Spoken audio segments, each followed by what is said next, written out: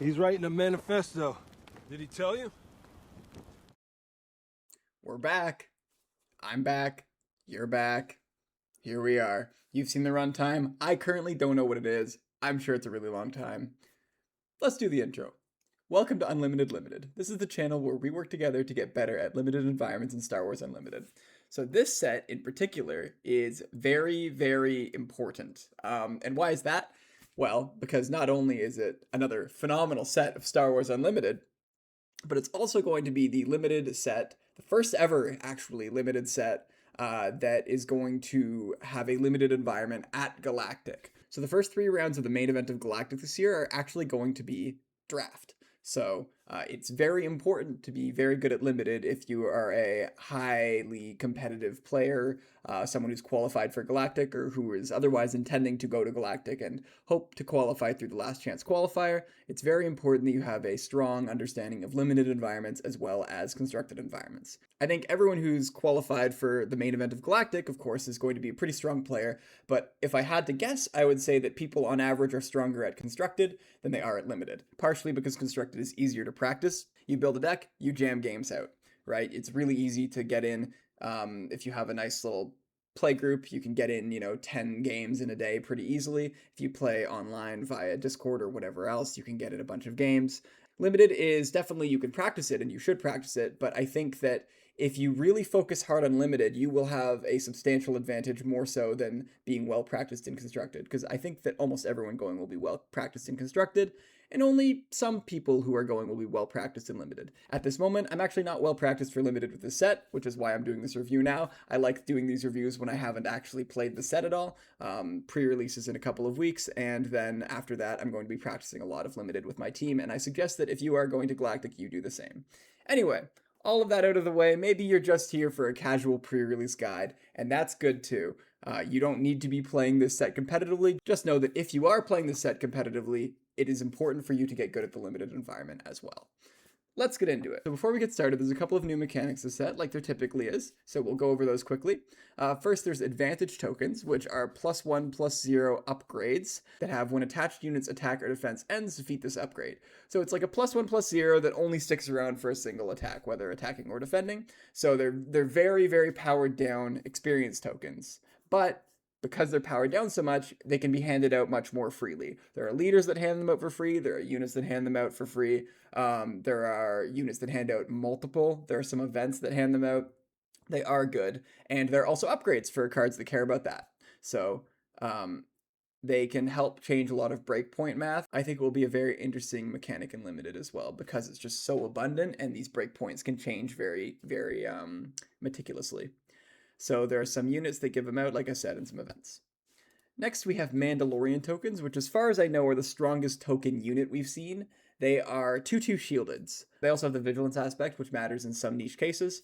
But yeah, they're secretive sages or crafty smugglers, which is a very strong thing to have on a token. Now, of course, some people may look at this as power creep from, TIE fighters or X-Wings or clone troopers, or battle droids, but that's not necessarily the case. I mean, the cards that, of course, they are stronger than all of those, but the cards that make them will also make them, they will make you pay more to make them. So there are some units that make them, there are some events that make them, there are even, I think there's 1 leader that makes them, maybe 2, I'd have to look.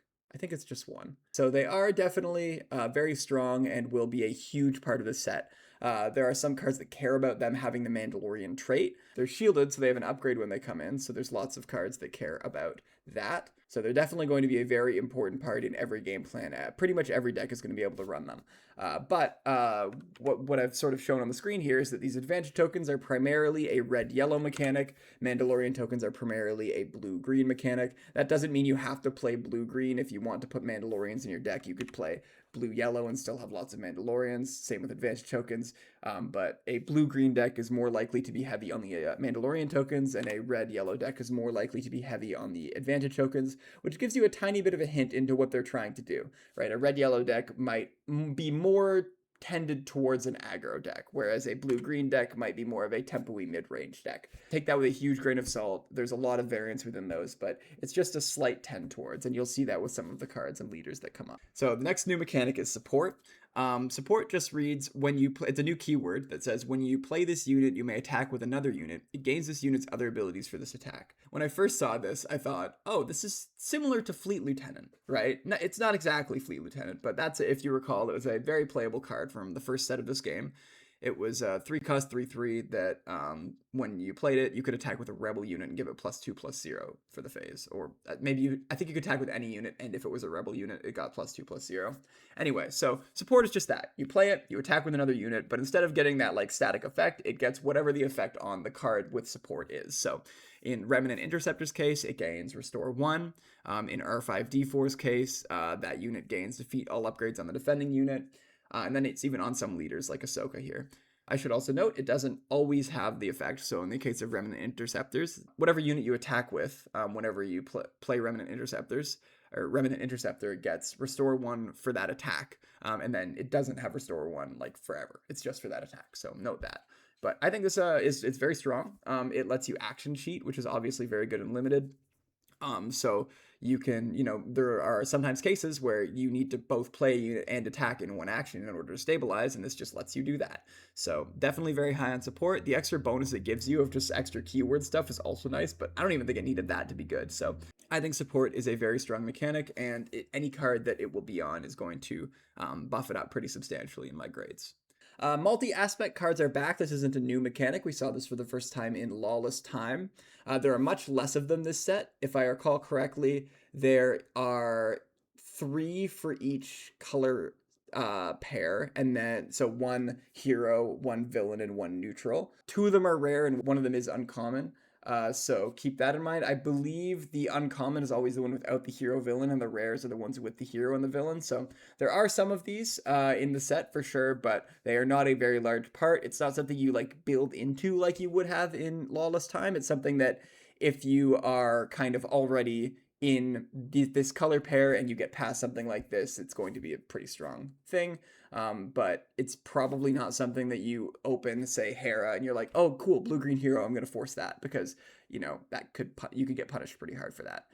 There are no splash bases as well, so they are harder to pull off than they were in Lawless Time. But again, so you probably don't play them out of aspect like you may have in Lawless Time. They added a couple more multi-aspect leaders as well that don't have heroism or villainy, and we will talk about those as we get there. So there are no rare bases this set, which is probably a good thing. Again, considering that they're trying to make this the limited format for Galactic. If you open up your 3 draft packs and 2 of the 3 rares are bases, then you're going to be probably at a pretty big disadvantage from most other people unless they made the rare bases very good. But yeah, there are no rare bases this set. It's all just 30 HP bases, like from the very first set of the game. We're going back to basics on that. So I'm personally excited about that, although I do miss splash bases. Those were fun. All right, let's talk quickly about the grading system before we get into grading all the cards. So the first grade that I could give something is an A, so A+, A, or A-. A's are bombs. They are insanely strong units or events. They can take you from being behind to parity to ahead to winning just on their own. They are usually very high rarity, but if they are low rarity, they are format warping. So a recent example of an A, or probably an A-, but nevertheless, is Luke Skywalker from Lawless Time. He was just very powerful. It's a very efficient unit. Sometimes they're worth splashing for, although there's a lot more that goes into splashing in this game than whether a card is a bomb or not. It's a little complicated, but for the purpose of this grading scale, these can sometimes be splashed for. The quintessential A that I always talk about in this is worth mentioning. It's not on screen right now, but Overwhelming Barrage from the first set. That card was an uncommon, so that was a format warping A. You would play that out of aspect pretty regularly. But yes, I'm trying to keep more recent cards when I talk about my grading scale. So Luke Skywalker is what I've chosen for that. Your deck will probably not have any A's. If you do have one, you should consider yourself lucky. There's usually just a couple per set in terms of my grading scale. Next is B's. I have Latz Razi as an example from Lawless Time. These are units or events that are very efficient. You want as many of these as you can get. and you will probably get a few of them. You're always happy to see them early in the draft, and you're really happy to see them late. If you're looking at, your pick 8 in a draft and you see a card that you would consider a B, then you would be very happy about that. You would know that you're probably in the right lane, and your deck power is going to be nice. They pretty much, most good removal is in the B range. Most good units with ambush are in the B range. A lot of efficient early plays. 2-drops are kind of automatically bumped up a little bit, so a lot of 2-drops will end up being in the B range if they're good. They're just cards that you need to have for your deck to work nicely, and they're usually the strongest cards in your deck, because usually you don't have any A's. Next, we have C's. These are the bulk of your deck. I'd say most of the cards in your deck will be C's. They are average. They are fine. You're not sad to get them. You're sad if you have to pick them in like pick 1, 2, and 3 of a pack. You would like to be picking B's or even an A. But by the time a pack is over, if you wheel a card that's a C for you, you're usually actually pretty happy about that because, okay, the lane's probably pretty open. I get back a card that I actually will be fine to play in my deck. So yeah, C's are the bulk of your deck. If I give something a C, that's me saying this card is pretty average. You're happy to play it if it's in your colors, but it's not going to pull you into colors. Reasonably efficient units are C's. Some okay upgrades are C's. It's mostly reasonably efficient units. D's are cards that you play if you have to, and you usually do have to. Usually your deck will end up with 3 D's maybe, around that. The less you have, the better you feel. There's never really a point in the draft where you're happy to take one of these. Even late, you're like, oh, I wish I could have had one of these C's instead, but I guess this will do. If your curve is really hurting for something, maybe you have to play a pretty bad 4-drop that would be considered a D, but you just need it to fill your curve. Sometimes even earlier plays. A lot of the 1-drops end up being Ds because they kind of are just stand-ins for 2-drops because you can't usually play 2 of them on turn 1. They're usually just weaker 2-drops in limited. Yeah, Ds you try to avoid, but they are not unplayable. They're not you won't play them, they're just you won't want to play them. There's a distinct difference there. So Getaway Freighter is an example. And this card was not unplayable. It was just not really what you wanted to be doing most of the time. So that's what I would give a D to. And then Fs are cards that you just absolutely should not be playing in limited.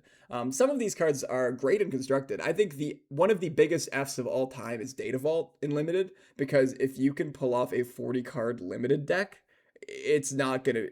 If you try to pull off a 40-card limited deck, you are diluting your card quality so much. It's because in constructed, you can go from 50 to 60. That's a smaller proportional change. And also you can run all this great redundancy and all these other great units and events and stuff that are just 1% worse than the one you would like to be playing on curve. Whereas in limited, you're going to be playing a bunch of random off aspect stuff. You're going to be playing a bunch of, just really bad units that you don't want to be playing and really bad events and upgrades. It's terrible. Now, of course, transmission jamming is not as bad as Data Vault, but I'm just illustrating that cards that are Fs in limited are not necessarily Fs in constructed, because of course Data Vault is very good in constructed. Anyway, I got a little bit away from myself there. Transmission jamming is an F because it's so unimpactful. Most of the time when you play an F, it will just do nothing. I would wager to say you should never play a card that's an F, because it's just going to be a resource every time, and that's not what you want your deck cards to be. You want them to be impactful on the board whenever you draw them in certain scenarios. But a card like Transmission Jamming virtually has no scenarios that aren't just complete Christmas land where you would want to play this in your limited deck. Okay, now we understand the rating scale. Let's get into leaders. So our first leader is the Armorer. Steel Shapes Us. She's a Vigilance Command Mandalorian leader at Rare. She has Action, Exhaust, play an upgrade from your resources on a unit that entered play this phase, paying its cost. If you do, resource the top card of your deck. And she flips on 5 into a 4/6 Mandalorian that says when attack ends, you may play an upgrade from your resources on a friendly unit. If you do, resource the top card of your deck. The Mandalorian, notably, is one of our 2 leaders this set that does not have the Mandalorian. The Armorer is one of the leaders this set that does not have one of the 2 heroism or villainy aspect icons. And so what we should be asking ourselves is, how big of a deal is that? Because usually in limited, if you weren't paying a ton of attention to the last set where there were a couple leaders like this, usually in limited, a lot of the strongest cards in your pool, a lot of the Bs you'll be running, will have some aspect in heroism or some aspect in villainy. Not all of them, but a lot of them will. And so missing out on that card pool is pretty substantial. Of course, you do get a little bit of an expansion into, right, you can still play 3 aspects. You play, blue, green, and red, and that can expand your card pool as well. But what we saw in Lawless Time, and what kind of most people predicted going into that, is that losing out on a heroism or villainy aspect is not worth the extra aspect that you can get from playing one of these leaders. It's just too impactful along the curve of your units. A lot of like unique named units will have a heroism or villainy aspect, not always, of course, and those are often pretty strong. There's just missing out on that is pretty substantial. So that's points against this card. But maybe this card is good. Let's read the rest of it. It is a 5 flip into a 4/6, which is strong. That is what you want a 5 flip leader to be. It's a very premium stat line for that. So that's points in the armorer's favor for sure. How good is this effect? Well, playing an upgrade from your resources on a unit that entered play this phase is a difficult ask in Limited, because first of all, you have to play upgrades, and there are some good upgrades in the set, but not all of them are good. So you have to be playing good upgrades, and then you also have to be underdropping your unit pretty substantially, because yes, it's kind of like drawing a card because you play it out of your resources, so the number of cards in your hand doesn't go down when you play a card. That's kind of like drawing a card, right? We've seen Smuggle before, we've seen Plot. But you have to underdrop pretty substantially for this, because let's say you're going into your 5 resource turn and you have a 2-drop in your hand and you've resourced a 3-cost equipment or upgrade. Like, yeah, you could play the 2-drop and then use the armorer to equip a 3-cost upgrade to it, or you could just play a 5-drop. And sure, that doesn't draw you a card. Like, maybe that line with the armor is a little better, but it gives your opponent more opportunity to interact with it. It can sort of rely on this reasonably high variance activity of having these 2 cards where you need them to be at a given time, whereas just having the 5-drop just lets you play the 5-drop. I think it asks a lot of you, and sure, tacking on draw a card is like good, which is basically again what this is doing, but I just don't think the juice is worth the squeeze here. Just because the leader does flip well, and if you can manage to build this like 3-color deck that doesn't require heroism or villainy, it might be worth it, but I don't think the ability is very good. And then of course on the flip side, it just kind of does the same thing. I'm not really now. The flip side is better because it doesn't require the unit to have just come in this phase. Absolutely. So the flip side is actually pretty decent, because now you don't necessarily have to underdrop quite as aggressively. You can just sort of play whatever unit you are going to, and then whenever you have the resources, as long as the armor is around, you can get this upgrade. It's definitely stronger, and again, 5 flip 4/6 is good. So the other question is, how many upgrades can the armorer actually play? Which is to say, how many upgrades don't have the heroism or villainy icon on them, because you can get whatever other aspect from your base that you need to. Well, there's 12 at common and uncommon that can be played by this. Not all of them are good, which is an important thing to note, but there are 12 of them, which is a reasonable number. So if you really do draft the armorer and want to do this armorer build around, you probably will be able to get the equipment. So the variance I mentioned earlier is not as bad as one may believe originally, but I still think that I'm just not on board with giving up the heroism or villainy aspect for this. So I'm giving the armor a D+. I think that she will sometimes get there, but it's gonna be like weird, like kind of lucky scenarios when she does. But 5 flip 4/6, love to see it. Next is Fennec Shand, ready for war. She is a aggression, cunning leader, underworld leader at rare. She says, action, pay 1 and exhaust her, and exhaust a friendly unit. To play a unit from your hand, paying its cost, it enters play ready. And then she has an epic action. If you control 4 more resources, she flips into a 3/4 underworld unit with Saboteur. And action, pay 1, exhaust a friendly unit. Play a unit from your hand, it enters play ready. So Fennec is our other non-heroism or villainy leader. So there's just 2 in the set. They're both at rare. And so we already kind of discussed why that is a downside. So I won't belabor that anymore. So let's talk really quickly about the stats first. 4 cost 3/4, or 4 flip 3/4 leader. I think Cal was underplayed in Legends of the Force. I think a 4 flip 3/4 leader is actually not bad. It gets you control of the board earlier in the game. It can help you push aggro. It can help you sort of keep the board clean so that you can get your bigger threats out. These are the aggro colors, as I mentioned, this set. Every color could be an aggro color, but you know what I mean. Now, that being said, I don't think Cal was like an S tier leader for sure, but I do think that 4 flip for a 3/4 is not actually the end of the world. Saboteur is a nice keyword. There's a lot of really good Sentinels in this set, as we'll see. There's a lot of shielded in this set, especially with the Mandalorian token, so Saboteur is definitely at a premium this set. So I'm actually in on a 4 flip 3/4 leader, but like kinda. I think the effect needs to be good, and Cal had an okay effect. So let's talk about Fennec's effect. Paying 1, tapping her, and exhausting a different friendly unit is a really rough ask. So the ability better be strong. Getting a ready unit is that. It is very strong. But we have to kind of think about what game plan it's attempting to do. You're probably trying to go face with that. You're probably trying to push like a control thing here. And exhausting a friendly unit is usually not in service of that. So you might say, okay, fine, well, I'll try to build her as a more control-y leader.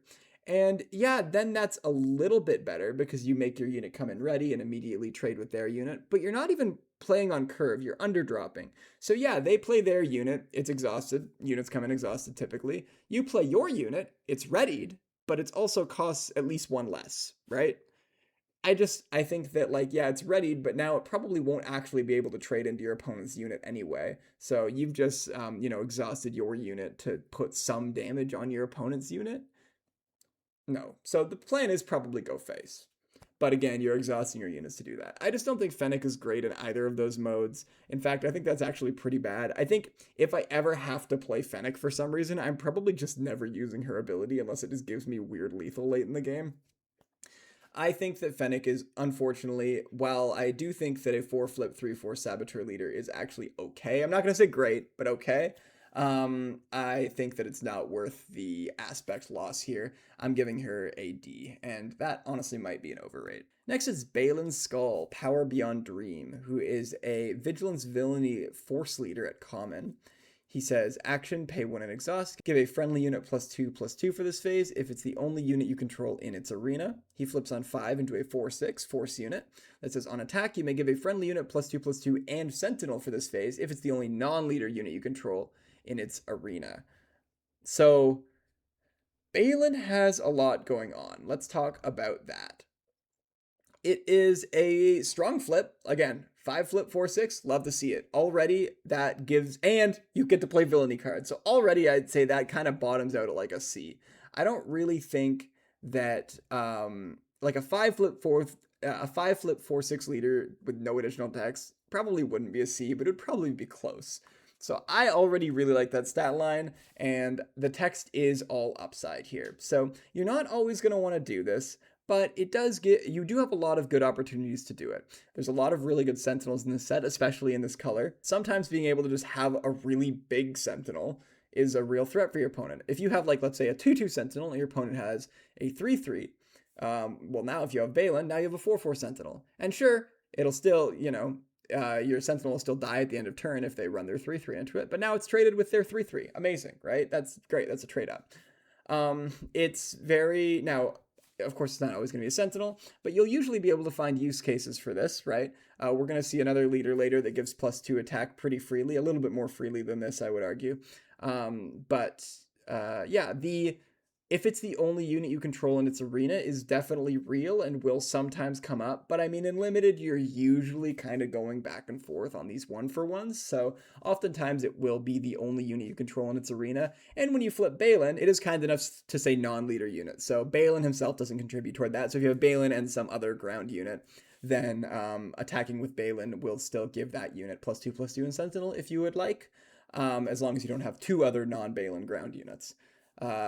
And of course, you can always do this into space too. I think this set is going to be mostly done on the ground, but hey, that's a nice option to have. I think that will change a lot of the breakpoints. It also protects him, which is nice, right? It makes some other unit big and gives it Sentinel, which is nice again, because as I was saying earlier, having extra stats on your Sentinel, really good for trading up. Even if those stats wear off and the Sentinel dies at the end of the turn, really great for trading up and keeping Balin alive to continue to do this over and over again. Because, they attack, kill your thing, but it trades now because Balin made it bigger.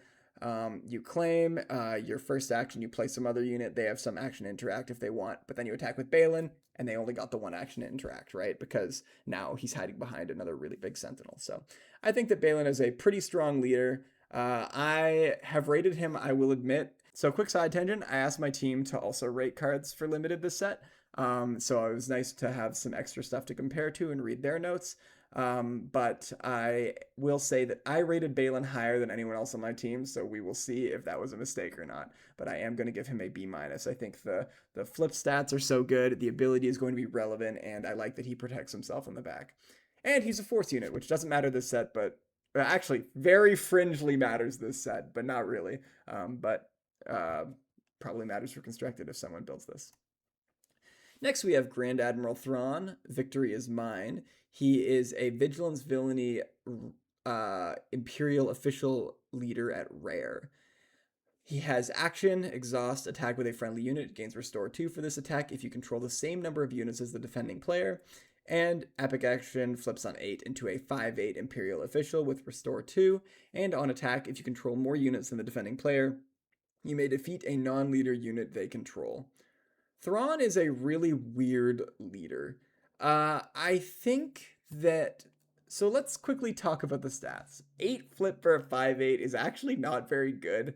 It's not the worst thing in the world. Like, we've seen 4/10 before on Palpatine. But I think that it's more or less on rate for an 8 flip leader. But what I'm saying is that 5/8 in stats is probably not worth flipping on 8 for. So I don't think they did him dirty or anything, but I also think that just flipping on 8 and limited is so rough, especially when most of the time your opponent will be flipping on 5. Waiting 3 extra turns in order to get your leader out is really rough, even if your leader is a little bit bigger.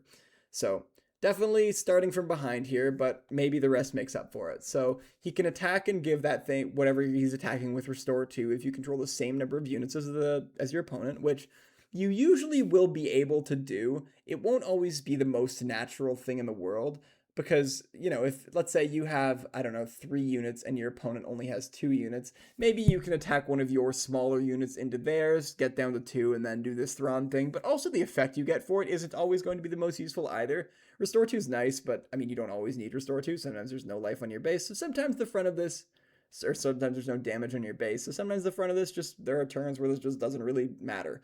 But restore 2 is important. It's very strong, and if you can get it off, then it's nice. Now, I will say again, typical with the Thrawn sort of big brain strategies here and the calculations, it does say number of units as the defending player, not number of units in that arena. So if your opponent has 2 ground units and you have 2 space units, you can still do restore 2. So sometimes there's that interesting calculation where, okay, if I trade down here, he'll go down to 2 units, and then I can play the space unit, and I'll have 1 in both arenas, and he only has 2 in ground, and that's fine. I think there will be a lot of really interesting lines you can do with Thrawn to ensure that you have the same number of units as your opponent. So I think this ability is fine, and putting it on an 8 flip leader is actually kind of a smart idea because restore 2 can help you get to that 8 flip. So I definitely don't think that he's unplayable. But let's talk about his flip side. Is this worth it? So 5/8 we talked about, not great. Restore 2 is nice. Again, you need all the restore you can get if you're planning to flip on 8. And then on attack, if you control more units than a defending player, you may defeat a non-leader unit they control. So that's a very, very strong effect. He comes out and he attacks and maybe he kills something. If he does kill something, he will probably always kill something. So he is definitely a win more leader on the flip. Because if you flip him into a board where your opponent has 4 units, you're probably just going to lose the game. If you flip him into a board where your opponent has 1 big unit and you have a small unit and Thrawn, now you're probably going to win the game because you just attack with Thrawn, kill. They can play a unit to try to catch up. You claim, you just attack with Thrawn again, kill that unit. They have to be playing multiple units a turn to keep up with your 1 unit a turn cadence. So yeah, flipping with Thrawn and being ahead means you just win the game. So that definitely has to count for points in Thrawn's favor. His front side helps you get to the 8 flip, and then once he's on the 8 flip, he can potentially just win the game on his own. Now, again, how easy is it going to be for you on this 8 flip where you haven't had a leader yet to be ahead on board? I think that is going to be the real challenge. I think that is going to be tough, but if you can do it, you just kind of auto win. How are some ways you can do it? Well, there are some units that make multiple units. There is some removal. There are a couple of 2-for-1 removal pieces that are kind of nice.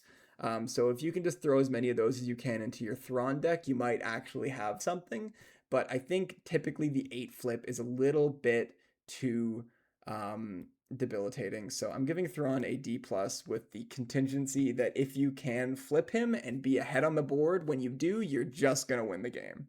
Next up is Luke Skywalker. I can save him. He's a Vigilance, Heroism, Force Jedi Rebel leader at special rarity or starter rarity. I'm not sure. So what that means is you'll get him for sure in your pre-release kit, and then in drafts you'll only get him if you pull the showcase. So you should be aware of this leader for pre-release because you will absolutely have the opportunity to build him. Good. So what does he say? He says, when a friendly unit's attack ends, you may exhaust this leader. If you do, heal 1 damage from that unit. And it says epic action. If you can draw 7 or more resources, deploy this leader. He flips into a 6/7 Force Jedi Rebel that says, when a friendly unit's attack ends, heal 2 damage from that unit or from your base. So Luke Skywalker, again, elephant in the room here, kind of on the same vein as Thrawn as he flips on 7. That is very late for limited. You usually want to be flipping on like 5 or 6. 7 is late, 8 is very late. So again, that is a point against Luke. Now let's see if he's worth it.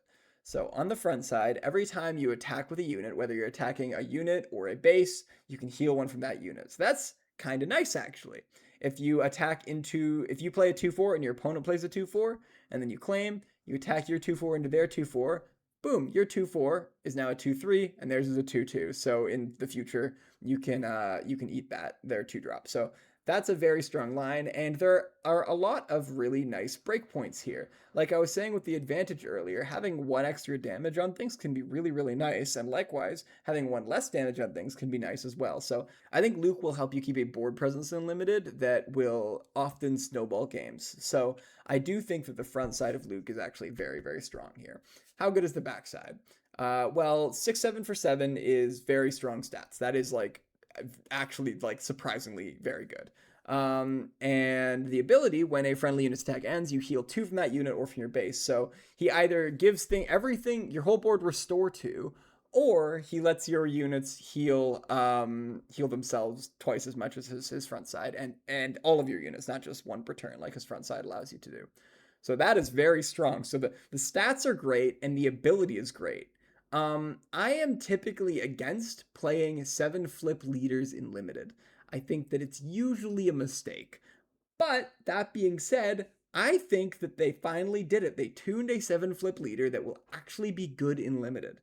The ability, because one of the reasons why 7 flip leaders are bad in Limited is because it lets your opponent, especially when they flip on 5 or something like that, get this kind of wide board presence that you really struggle to come back from, even when you can flip your leader, and usually they can just close the game out like the turn you do.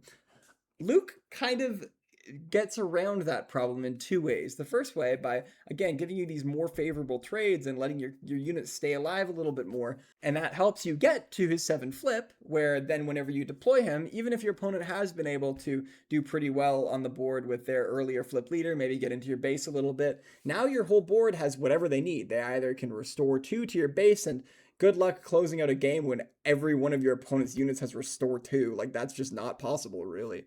You can continue to trade into your opponent's stuff if they aren't really presenting a massive lethal threat in your base, in which point all your units heal for 2, and you're probably just going to win that game by having the stickiest units in the world.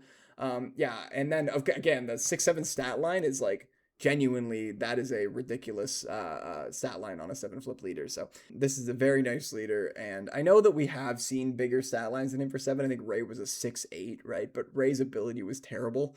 Yeah, I think that this is actually going to be very strong. I think that at pre-release, this is going to be a very, very heavily played leader because, again, everybody will have him, and also he's very strong. So keep that in mind. But even in limited or even in draft, if you do manage to open him, again, it would have to be a showcase. But if you are lucky enough to do that, I think he will be very strong. I'm giving him a B minus.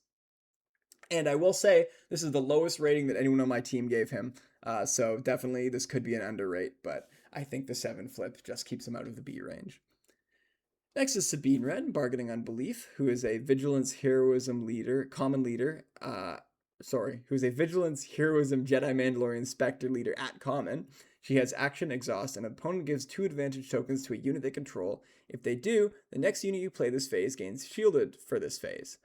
She flips on 5 into a 3/5 Jedi Mandalorian Spectre, who has on attack, the next unit you play this phase gains shielded for this phase.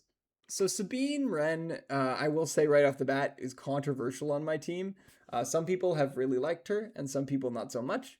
So let's quickly talk about the stats. 5 flip for a 3/5 is not really great. The like kind of premium is a 4/6 or a 3/7. 3/6 is okay. A 3/5 is very difficult. Now, the ability can make up for it. My favorite leader in the game is a 5 flip 3/5. Set 1 Chirrut, love him.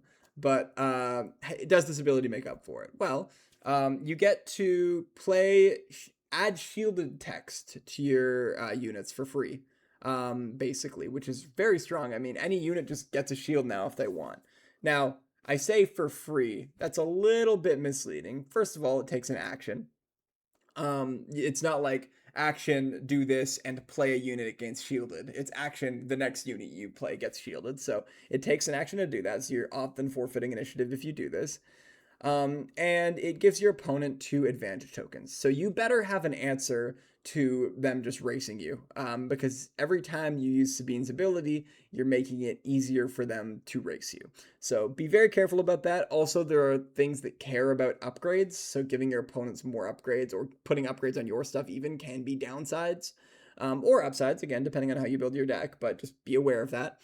So just if you are planning on doing this Sabine, all my units have shields thing, just make sure you have like a decent amount of sentinels that now have shielded, which is cool because a shielded sentinel counters advantage pretty well because if they have to run their unit into it, the advantage just goes away and yeah, they pop the shield, but now their unit has damage on it. So just be aware though that if you are doing the Sabine thing, then I think you do need to have a decent amount of sentinels or at least some answer that maybe I'm not considering to them just going face with all this advantage because it is definitely scary. Flipping on 5 is good. 3/5 is not good. The on attack, just giving your stuff shielded is nice, but again, a 3/5 leader is very difficult. It can be killed on curve. There's a 5/3 ambusher for 5, so flip Sabine just dies to that. There's a lot of ways to kill Sabine like pretty effectively. So just be really careful when you play her. Make sure you have a plan for what you're doing, and making up for this bad stat line and the potentially real downside of her action ability. So I'm giving Sabine a C.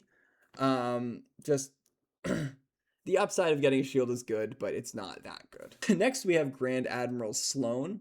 She's a command villainy leader, Imperial official leader at rare. She has action, exhaust, and choose one. Give each ground unit sentinel an overwhelm for this phase, or give each space unit sentinel an overwhelm for this phase. Sloane, I wrote in my notes, I have no idea how to evaluate this, but I think it's fine. I think it's even good. Now, elephant in the room, it gives your opponent all this stuff too, at least on her forward side until she flips. It gives your opponent all this stuff too, but and in limited it's going to be really hard to build around and like make it so that you can asymmetrically take advantage of this effect. I think in limited it usually will feel symmetrical. Now, a couple of notes to that is that it takes you an action to do this, so you're already kind of behind there on the action economy because you're giving a symmetrical effect, but you're paying an action for it. We see effects like that in Magic pretty often, where like it's designed to be like, oh look, it's symmetrical, but like you're paying the mana, you're playing the card, right? In this, it's not that bad because you're not playing a card or any resources, but you are still taking an action. So that is a real downside. But there is a little upside where you get a little bit of agency in which arena it goes into. So you can maybe make that work in your benefit better. It's not just, oh, everything now is Sentinel and Overwhelm where you don't really get any agency. You do get a little bit. So maybe you can break the symmetry with that, but just know that you are starting from behind, just action economy wise. So just be careful about that. I really don't know how I would build this leader. There is a legendary that clearly goes very well with her, and if you do that, you'll probably be pretty happy. But we'll get to that when we come to it, and that requires a rare leader and a legendary. So, probably uncommon, probably pretty unlikely to have that happen. But if it does, pretty cool. So she flips into a 4/5 on 5, which is good. That's certainly a lot better. It's not great. It's certainly a lot better than a 3/5. Now it still does die to that common removal thing that I was mentioning, but it doesn't really. She doesn't really die to stuff like that because she gives everything else Overwhelm and Sentinel. And not just everything else is not true. She gives all of your stuff Overwhelm and Sentinel, space and ground. So when you flip Grand Admiral Sloane, the game stops. Your opponent has to deal with this wall that you've put up. And I think her flip ability is actually like really strong. I think that it's pretty underrated. And I'm flip-flopping between a couple of grades for her. But the 4/5 is good enough. The ability is nice. She herself does not get Sentinel, but does have Overwhelm, which is good because that means she's protected behind this huge wall that she's put up. So your opponent is going to need to be able to deal with all of your units before they deal with Sloane, which is going to make her actually like pretty difficult to deal with. And she'll be able to either chip 4 at your base every turn. You probably will be going base with Sloane just because you want to keep her alive to keep this wall going. And every unit you play is more bricks added to this wall in space and in ground. So genuinely, I actually think she's pretty strong. And then of course, if you get that legendary, you're probably just going to win. Anyway, I'm giving her a B-. I think that Sloane is underrated. Again, most people on my team don't like her that much. I think she's underrated, but I also understand that there are some genuine concerns with her stat line and the ability being a little bit weird sometimes, especially on her front side. But if you can get her flipped with just a couple of units on the field, she's going to be very, very strong. Next, we have Moff Gideon, Indomitable Warlord, who is a command villainy Imperial official leader at common. He has action exhaust. If a friendly Imperial unit was defeated this phase, play a unit from your hand. It costs 1 less.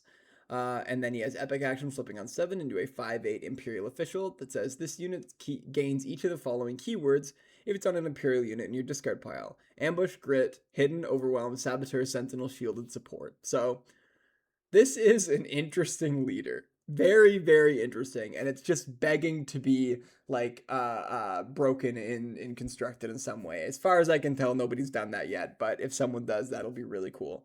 So ramp is strong, we know this, but it's a little less strong in limited than in constructed. Ramp and constructed has been strong since this game came out, right? Han was great, then Han was great, Lando's currently great, and Moff Gideon might maybe be something you can do in constructed because ramp is very good. But all those leaders I mentioned, Lando was good, but like Han, the first Han wasn't an amazing draft leader. The second Han wasn't a particularly good draft leader.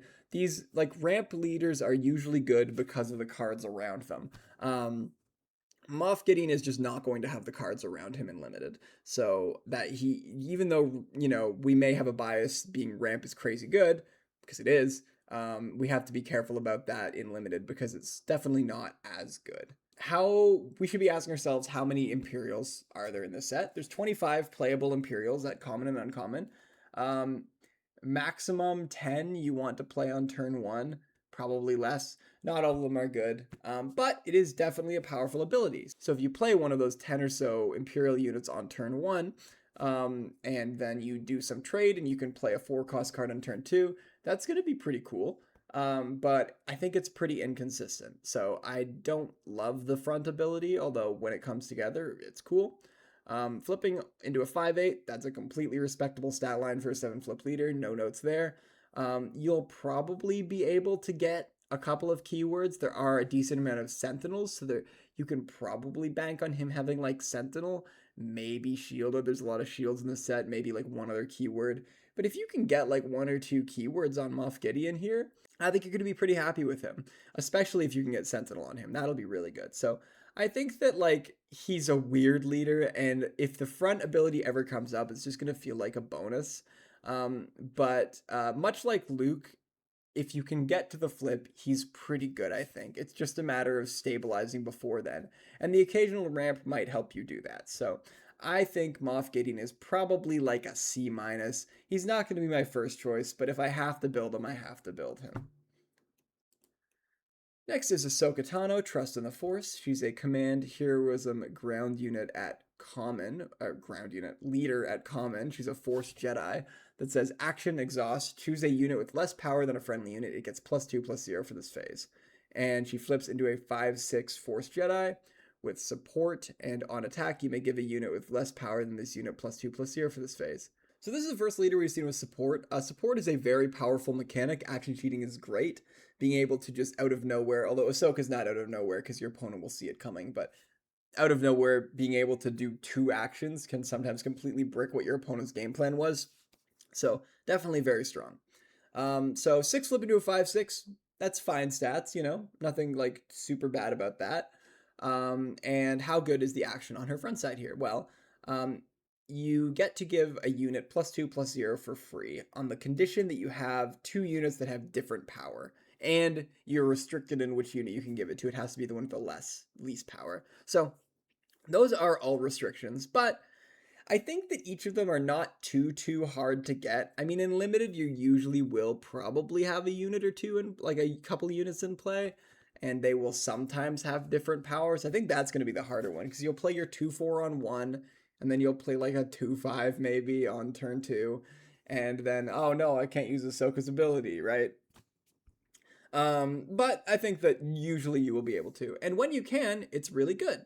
You play your 2/4, and then they play their 2/4, then you claim, you play your 3/4.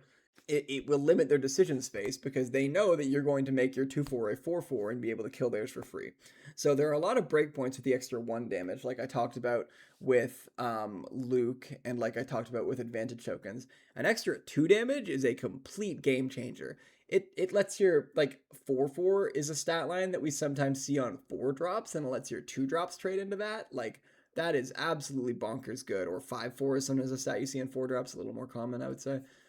Yeah, there's just a lot of really good breakpoints that it lets you get. It's actually +6 on her flip turn because now you need a lot of units to do this. So it's maximum +6. It'll usually probably be like +4. But you use her ability on her front side, then you flip her, and then support gives her text to something else. So that thing attacks, and then it buffs something else, and then Ahsoka attacks and buffs something else. And then you have, that's 3 different buffs of +2/+0. That's an extra 6 damage on her flip. Yeah, she is very, very strong. Those are great breakpoints. The stats are reasonable, and I think the ability plus having support is just nice. I think there is a top 3 leaders in this set. Hopefully not in the same way of Legends of the Force, because Legends of the Force there were a top 3, and then there was kind of a chasm before number 4. This set, I think there are going to be a top 3. Well, of course there's going to be a top 3. I think there's going to be a top 3 with a bit of a gap, but I'm hoping it's going to be a small gap, and I think Ahsoka is in that top 3. I'm giving her a B.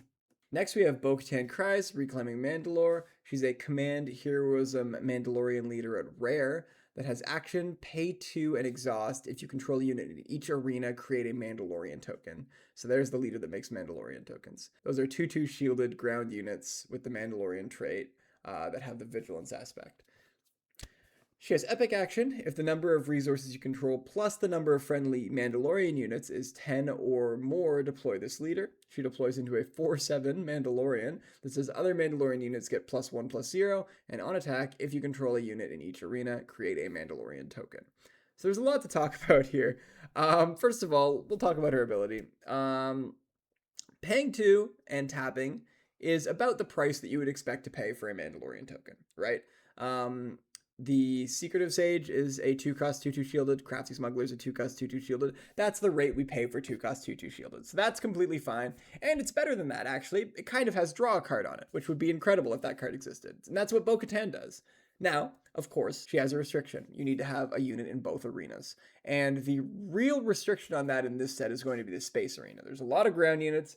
There's much fewer space units there. I love infinite value, and that's what this is. If you can stick a space unit, then and you can stick a ground unit, then as long as the space unit sticks around, you're going to be able to make a Mandalorian every turn, right? Because you'll make a Mandalorian, maybe they kill the unit you had before, but now next turn, you have that Mandalorian you just made. You can make another Mandalorian. Maybe they kill the first one. Oh, but you have that second one you made, right? If your opponent can't deal with whatever you stick in space, you're going to be able to just completely just get infinite value with Bo-Katan. Now, of course, that means you have to underdrop cards from your hand, but usually that's fine because it means you'll have options what you do. Because you make one that kind of says, like I said, you're kind of drawing a card. You're going to get a pretty fat, hand of cards pretty quick. And then you'll be able to know, okay, is it better for me to play a Mandalorian and underdrop? Is it better for me to make a Mandalorian and underdrop? Or is it better for me to just play my 6-drop? And you'll be able to have that option. So she's a leader that gives you options. Again, if you are able to stick that big, or if you're able to stick that ship in space. Now, your opponent also, keep this aware, knows this. They know this whole line of everything I just said. It's not really that deep of analysis. It's quite obvious that that's what's going to happen here, that they'll run away, they'll snowball with it in the ground arena. So they will do everything they can. If they, for example, can't kill the space unit that's in space, they will try their absolute darndest to keep the ground arena clear. If you're ever able to make tokens off of Bo-Katan and they can't immediately kill the space unit, you're probably going to run away with the game. Now let's talk about her flip. She is a quote-unquote 10 flip leader into a 4/7. Now, we don't really have precedent for a 10 flip leader, but I can tell you right now that if we did, it would be more than a 4/7. That is a decent line of stats for a 6 flip leader. It is not a acceptable line of stats for a 10 flip leader. But of course, this is not a 10 flip leader. You, every Mandalorian token you have contributes towards that. So if you have 7 resources and 3 Mandalorians, doesn't need to be tokens, by the way, just Mandalorian units. But if you have 7 resources and, 3 Mandalorians, you can flip her. Great. Then she buffs all your Mandalorian units, not just tokens, but the tokens, of course, notably become 3/2 shieldeds, which are quite good. And all the other Mandalorians. And then when you attack with her, again, if you've been able to stick that space unit, now she counts as the ground unit. So basically this says if you have a space unit, you make a Mandalorian. Cool. That's a pretty strong ability, right? Yeah, absolutely. How reliably are you going to be able to flip Bo-Katan at a reasonable turn? Well, let's think about this. If you have 5 Mandalorians on the field, you can flip her on 5 resources. Is that feasible? No. Great. If you have 4 Mandalorians on the field, you can flip her on 6. Is that feasible? Probably not. Now, there are a lot of Mandalorians in this set. A lot of them. I didn't actually count, but there's a lot. Plus the tokens. So definitely there will be a lot, but it will not be your entire curve. And having 4 out on the 6 resource turn, I think is a very large ask, unless you've been able to somehow snowball with her, in which case you're probably going to win anyway.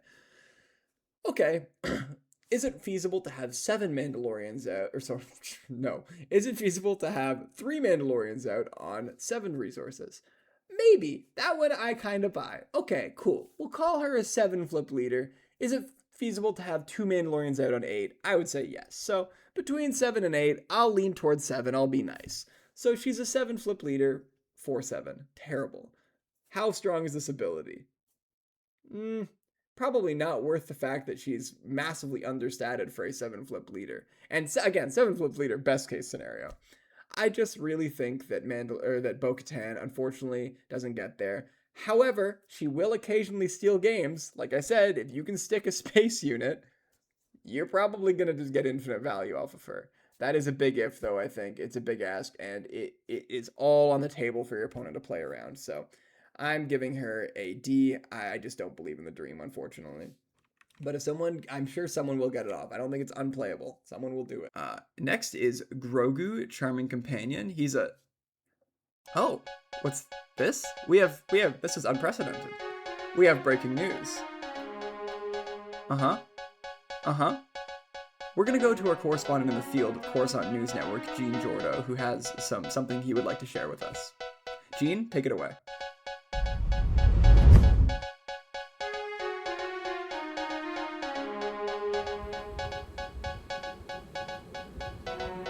Thanks, Ben. So Grogu is a leader at rare. It is a cunning heroism leader, and it has no additional text, which I believe is the first time we've seen that on the front side of a leader. Now, Grogu does deploy, but not like other leaders. He can deploy any number of times per game. However, the condition is he needs to be ready, so you can't deploy more than once in a turn if you deploy him and he's defeated in some way. But, he says, whenever you play a unique unit that costs 4 or more, you may deploy this leader. So he functionally flips on 4, and he flips into a 0-3 force unit. And he has the text, while another friendly unit is attacking, the defender gets -1, -0, and while another friendly unit is defending, the defender gets +1, +0. So he's always affecting the defender, either by growing yours or shrinking your opponent's. Now, the ability to deploy a leader more than one time per game is very strong. However, the leader itself needs to be an impactful unit. While buffing your own units and nerfing your opponent's units is certainly strong, the 0-3 body leaves a lot to be desired. It's very easy for your opponent to just remove Grogu immediately if you don't have a Sentinel. If whatever unique unit you played is a Sentinel, that's great. There actually aren't all that many relevant units you can use to flip Grogu at lower rarities, and of the ones that can, your opponent usually will just be able to remove Grogu immediately. In fact, his abilities don't even help him because they all read another friendly unit. So Grogu in general flips into a 0-3 that, yeah, sure, buffs the rest of your board a little bit, but if it ever is actually going to be an issue for your opponent, they can just kind of remove him for free. So we here at Coruscant News Network give this adorable little guy the unfortunate grade of an F. You shouldn't play this as your leader in limited games in Star Wars Unlimited, and that unfortunately also puts him as our lowest ranked leader for this set. This has been Jeans Jordo for Coruscant News Network signing off. Back to you, Ben. Thank you, Gene, and enjoy Coruscant. Anyway, I think Gene is spot on with that one. Grogu is definitely just he's unfortunately unplayable. The curve that it asks of you is just so difficult to do. Like, obviously you want to flip this on 4 resources. How many units are there that Grogu can play on aspect that are unique, that are common and uncommon? There's 2. It's just not going to work. You have to have such a refined curve because you want to flip Grogu. If you can flip Grogu every turn, sure, it's probably pretty good, but it's just not going to happen in limited. You're just playing without a leader most of the time. Maybe you get to flip him once and it's just not worth it. Yeah, definitely an F. Don't play this leader, as cute as he is. Next, we have the rhyming one, Vane, Quarrelsome Pirate, who is an aggression, villainy, underworld leader at rare. He has action, exhaust, and defeat a friendly upgrade to deal 2 damage to a base. He has epic action, flipping on 5 into a 3/6 underworld ground unit that has on attack. You may defeat a friendly upgrade. If you do, deal 2 damage to the defending unit or a base. So this is kind of an interesting leader. It's very clearly slanted to go very aggro, because when you think about what friendly upgrades you're most likely to defeat here, it's pretty clearly going to be advantage tokens. And advantage tokens already, when you attack a base, will deal 1 extra from what your unit was going to be dealing. So Vane just turns that 1 damage that advantage tokens do into 2 damage that advantage tokens do. And that is a real upside, especially when you consider that it's more general than that, right?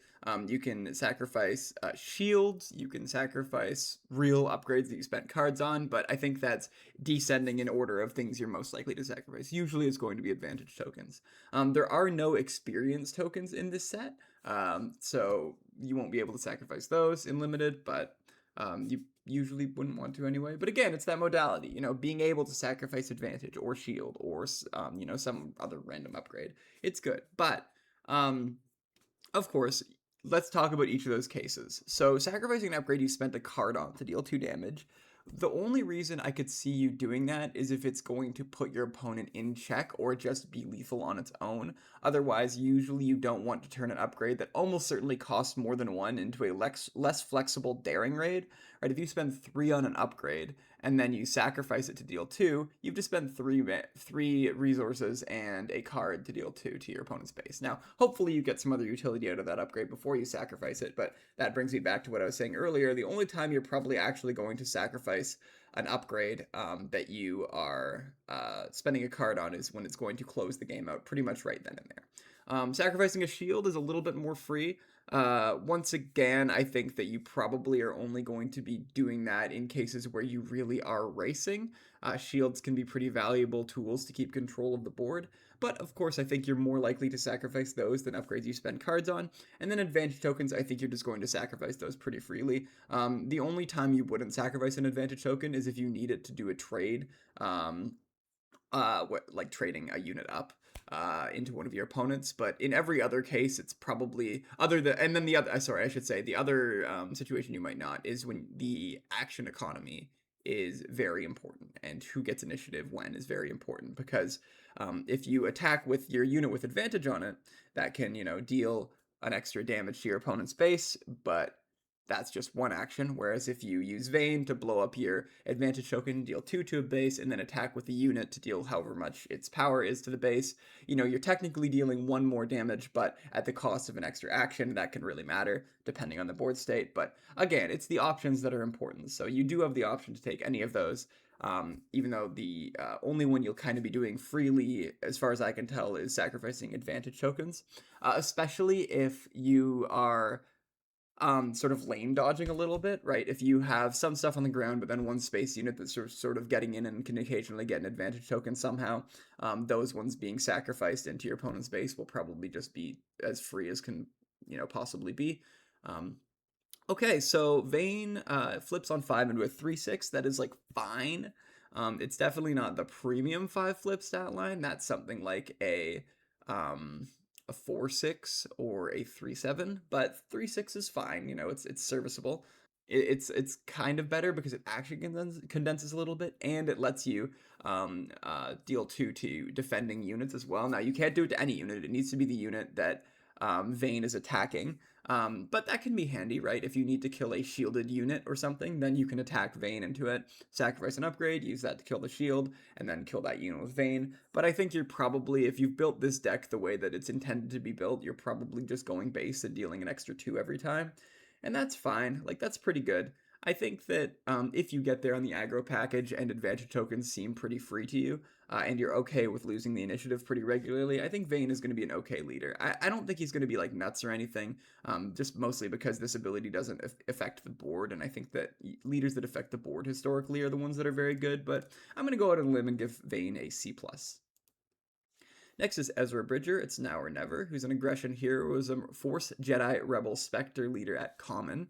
He has when a friendly unit's attack ends, if it dealt 3 or more combat damage to a base, you may exhaust this leader. If you do, give an advantage token to a different unit. He flips on 5 into a 3/6 Force Jedi Rebel Spectre with Saboteur, and when a friendly unit's attack ends, if it dealt 3 or more combat damage to a base, you may give an advantage token to a different unit. So one thing that I kind of like about Ezra here is that the ability happens automatically. It doesn't take an action for you to do that. So you can get these advantage tokens, which can help you either push damage or get better trades on the board. And you can get them without really sacrificing initiative or any sort of action economy. And that's very nice. Now, if it dealt 3 or more damage to a combat damage to a base is not always going to be possible. It's sometimes you're playing a 2/3 on turn 1, or a 2/2 even sometimes, or a 2/4, and then it's not going to snowball quite as nicely. You also, of course, need 2 units in order for this ability to be good, because you give an advantage token to a different unit. But I think that's pretty doable. If you open on a 3/2, and then next turn you play a 3/4, and then attack base with the 3/2, you're going to get a nice advantage token. That's pretty good. Now, your opponent, obviously, this is all face up, so your opponent will see that coming, and if you play that, they'll probably attempt to kill your 3/2, which will be easy to do. Ezra will be great if you can open on a 3/3. There's a couple of those, but not that many. But they are in the red-yellow colors, if I can remember correctly. So they will help you with the advantage plan, in that you will be able to have a lot of advantage. So definitely a okay ability, can help you push a couple pieces of damage throughout. I don't know what I would expect the amount of base damage to get with Ezra's ability throughout the course of a game would be, but I think if you can get even like 3 or 4, it's probably really good. Now, if you can, remains to be seen. Time will tell whether this is easy to get off or not.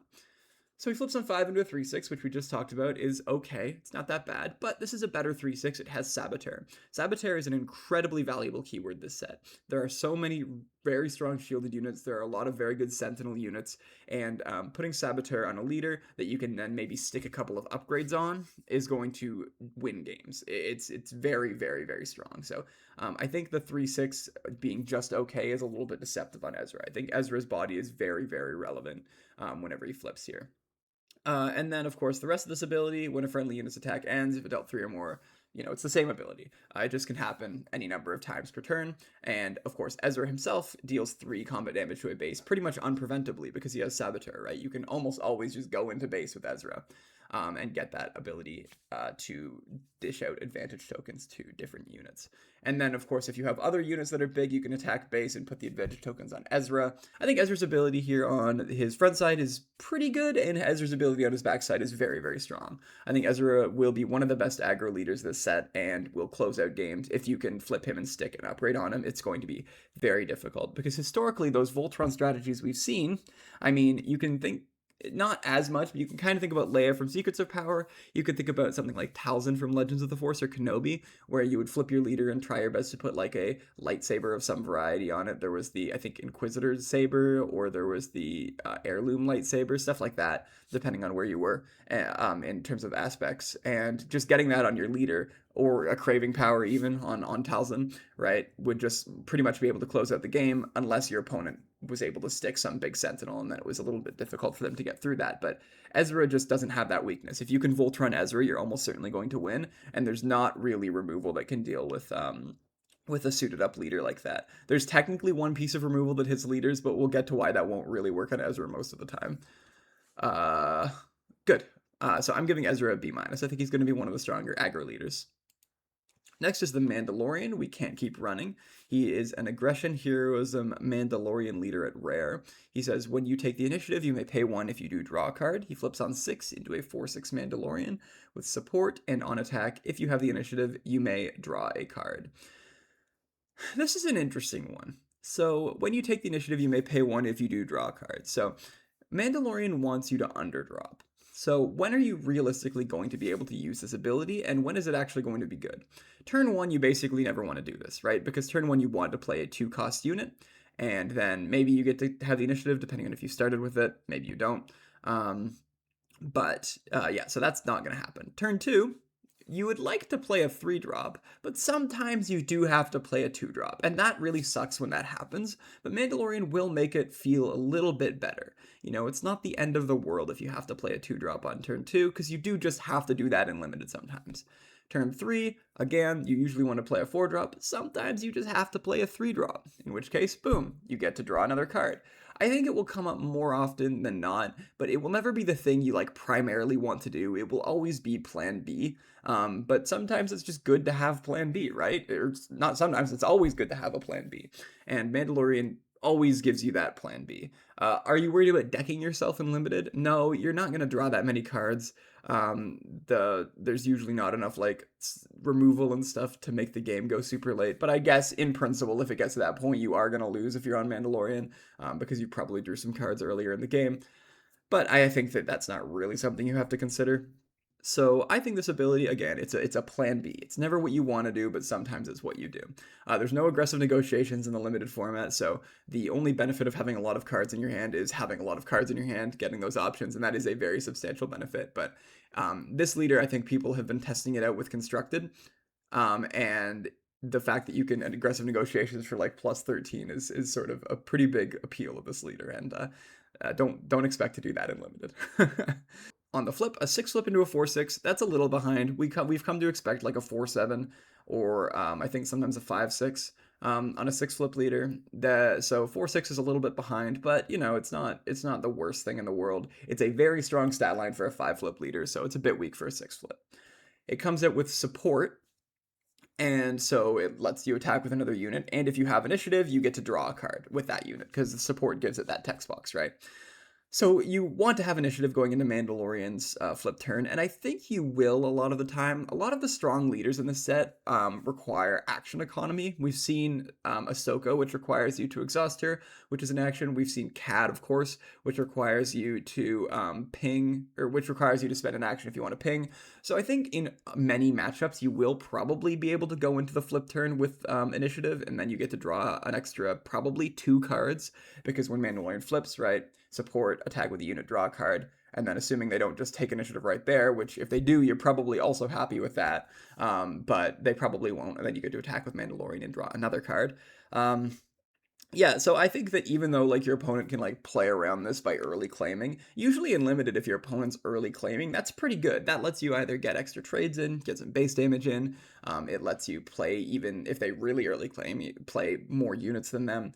I think Mandalorian is going to be good. It's going to be a solid leader. It's not going to, I don't think, be in like the top 3 category.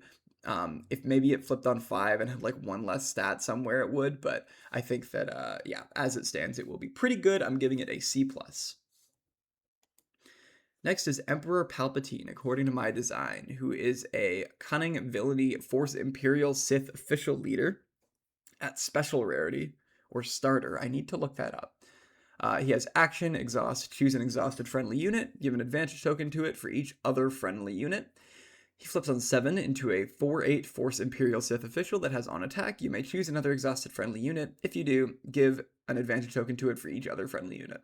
So this is an interesting one. How good is the ability on the front? Well, it's free. It gives out advantage for free, and you will be able to do it sometimes. So every turn, you probably will get like at least 1 advantage off of Palpatine. You need to have, again, you need to have at least 2 units, and if you do, you can give the advantage to whichever one you want, as long as it's exhausted. But that is a real downside. Putting advantage on an exhausted unit means you don't get to use it that turn. It means you have to wait until next turn. And then the way advantage works, right, is that if your unit is, defends an attack, then the advantage will go away. So if you put the advantage on an exhausted unit, you can't use it this turn because it's exhausted. Your opponent now has some agency, and oh, okay, they're going to be able to make this favorable trade now. So if I do this trade instead, that will, keep things at parity or even have me be ahead. So I think that it's definitely a very big hoop to jump through. And then, of course, if you only ever have 1 unit, then his ability is just, it doesn't exist. It just does nothing. If you have 3 or more units, it gets pretty nice being able to put 2 advantage on something. Again, there's that situation where your opponent has like a nice trade that they can make and remove the advantage, or just trade the units altogether, knowing that you will have a more profitable attack next turn.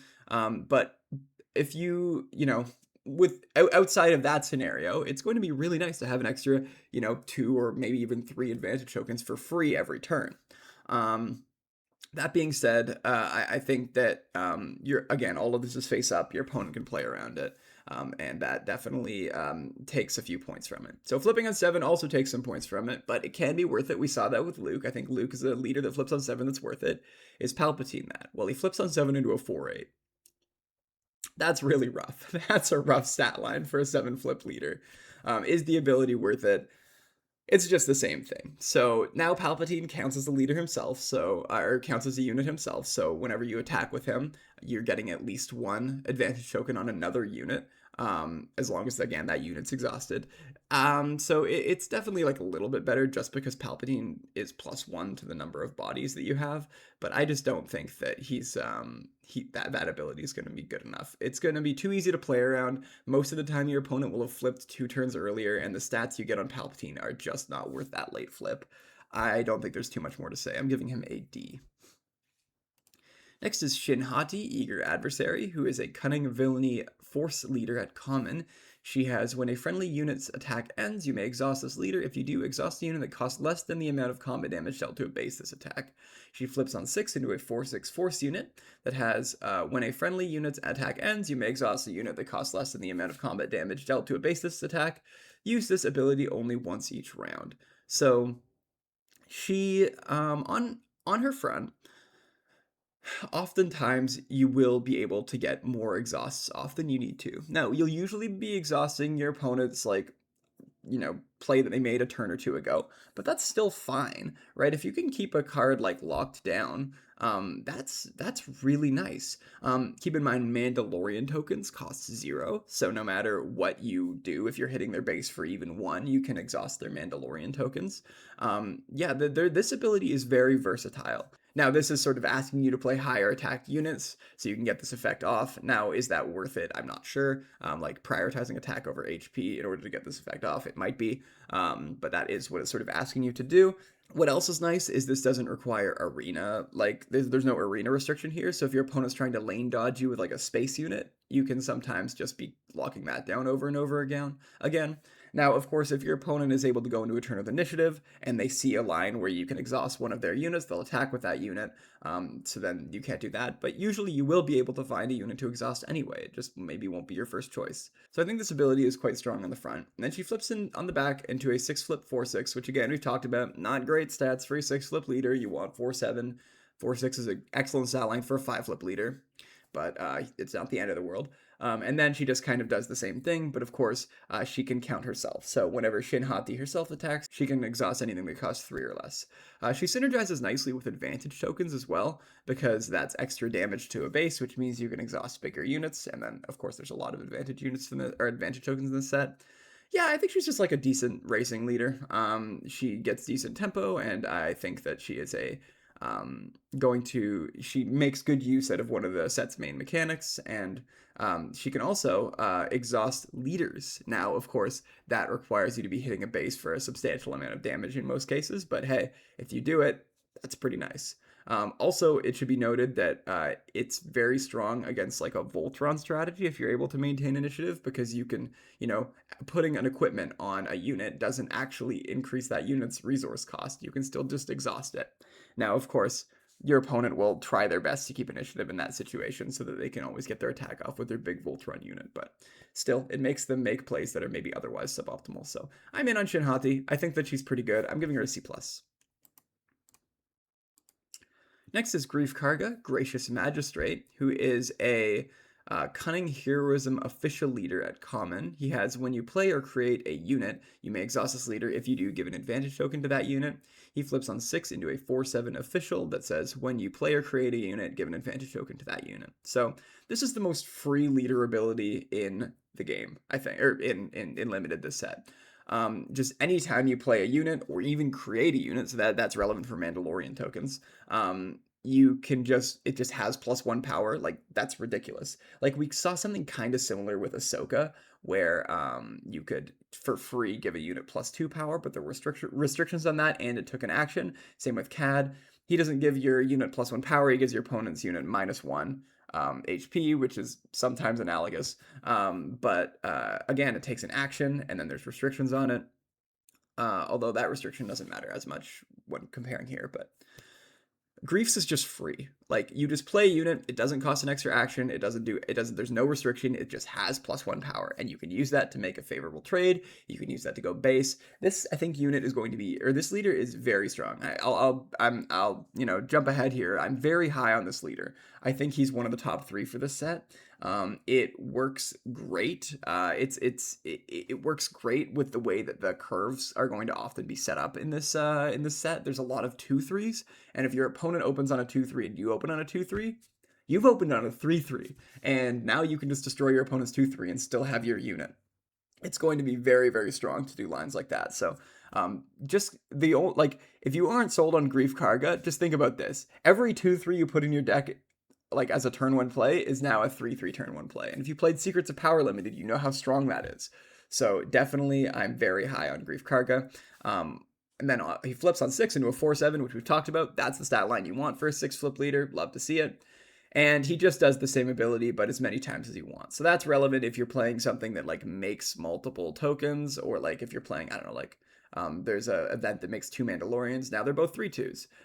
There's like a couple of units that make Mandalorians. Now they're 3/2s, and the unit that you played is +1 power as well. So with that stat line and that ability, I'm very in on Grief Karga. I think he's one of the strongest leaders in this set. I think he's in the top 3 and could be contender for number 1. Although, as we saw from Coruscant News Network and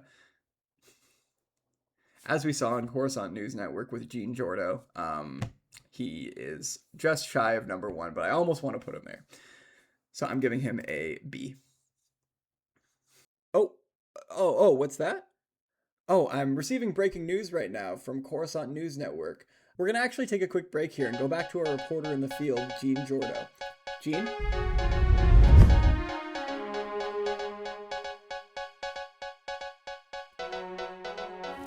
Thanks, Ben. They work me hard here at Coruscant News Network. So today, it's my pleasure to bring to your attention Cad Bane, Still Faster Than You, who's an aggression villainy leader at Common, and he has the ability to action exhaust, deal 1 damage to a unit with 2 or more remaining HP. That's right, any unit. It pings shields, it reduces their HP, it can hit leaders, it can hit space units, it can hit ground units. Overall, an incredible ability. He also flips on 6 into a 4/7 Underworld Bounty Hunter with Overwhelm that has, on attack, you may deal 1 damage to a unit with 2 or more remaining HP.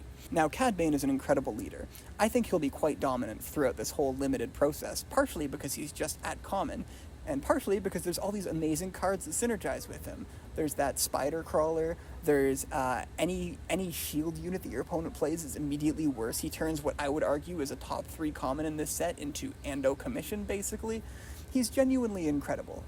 His flip, 4/7 on a 6 flip leader, relevant stats, Overwhelm is good, and not only, one of the best ways to deal with Overwhelm is to have a shielded unit, because then the shield absorbs all the damage and nothing gets overwhelmed. But with Cad Bane, he pings the shield on attack, and then the Overwhelm happens, so not only is Overwhelm just a strong keyword ability, but it synergizes with Cad Bane himself.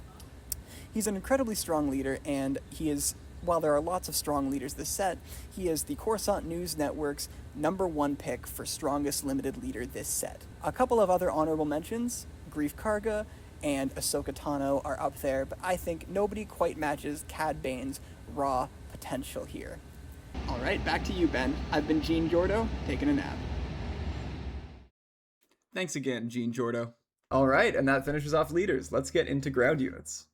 So we're going to start with Enoch, Solemn Servant, who's a 4-cost Vigilance Command Villainy ground unit at Rare. He's a 4/5 Imperial Trooper that says when defeated, you may deal up to 6 damage to your base. The next unit you play this phase costs 1 less for every 2 damage dealt this way. So this is this is the return of the multi-aspect cards. So, you need to be in this exact color pair in order to play it because there's no splash base, or color trio, I guess. Enoch is, so it's a solid stat line. I'm going to say the word. You guys are all waiting for it. It's just like Awakened Specters, right?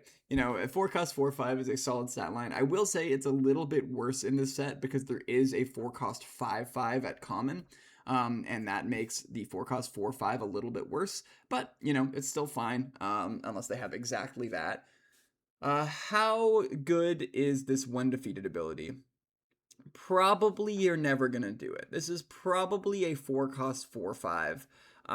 But having the option is nice. If you can, trade this pretty favorably into your opponent's stuff, deal some damage to your base, boom, you get to slam a 7 or an 8 drop on the 5 resource turn. I guess that's probably pretty good if your opponent doesn't have removal. You might be able to just win the game off of that, right? Definitely keep that in mind. But I think usually it's going to be a 4-cost 4/5. Again, that little incidental upside is nice enough that I think I'm going to bump it up a little bit. We've talked about 4-cost 4/5s being C's. I'm going to give this a C+, although that might be an overrate. I don't think it's an underrate. I don't really think there's this world where you can combo Enoch consistently into these big units. It's trying to do the Lando thing in a way, right? Where you flip Lando and then boom, you have one big explosive turn where you play some massively ahead of curve unit. But the thing is, you have to deal 6 to your base here, and that's pretty relevant. And then, of course, that's constructed where you have much more consistency in your deck as well. So I think Enoch is probably at most a C+, and that might be an overrate. But hey, you know what? If I'm in these colors pairs, I'll play him. 4-cost 4/5, sure. Next is Paz Vizsla for a Brighter Future. He's a 5-cost Vigilance Command Heroism Ground unit at Rare. He's a 4/7 Mandalorian with Sentinel, and when defeated, if this unit wasn't defeated by combat damage, create 2 Mandalorian tokens. So this is a really interesting card, because in limited and even in constructed somewhat, not as much though in constructed, most of the time when a unit is defeated, it will be by combat damage, right? There are a few pieces of removal here, but that's definitely less common than in constructed. Let's say he was just a 5-cost 4/7 Sentinel. That's like pretty good, right? Like a 5-cost 4/7 is a fine-ish stat line. Like, I probably wouldn't play that as a vanilla. It doesn't quite pass that test. Like, when you're playing a 5-cost unit that's like a vanilla, you probably want 12 stats, right? You want it to be a like a 5/7 maybe, or like a 6/6 is the more common stat line that we see. So it's -1 stats, but then you get a Sentinel. That's immediately, I think, makes it more than worth it. Like, if that's where the lines of text stopped, I would be playing Paz Vizsla if I were in this color set. Absolutely. I would take it even early if I knew I was going to be in this color set. And then the when defeated is nice gravy if your opponent can't deal with it. And sometimes this is the kind of thing that you want to hit with removal, right? Like if I have like a decent board and my opponent plays this, like, or not this specifically, but like a 4/7 Sentinel, I probably want to use the removal in my hand to get rid of it so I can get in the base with the 3 units that I have, and maybe my leader too, because again, it's on 5, and get a bunch of damage into their base. But Paz Vizsla disincentivizes that. Of course, you can still do it, but now I get 2 Mandalorian tokens. I think that's genuinely incredible. Obviously, in Constructed, no glory only results is a real. This card is not gonna see playing Constructed just because of no glory only results. Like, oh, I on curve kill your guy and also make 2 Mandalorian tokens. This is ridiculous, but yeah, this is a crazy Sentinel with upside. There is a steal effect this set, so look out for that. Although if they use that, then you're probably not going to use removal to kill your 1/7 Paz Vizsla, because the steal effect gives it -3 in the set. Yeah, so I think that that Paz Vizsla is incredible. I'm giving him a B, and that might be an underrate. It depends on the prevalence of how often you end up getting removal pointed at him, I think. Next is Scorpinek Annihilator Droid, a 6-cost Vigilance Command ground unit at Uncommon. He's a 5/5 Underworld Droid with Sentinel, Shielded, and Overwhelm. So blue-green is clearly getting the most insane Sentinel curve ever. Look at this. This one's 5, and then boom, you curve that into this Uncommon. So that will happen sometime. I mean, this is a rare. So if you have this, there's a real chance that you might get this. Again, especially double aspects will go later in the set than they typically do, because, if you were in green-red and you saw this card coming around last set, you probably just take it and play it off aspect because it's very strong. But this set, you can't do that, and it's not worth playing for 8. Yeah, I think this is a very strong Sentinel. Of course, Shielded is good, but keep in mind, Cat exists, in which case he's just a 5/5 Sentinel Overwhelm. But just a 5/5 Sentinel Overwhelm. I mean, we've seen that in the past. It was Cruel Commandos, and that was one of the best. Commons in that set, I think. And this is cost 1 more, but comes with a shield. And the shield is sometimes bad, right? If you're against Cat, it's just whatever. But in every other situation, you having a shield is going to be really, really nice on this. Your opponent has some big trampler or big overwhelm unit. Boom, you just play this. Now they can't do anything with it, right? Now this is going to be incredible. Absolutely. It's Cruel Commandos, but like I would even say probably better. Maybe that's not true because it does cost 1 more, but I'm willing to stick my neck out a little bit and say it's even better than Cruel Commandos. Very high on this. It just sort of stops your opponent in their tracks, and then you can flip your leader and hopefully deal with their board or go base while they flip their leader and they have to deal with this thing. So yeah, very, very high on this. I'm giving it a B.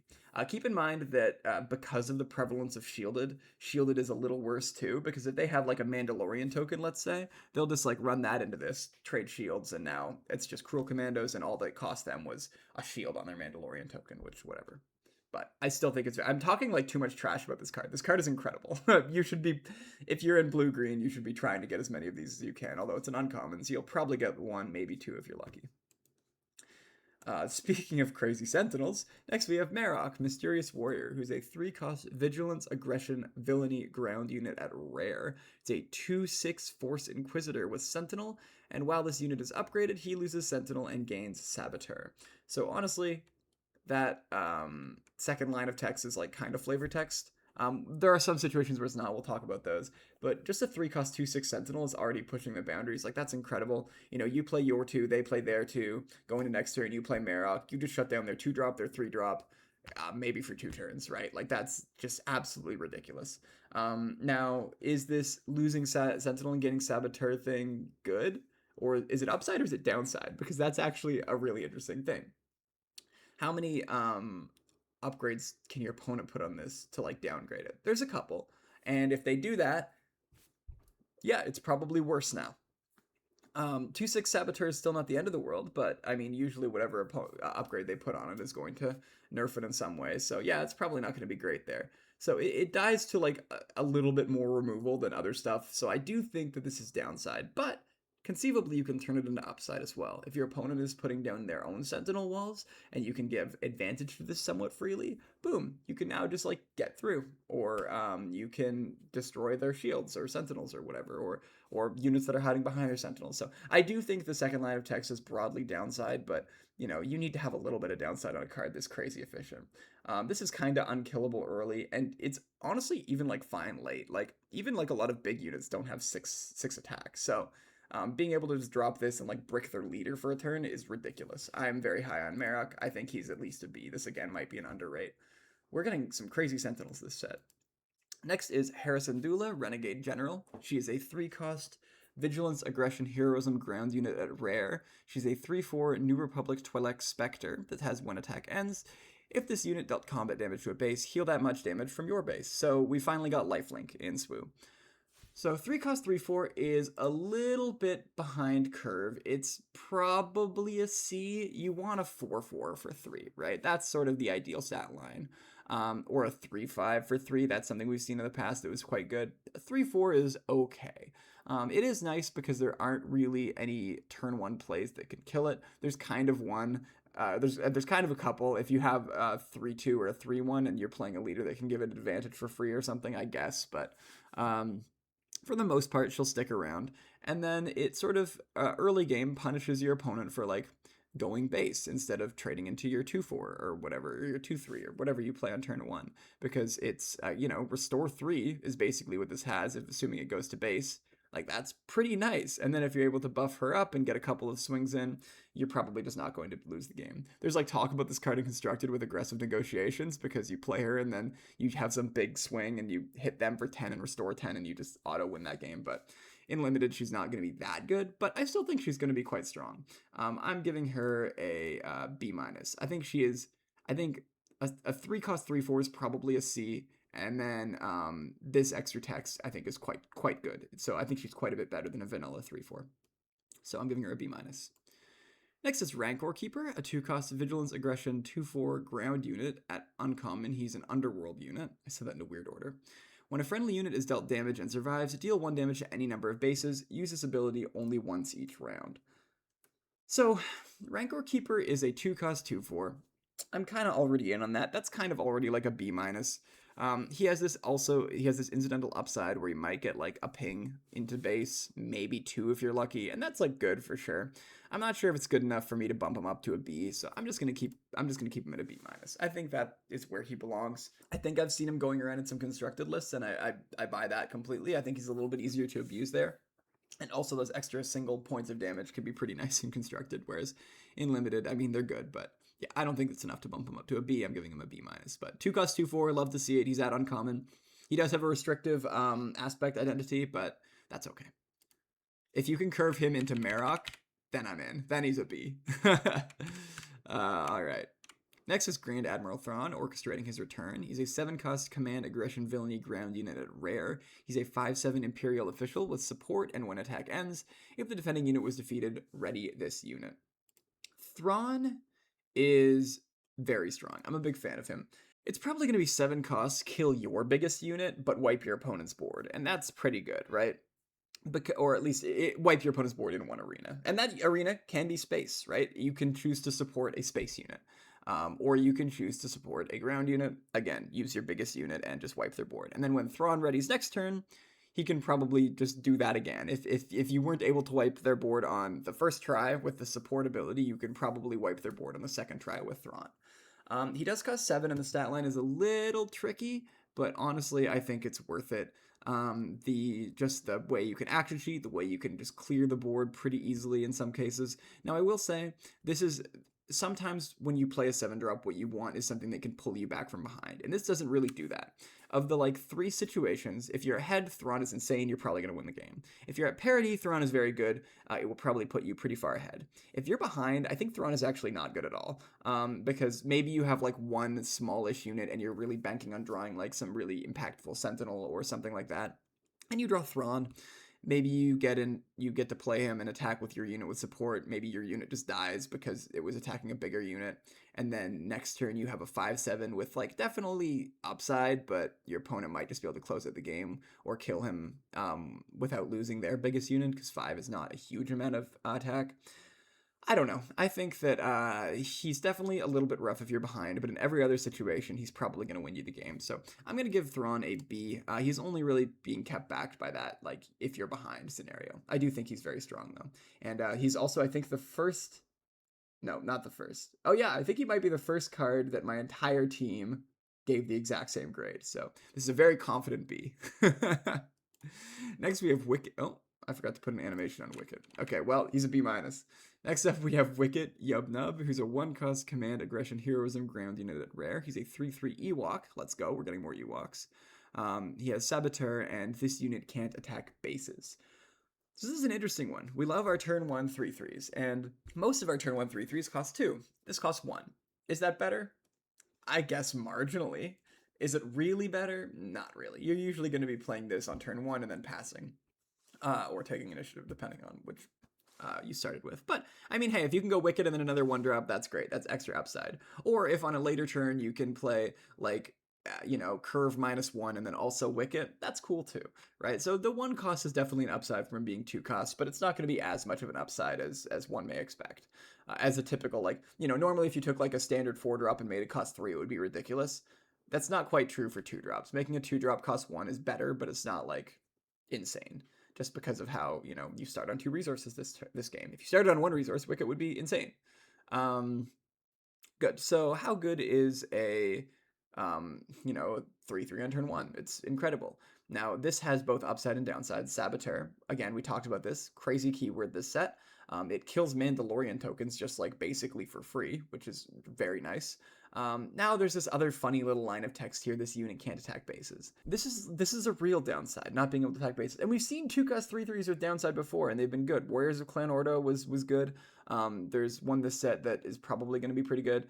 But this downside, your opponent... Now, I will say, usually with a unit like this, you are going to want to use it to control board anyway, so maybe the downside won't come up. But robbing yourself of that option to go base with it is definitely, like, it's real. And it's something that you should very much consider. But, of course... and also, one of the reasons why Saboteur is a good keyword is you get around Sentinels and just keep pushing base damage. Wicket can't do that. He can get around Sentinels, but he has to use that to kill other units, not base. So definitely Wicket is a bit of a risky include, I would say, but I think that the fact that you usually want to be using your efficient early units to deal with your opponent's board, because, you play Wicket, they play a 2/3, you're probably going to be feeling pretty good that game. You can just kill their 2/3, still have Wicket. Or if you are playing a leader that gives it advantage, you can even kill their 2/4. Like, there are things that you can do with Wicket that I think are pretty nice, even though that is a pretty real downside. I am going to still give him a B-, but my team is pretty divided on this one, so we'll see how it plays out. He's a rare, though, so you probably won't see him too often. Next up is Tatooine Repulsor Train, which is a 7-cost command aggression ground unit at uncommon. It's an 8/7 underworld vehicle speeder that says this unit can't be attacked while you control 2 or more exhausted units unless it gains Sentinel, and on attack deal 2 damage to a ground unit for each friendly exhausted unit. So this is an interesting one because it incentivizes you to attack with it last. This is a big unit that I think is actually going to be a pretty good finisher. Normally when you have these big units, you want to attack with them first, just because your opponent might have removal, they might be able to stick it behind a Sentinel. You want to just get it out of the way so that your opponent doesn't have a chance to interact with it. This kind of is interesting design. I like this design a lot because it sort of flips that on its head a little bit. It says, actually, I'm a big unit, but you want to attack with me last, because the longer you wait to attack with me, the more value you're going to get off the attack. So if you're able to...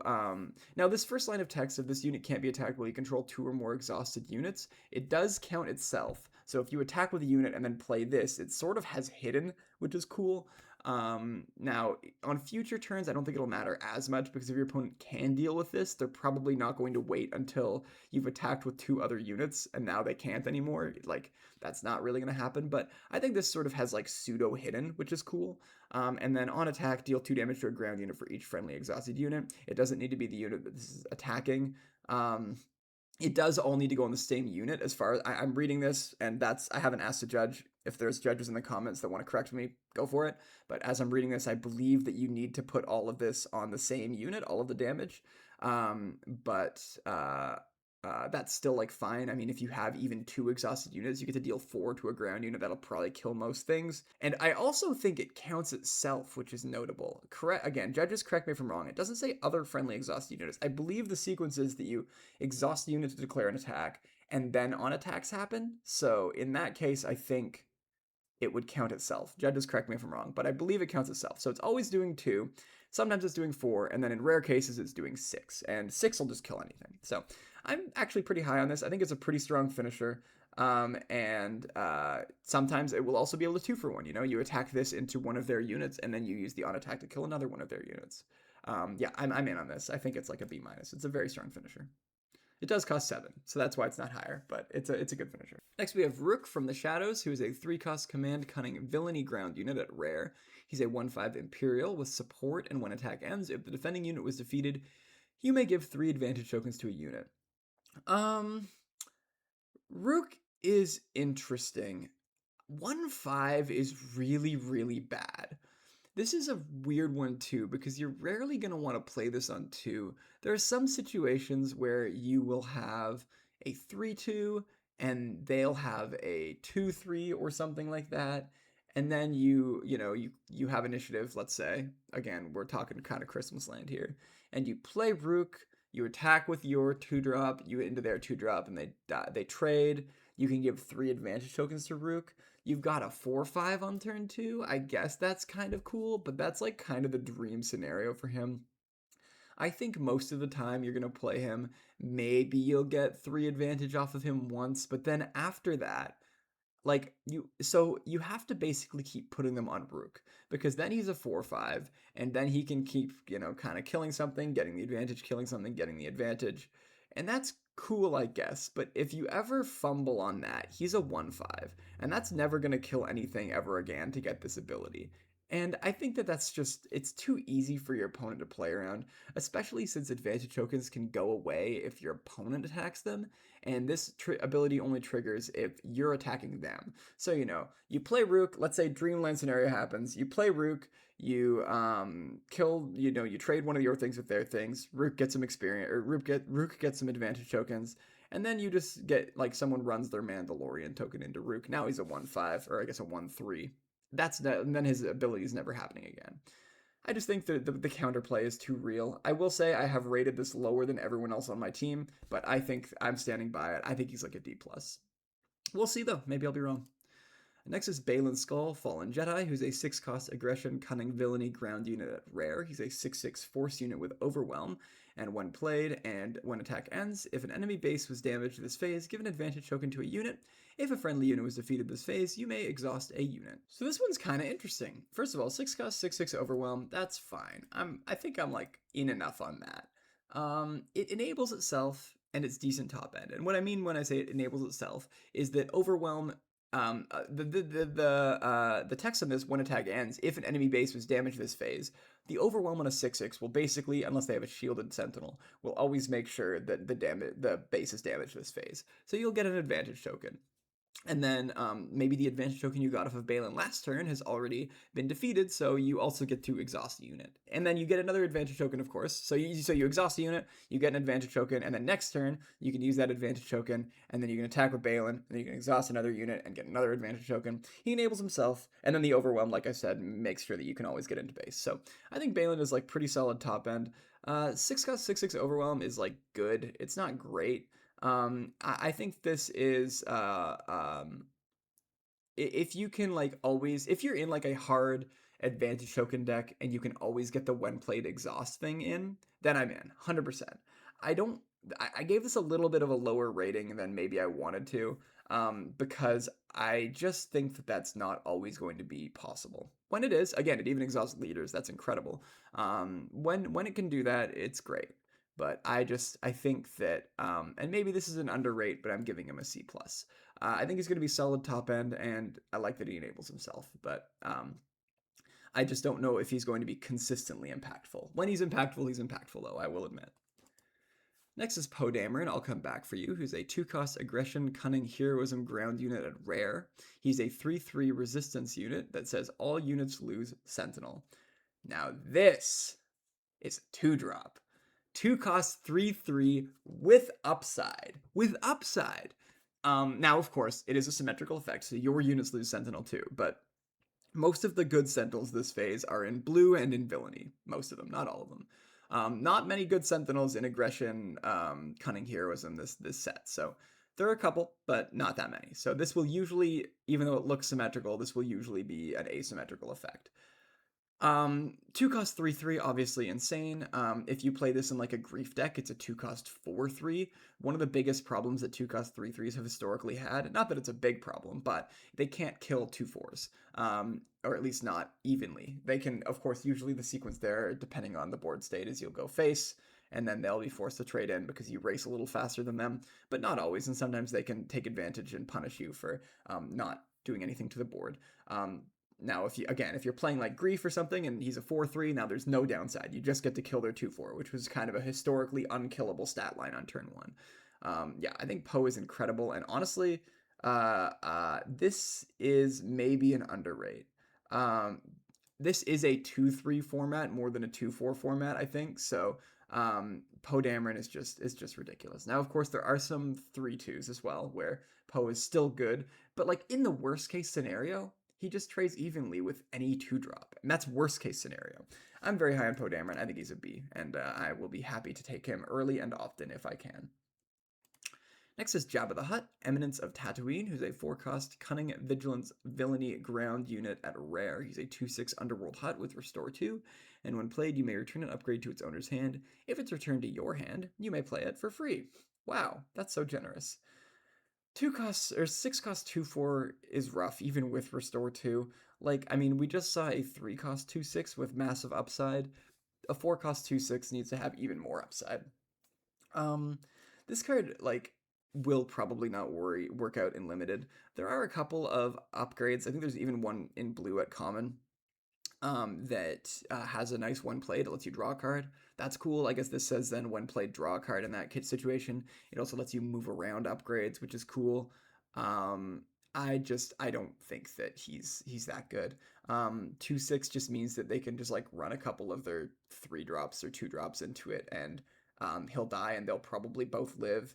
I'm not very high on Jabba. Maybe there's like some really cool events deck you can do, but I just don't think so. I'm giving him a D+. Next is Barriss Offee, redeeming herself. She's a 3-cost 3/4 force fringe ground unit at uncommon. It has when played, heal up to 2 damage from a unit. Give an advantage token to it for each damage healed this way. This is very nice because it punishes your opponent for being a little greedy.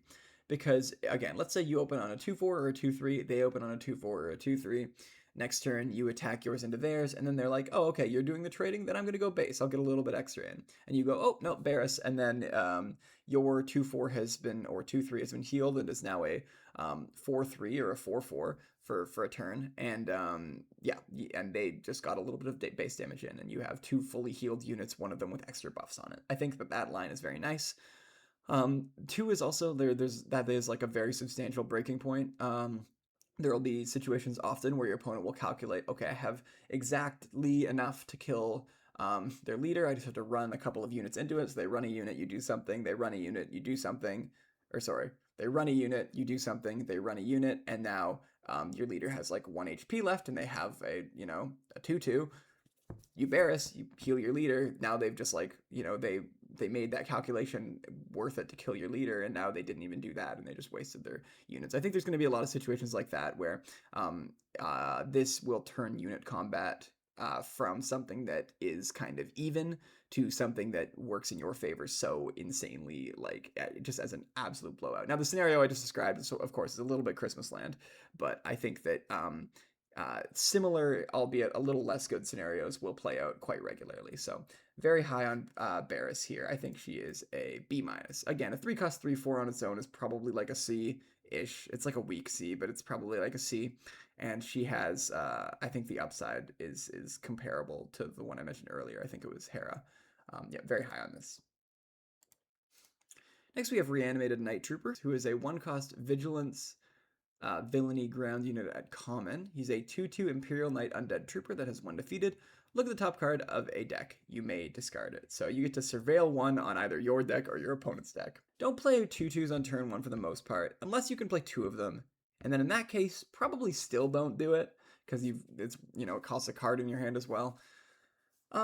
It's like, this is not unplayable. Like, sometimes you just need a turn 1 play, and this will do that. And, maybe you get lucky and they open on a 3/2. And now, okay, they're probably going to hit your base for 3, but then you get to clean up their turn 1 play, and you're not as far behind as if you missed the turn entirely, or you played like a 1/3 or something like that. It's not great, but it's playable. This 1 defeated effect is cute. I don't really know which one you usually want to choose. My guess is it probably depends on how set up your curve is. Like, if you have, like, you play this and you're like, okay, this is like an unfortunate turn 1 play, but I have like my 3, my 4, my 5 in my hand and it's all good. Then you probably look at your opponents and try to rip one of their bombs or something like that, or let them keep something that is pretty low impact. And otherwise, I think if you don't have that curve set up, then you probably look at yours and try to fix it a little bit. But I don't know if that effect is like really worth playing this card. I don't think it's like unplayable, but it's probably like a D+. I think that I would like to avoid playing these if possible. Next is Gar Saxon, Coveting Power, a 3-cost Vigilance Villainy ground unit at rare. He's a 3/4 Mandalorian Trooper that says when you play an upgrade on this unit, you may create a Mandalorian token. Use this ability only once each round. So this is interesting. It reads very strong, and I think there's sauce. That's what I wrote in my notes. I think there's sauce here. So 3-cost 3/4 we talked about, I think is a C, a weak C probably. How real is this upside? Now note it says play an upgrade on this unit. So advantage tokens do not count because you create those, you don't play them. Same with shield tokens, doesn't count. You need to actually use a card in your hand. But I mean, any upgrade in this set, any positive upgrade in this set, if you tacked on the text and also create a Mandalorian token, would certainly be a lot better. And Gar lets you do that. Now, it is a risky strategy because what Gar really wants you to do is play an upgrade on him and then play another upgrade on him next turn, and then, keep doing that. And the more you do that, the more you're just asking yourself to get blown out by removal. So I think at most you want to put 1 upgrade on Gar here. But again, turning an upgrade into an upgrade, but also make a Mandalorian token, I'm kind of in on that. There are some okay upgrades in this set. There aren't a lot of amazing ones, but yeah, I think that this is a very serviceable card. I almost wanted to give it a build-around grade because, again, if you play this in a deck with no upgrades, which you will do sometimes, again, 3-cost 3/4 is fine. It's just not great. But if you play it in a deck where you can play some decent upgrades as well, then yeah, it's probably decent. I'm giving it a B-. Again, this B- is if you can reliably play a good upgrade on it. Otherwise, it's a C. Next is Imperial Armored Commando. This one is the talk of the town. It's a 4-cost Vigilance Villainy ground unit at common. It is a 4/3 Imperial Trooper with Sentinel and Shielded, and it's at common. I think I said that. Yeah, this is bonkers. This is so good. So let's talk about the history of 4/3 Sentinels. Sit down with me. Let's talk. So Echo Base Defender was the first one we got, right? It was a 3-cost 4/3 Sentinel. It was a Rebel Trooper. It was in Sparker Rebellion. It saw a lot of play. I think it saw play in Sabine. It was a good turn 2 attacker. I think that 4 attack on a 2-drop back then was very premium. It had Sentinel as well, which could help in the mirror. Very strong. And then it was a Rebel, which was relevant for Leia, which was a deck back then, and also relevant for like Fleet Lieutenant. That one is very strong. So 3-cost 4/3. Love it. Sentinel. Then we got Rogue Class Starfighter, which was a 4-cost 4/3 Sentinel in space. It was fine. It saw some play here and there. Then we got Ando Commission, which was a 4-cost 4/3 Sentinel, but it had the upside of having no aspect. You could play it in any deck. And that card, I think people originally didn't think was very good. But then it people realized, oh, this is actually okay. And it probably ended up being like a C. Maybe a little bit higher than that. Maybe C+. And then in Lawless Time, we got Bith Brute, which was a 4-cost 4/3 Sentinel, but also Saboteur. Sorry, a 3-cost 4/3 Sentinel with Saboteur. and that was crazy. We got a better Echo-based defender, which was already a great card. Bith Brute, now of course it had a restrictive cost, you had to be in blue-red, but again, with the splash bases, you could play it wherever. Bith Brute was insane, so we got the 3-cost 4/3 Sentinel. And so it was just better Ando Commission, and Ando Commission was already good in draft. And now we're getting this 4-cost 4/3 Sentinel with shielded. So what if Ando Commission had a shield? If Ando Commission had a shield, it would be bonkers stupid good. Now, that is what this is. This is bonkers stupid good. Of course, there's a aspect restriction here, but any deck you can play this in, you will absolutely take and play as many copies as you can. This just completely gums up the ground arena. It also is a relevant attacker, like a 4-cost hitting for 4 is pretty good. Now, I will say there's one piece of downside to this card, and it's the fact that Cad Bane exists and is probably going to be the most popular limited leader. And then it turns this into Ando Commission. But the fail case for your card being Ando Commission that also made your opponent use an action, like, that's pretty good, right? I'm in on that. And then in every other case where they actually have to run a unit into this in order to pop the shield is going to feel so bad for them. Yeah, I think this card is legitimately insane, and I might be underrating it here. I'm giving it a B, though. This might be an underrate. I think there is a argument that this is the best common for limited in this set. I haven't heard anything from Gene Jordo, so probably not what Coruscant News Network is saying. Next up is Shin Hati Going Somewhere, who's a 5-cost Vigilance Villainy ground unit at Uncommon. She's a 6/6 force unit with, well, this is the only friendly non-leader ground unit she gains Sentinel. Yeah, so 5-cost 6/6, we talked about that earlier. That's the stat line you want for a 5-drop. A 5-cost 6/6 just on its own is probably like a C+, like that's a good stat line. And then sometimes she has Sentinel. Yeah, also does say non-leader, so a lot of leaders will flip on 5, and then, if it didn't say that, Shin would lose Sentinel, but boom, doesn't lose Sentinel. Now, of course, playing this onto an empty ground board means that either something has gone horribly wrong for you, or there has been good trading going on back and forth, and then Shin will sort of stop that for a little bit, which is good, but keep in mind that is a real downside. She will not always have Sentinel. You will not always be able to make her have Sentinel, at least not in a way that is conducive to you winning the game. There is kind of like a cute thing you can try to do here where you mostly just do a space aggro thing and just slam Shin on 5 resources to like slow down your opponent and get you that extra push you need to close the game out in space. But Space Aggro, while I think is a real deck this format, probably is not going to be a very common deck this format, and also probably not going to be in blue villainy that often. So it's a cute idea, and you can absolutely try to make it work, but I think most of the time she's just going to be a big effective Sentinel on the ground. And like I said, she protects your leader. That's really good. I think Shin Hati's between a B- and a B. I've rated her down to a B-, but I could be wrong about that. I think I've rated her lower than everyone else on my team. Next is Morgan Elspeth, Life Abandon, who is a 6-cost Vigilance Villainy ground unit at Uncommon. She's a 5/6 Force Knight with support, and when defeated, you may give a unit -2/-2 for this phase. So I think this card is actually bonkers, and I've rated it higher than everyone on my team, which is making me a little bit nervous, but that's okay. So this is action compression automatically, assuming you have any other unit. This can even be on leader units, and most of the time you will have a leader unit at this point in the game, right? Because your 5-flip leader probably still alive, your 6-flip leader is definitely still alive, so you probably will be able to put this on a leader unit. And then if you are able to attack with your leader or with a unit using the support here and trading with your opponent, then you can give something else -2/-2 and hopefully kill that. Like if it's a Mandalorian token, it just dies. So that's a 2-for-1. And then also Morgan Elspeth, whenever she attacks and dies, she can do that again. One other thing that she really helps is if your opponent is trying to lane dodge you in space. You play this, you support, you kill one of their ground units, but you traded, and now you give something in space -2/-2, and most of the time they're trying to raise space. The units will have low HP, and that will kill one of them. Legitimately bonkers card. I think she's insane. I think she's basically always good. And again, support goes across arenas. So even if you do put this on a space unit, trade into their space unit, and then give something in the ground -2/-2, which maybe makes it easier for your leader to clean up, for example. No, I think this is insane. Legitimately bonkers card. I think this is very close to a bomb. I'm giving her a B+. I did rate this higher than everyone on my team, so we'll see. But I think that she is insane. Also, 6 cost 5/6 is definitely not the greatest stat line in the world, but I think with all this extra upside, it's worth it. Okay, next is Pre-Vizsla, Strong-Willed Ruler, who is an 8-cost Vigilance Villainy ground unit at Legendary. This is our first Legendary, I think.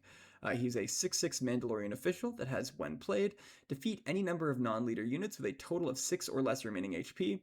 Create a Mandalorian token for each unit defeated this way. Okay, so this will probably work very, very well in draft. There is, I will say, I will talk about the downside first, because there is some, but it's not very big, and then the rest is just going to be all upside. The downside is, if your opponent is that this costs 8, so your opponent has 1 or 2 turns to play big things before Pre-Vizsla comes down, including there's a common 6-drop 7/7 dinosaur turtle, I think is what it's called, and some of those big things that can threaten to win the game, Pre-Vizsla cannot kill. So if your opponent does play one of these big threats, then Pre-Vizsla definitely is a little bit worse, because he is an 8-cost 6/6, which is a 5-drop, a good stat for a good stat line for a 5-drop. So you are massively overpaying for this effect. You're paying 3 for this effect, basically. And this effect, don't get me wrong, is absolutely worth 3. But there are situations where you won't actually be able to make use of it, and then he's just okay.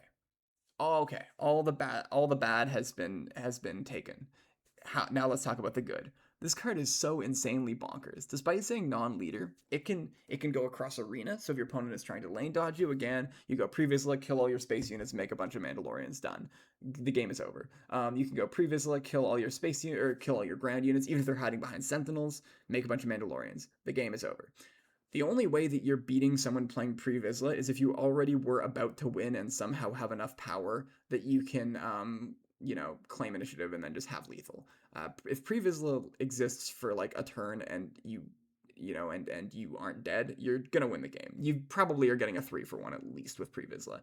If you're behind, he helps you, just instantly flips you, not even to parity in most cases, unless you're really behind. He flips you ahead on board. If you're at parity, he flips you so far ahead, and if you're ahead, he flips you into just an insane winning position, and those are the criteria to give something an A, so I'm giving Pre-Vizsla an A-. I think he is incredible, and I don't hand out if you've been watching this channel for any amount of time, I do not hand out these A's lightly. So Pre-Vizsla, definitely pack one, pick one, slam that, force blue black. It's just gonna be crazy. Don't actually force in draft, not a good idea. Okay, good, moving on. You should draft this card though, unless you're sitting beside me, then you should pass it to me. Next we have Huyang. Your aptitude falls short. Who's a 2-cost Vigilance Heroism ground unit uncommon. He's a 2/4 Jedi droid that sits on attack. You may give an upgraded unit -4/-0 for this phase. So, 2-cost 2/4. Upside. I'm in. We've talked about this in the past. A 2-cost 2/4 vanilla is probably between a C+ and a B-. This is upside, and it's real upside. There's a lot of upgraded units in this set. If your opponent plays gets a Mandalorian token somehow, this just turns that off, basically. If your opponent plays a something with advantage, this just turns that off, basically. And not only does it turn this off, but like if they play some unit and give it advantage, you attack that unit with Huyang. Now that unit is a 0/3 or something like that, and Huyang takes 0 damage back and also defeats all the advantage tokens on it. Yeah, this is a ridiculous card. It doesn't say non-leader either, and again, it doesn't say ground unit, so you can, if your opponent has like a shielded space unit or a space unit with advantage, you can stem a lot of bleeding if they're trying to lane dodge you. Yeah, card's great. Everybody on my team has given it the exact same grade of B, which is how you know it's a B. Consistency. Anyway, yes, this is a very strong card. And it's an uncommon, so you'll probably see it pretty regularly. Next is Duchess's Protector, a 3-cost Vigilance Heroism ground unit at common. It's a 2/3 Mandalorian that says when defeated, create a Mandalorian. I'm not really in the business of playing 3-cost 2/3s most of the time, but this one is okay. It's kind of just annoying, right? Because yeah, your opponent can probably semi-efficiently trade with it, but then the body it leaves behind can finish that job and still live as a 2/2 because it just would pop the shield. I think that this is like a pretty good unit. It's annoying, and sometimes if you are able to like get a reasonable trade with this, like if you trade this into their 3/2, you're gonna feel really happy about it.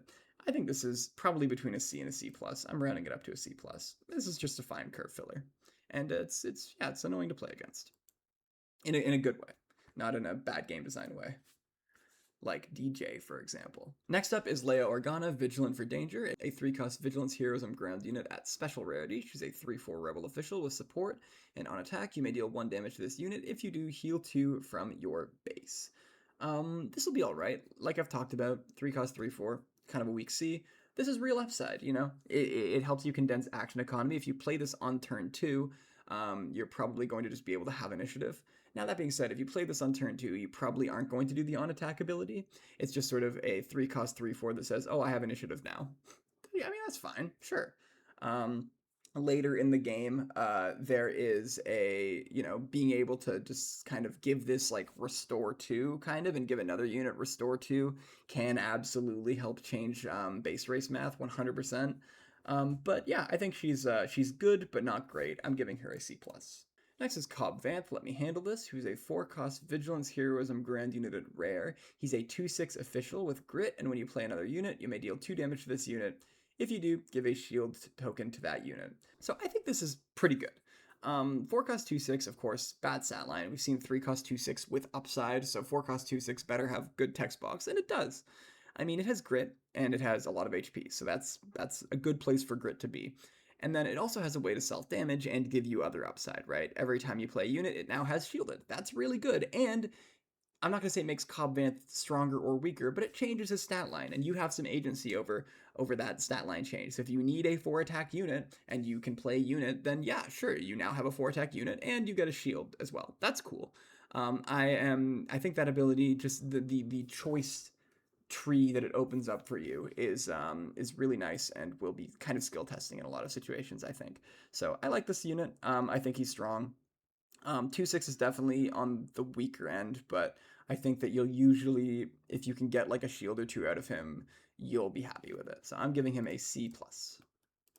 Next is Strike Team Vanguard, who's a 4-cost Vigilance Heroism ground unit at common. He's a 5/5 Rebel Trooper with no other text. That's it. I wrote in my notes, hell yeah. I love vanilla units, it is known.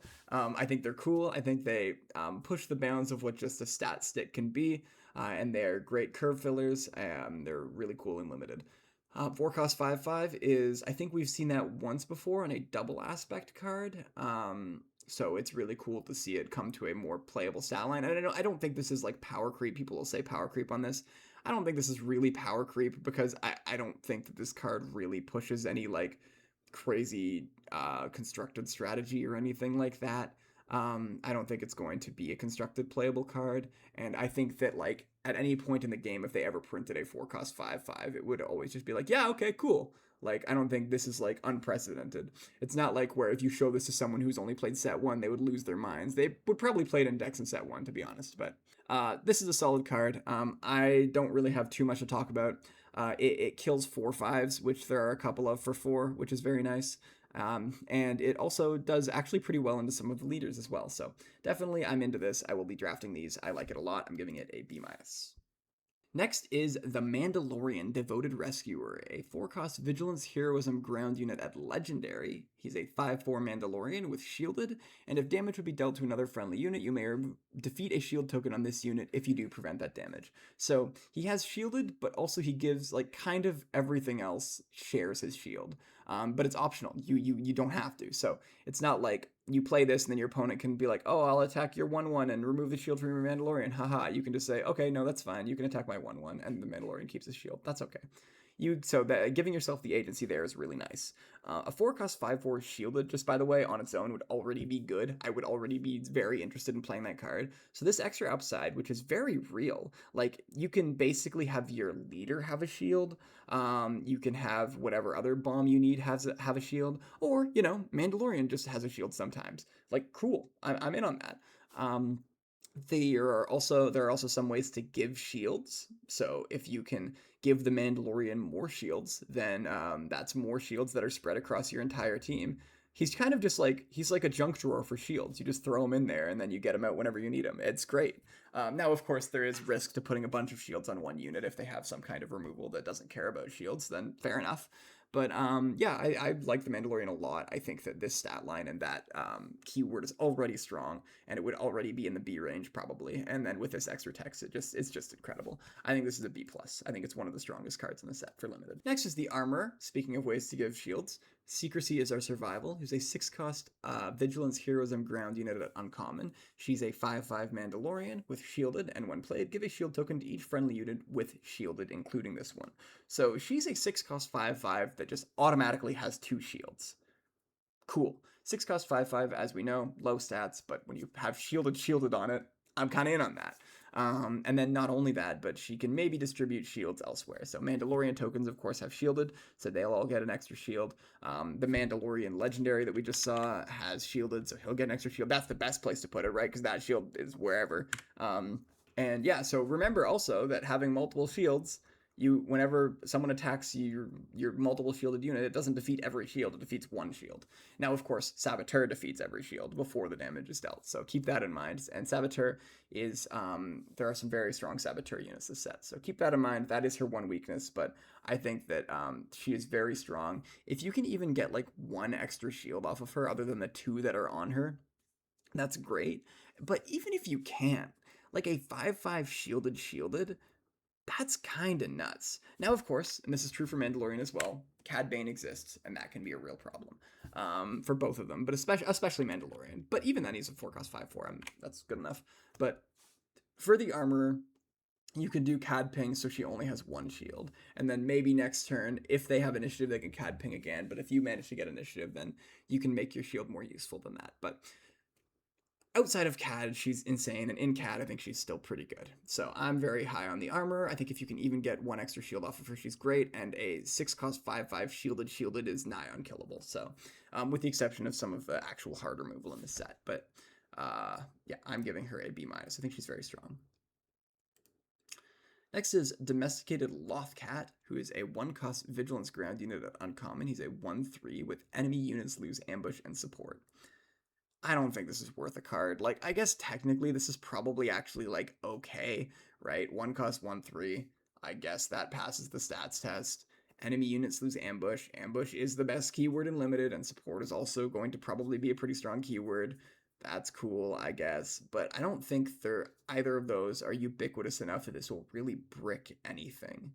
I just don't think that this is something I'm interested in.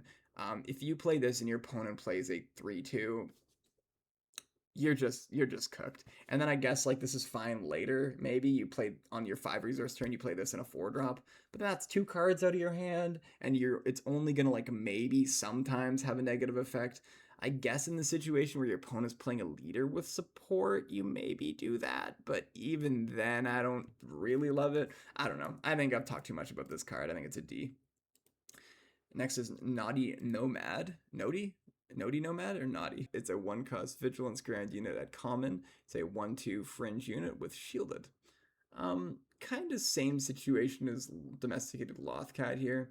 If this was a 2/1, I'd actually maybe be interested in it, because then at the very least it could kill like a 3/2, or there are some sad turn 1 plays that are 2/2s, which this could kill, or it could trade even with Mandalorian tokens maybe. But as it stands, a 1/2 is just so rough. It's like, I don't know. I don't really know what. I guess the line is you're supposed to play this and then attack their 3/2 and then attack their 3/2 again, I guess. But then your opponent's got in probably like 3 or 6 base damage, and yeah, I don't know. I don't think this is very good.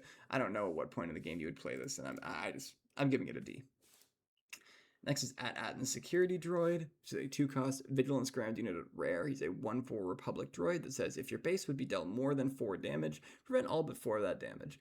I like these little hate cards. They're not for limited, they're for constructed. But if you ever have if there's ever a meta where the strat is to hit like some huge massive swing, hint hint, aggressive negotiations, Mandalorian Colossus, hint hint, then cards like this are cool sideboard pieces. They just kind of turn that sort of strategy off. So that's cool, but yeah, for limited, I just don't think it's that good. 2 costs, it's a 2 cost with like a sad but acceptable stat line, so it can't be rated that poorly. But I just think And this is upside, so I have to give it a little bit of a bonus for that, but it's not very good upside. It probably ends up being like a C minus, and that might be an overrate. Next is Dr. Pershing with his ice cream cone. Next is Dr. Pershing, dedicated to research. It's a 2-cost Vigilance ground unit at Uncommon. It's a 0/4 New Republic unit with support, and on attack, if this unit has 3 or more remaining HP, draw a card. This is probably a pretty cool constructed card. I think it's okay, but it's really hard for me to say. Like, if this is your turn 1 play, that's really bad, because if you don't have initiative, you don't even get to draw a card off of it. Your opponent will just go, okay, I attack Dr. Pershing with my 2/3 or my 3/2 or whatever, and now it's just like, it's a brick. It's a 0/1 that does nothing. Cool.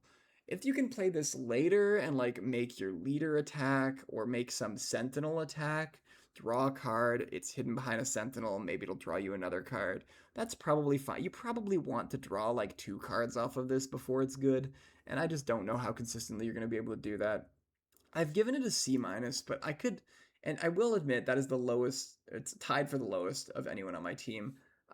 So I could be wrong about it, but I almost even want to go lower. Like, you want your 2-drops to impact the board, and this just doesn't do this. This is a 2-drop, but it's not really a 2-drop. It's a 2-drop that you always want to play later. Yeah, so I'm going to call it C minus, but I could be wrong. Next is Palace Chef Droid, a 2-cost Vigilance ground unit at common. It's a 0/3 Underworld Droid with Sentinel, and this unit gets +2/+0 while defending. Okay, so this is just like worse Lothwolf. Lothwolf is actually an okay 2-drop in Legends of the Force Limited, especially if you had Kanan, you could put shields on it, that's cool. It couldn't attack, and this can attack, but like, it's a 0/3, and it's a 0/3 when it's attacking, so unless you put some kind of upgrade on it, you're never attacking with this. It's just defending slightly worse than Lothwolf.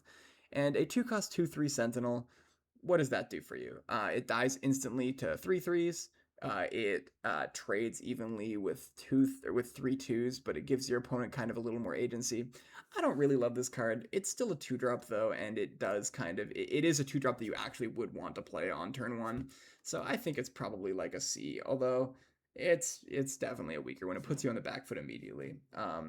It's also something that you actually can play later and feel okay about if they have some like big threat and you just slam this and okay, now they probably have to use their big threat to kill it, and then next turn they can use it. But sometimes that time is enough for you to stabilize or whatever. Yeah, I think it's like a C. Next is Mos Eisley Modifier, a 3-cost Vigilance ground unit at Uncommon. It's a 1/4 Fringe unit with support and grit. Okay. So, this is such a weird one. It has a really, there's a lot of really interesting sequences you can take with this. If you don't have initiative and your opponent decides to run their 2-drop into your 2-drop and they both live, then it's like kind of okay, because you just go, okay, I run my 2-drop into your base for like 4. Alright, I guess. But I did also just play a 1/4 on turn 2 as my 3-drop, and a 1/4, that's the stat line we've come to expect from a 1-drop. Like, there are 1-drop 1/4s. Like Neil, for example, I think. Yeah, grit definitely is an upside for something with a big butt like this, but I don't think it's enough of an upside to justify this. It's not unplayable.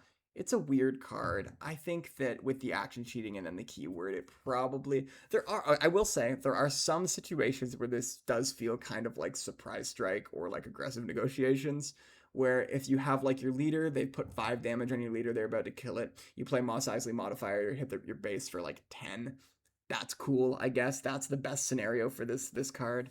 But that requires like a very specific sequence of events that I just don't think are going to consistently happen. But I don't know. It's still fine. I think it's probably like a C.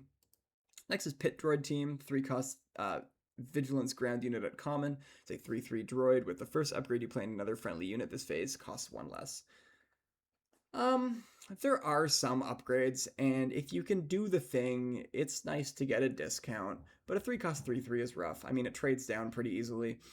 It certainly rarely trades evenly and almost never trades up. I think that this is just okay. It's probably like a C minus.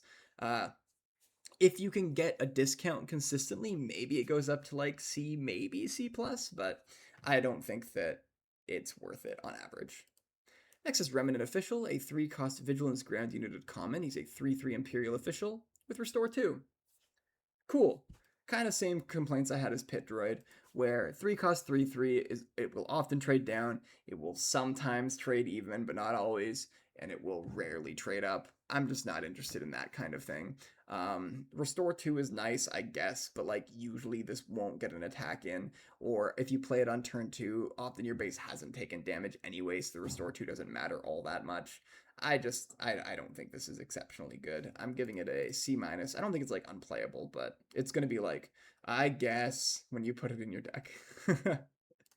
Next is Ryder Azadi, who's a 3-cost Vigilance ground unit at rare. He's a 2/5 New Republic official. Oh, his subtitle is Restored Governor. Important.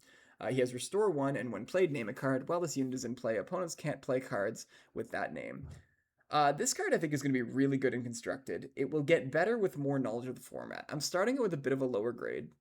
So a 3-cost 2/5 is not amazing. That's pretty unfortunate. It's probably like a C-. You Restore 1, bumps it up a little bit. And then, yeah, if you know anything about the format, naming a card and bricking your opponent from playing that card could be good. Maybe you know the removal in the set. Maybe you know some big sentinel that would be scary. Maybe you name some ambush card that would be pretty annoying right now. And when you brick your opponent on this, they A, will never be expecting it, and B, it will be really, really difficult, because often in limited you don't have a lot of options. Often if you go into your 4 resource turn with a single 4-drop and maybe sometimes nothing lower than that. So if you manage to play this and name their 4-drop, they might just be cooked. They might just have to take initiative. And then you're feeling very, very good, right? So definitely there is a chance for that. Obviously, you won't always be able to name the right card. I don't think there's a lot of like disclosing in this set, or I don't think there's any disclosing. I don't know if there's any, or there is a card that lets you look at your opponent's hand in Heroism on, it's a 2-drop. So I guess curving this from that would be nice, but I don't think that you can usually expect to have knowledge of your opponent's hand when you play this. In Game 2 and Game 3 of a best of 3 set, this could be better because you've seen more of your opponent's deck, for sure. But even still, the lack of consistency in limited means that naming a card and having this restriction be present is a little bit less good than it will be in Constructed. But I do think this is going to be crazy in Constructed. I mean, it's another copy of Galen that comes out a turn earlier. Cool. Yeah, I'm giving it a C+. I will say I have rated this lower than everyone on my team, so maybe I will be wrong, but we'll see. Next is Casca Reeves, Warrior of Mandalore. She's a 4-cost Vigilance ground unit at rare. She's a 4/4 Mandalorian. This is while you control a token unit, this unit gains Sentinel. And when played, if a friendly unit was defeated this phase, create a Mandalorian token. This is insane value. So you will basically always be able to do the when played. If a friendly unit was defeated this phase is easy. Either your opponent will trade into one of your units, you'll trade into one of your opponent's units, and just being able to have that agency of when that happens means that you'll basically always be able to do this. And then you get a Mandalorian token, and then Casca Reeves has Sentinel. So she is a 4-cost for 6/6 in stats, including a shield that's spread across 2 bodies, and also one of the bodies has Sentinel. Like, for 4? That's insane. Now, of course, if you play this as a 4-cost 4/4, that's definitely unfortunate. What's a 4-cost 4/4? It's probably between a D+ and a C-. But I think that even though this is a restriction, a condition, it is not a difficult condition to do. I think you will be able to do this very, very frequently, and you'll have absolutely no trouble getting this Mandalorian token and therefore the Sentinel. I think Casca Reeves is legitimately insane, and I will say this is maybe an underrate. I'm giving her a B+. And calling a B+ maybe an underrate is crazy. Next is Covert Believers, a 5-cost Vigilance ground unit at common. It's a 4/5 Mandalorian with, when defeated, create a Mandalorian token. So this is just the same card that we saw earlier. We saw a 3-cost 2/3 that had when defeated, make a Mandalorian. This is just bigger, more stats, but does the same thing. I think I'm in on this. It's like a fine statted thing. It's a little bit like understatted again. For a 4/5, we kind of want to pay 4 for that. Paying 5 for that for this, like, maybe getting you will eventually get a Mandalorian token. When defeated, getting a Mandalorian token, you're paying 1 to get a delayed Mandalorian token. Like, that's pretty good value. This might be an overrate. I've given it a C+. It might be closer to a C. It is kind of a bit of a rough stat line. This is probably an overrate. You know what? I'm rounding it down on my spreadsheet. This is a C. Next is Trexler Armored Marauder, a 6-cost Vigilance ground unit at common. It's a 5/6 Imperial vehicle tank with grit, and when played, you may give a shield token to a unit that costs 3 or less. This is, again, 6 cost for a 5/6, a little bit understated. We kind of want to pay 5 for that-ish, but it has grit, which definitely matters, and you probably do get a shield out of it. Now, shields are good, like I said. Again, assuming you're not playing as CAD, but shields are good. And this is definitely, it's good value for the cost. However, when you are paying 6 for something, you want that thing to be, I think, a little bit more impactful than this. Usually when you're playing 6, like this, I almost said it doesn't do anything right away. It kind of does. It gives something a shield. But the thing it gives a shield to is not the most impactful unit. If this could give a shield anywhere, I'd be way more interested. You could put it on your leader or something, but I just don't think this is going to be a massively impactful card to play on 6 resources, and that's unfortunate. So I don't think it's unplayable or anything. I think it's just going to kind of be filler. It's like a C. Next is Captain Pelion, Plotting from the Shadows, a 2-cost command villainy, ground unit at uncommon. He's a 2/4 Imperial official. It says while a leader unit has been defeated this phase, this unit gains raid 3. Cool. The ability won't come up very much. It does say a leader unit, so that's yours and your opponent's. So now notably, judges correct me. I don't think this stacks. Because it says a leader unit. So if 1 leader unit has been defeated, this condition is satisfied. If 2 leader units have been defeated, this condition is satisfied. But there's nothing about it being satisfied twice. So I think that it doesn't stack. So he can never have raid 6, or I guess raid 3 twice. But I digress. You can get it over multiple turns. So if you defeat their leader on 1 turn, gains raid 3. You defeat your leader on another turn, gains raid 3 again. That's cool. Again, probably not going to come up all that often. How often does your 2-cost 2/4 make it to the turn your leader dies? Not very often. That being said, he is a 2-cost 2/4. That's cool. Like I said, 2-cost 2/4 is probably between C plus B minus, probably B minus, closer to B minus. And this does technically have upside, which I think healthily pushes it up into the B minus range. I think this is a solid turn 1 play, and you can usually just pretend it's a vanilla, and that's cool. Next we have Moff Jerjerrod. We shall redouble our efforts, who's a 2-cost command villainy ground unit at special rarity. He's a 1/3 Imperial official with if you would create a number of tokens, you may defeat this unit. If you do, create twice that number of tokens instead. This is a very niche card designed for like a very specific kind of constructed deck, I guess. You have to think about what tokens are worth sacrificing your 2-drop for. Are advantage tokens worth that? Probably not. Unless you're getting like a crazy amount of them. Are shield tokens worth doing that? Probably not.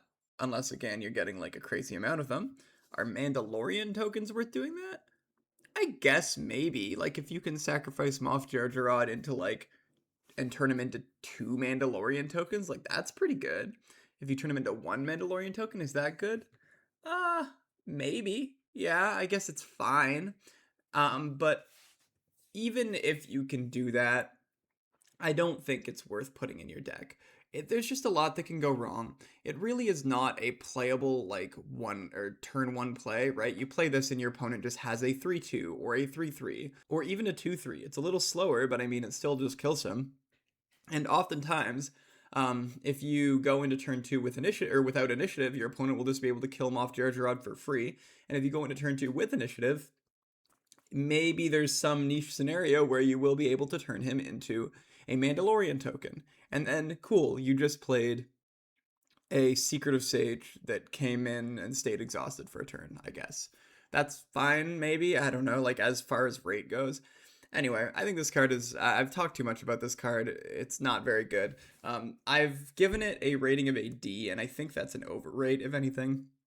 The only reason I didn't give it a lower grade is because it's a turn 1 play, which you can make if you have to. And then there's like this tiny incidental upside later. But if you're not using it to make Mandalorian tokens, the ability I think is just not worth it. And if you are using it to make Mandalorian tokens, it's like fine. Next is Forest Patroller, a 3-cost command villainy ground unit at common. He's a 3/4 Imperial Trooper that has Overwhelm and Restore 1. I really like these French Vanilla units in the same way that I like Vanilla units. For those unaware, French Vanilla is a term for magic where it's just unit with a keyword. So it's not quite vanilla, but it's like close.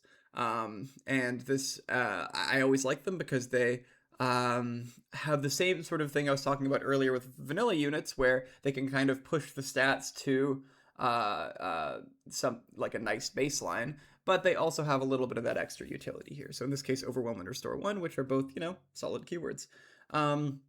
This is a nice turn 2 play.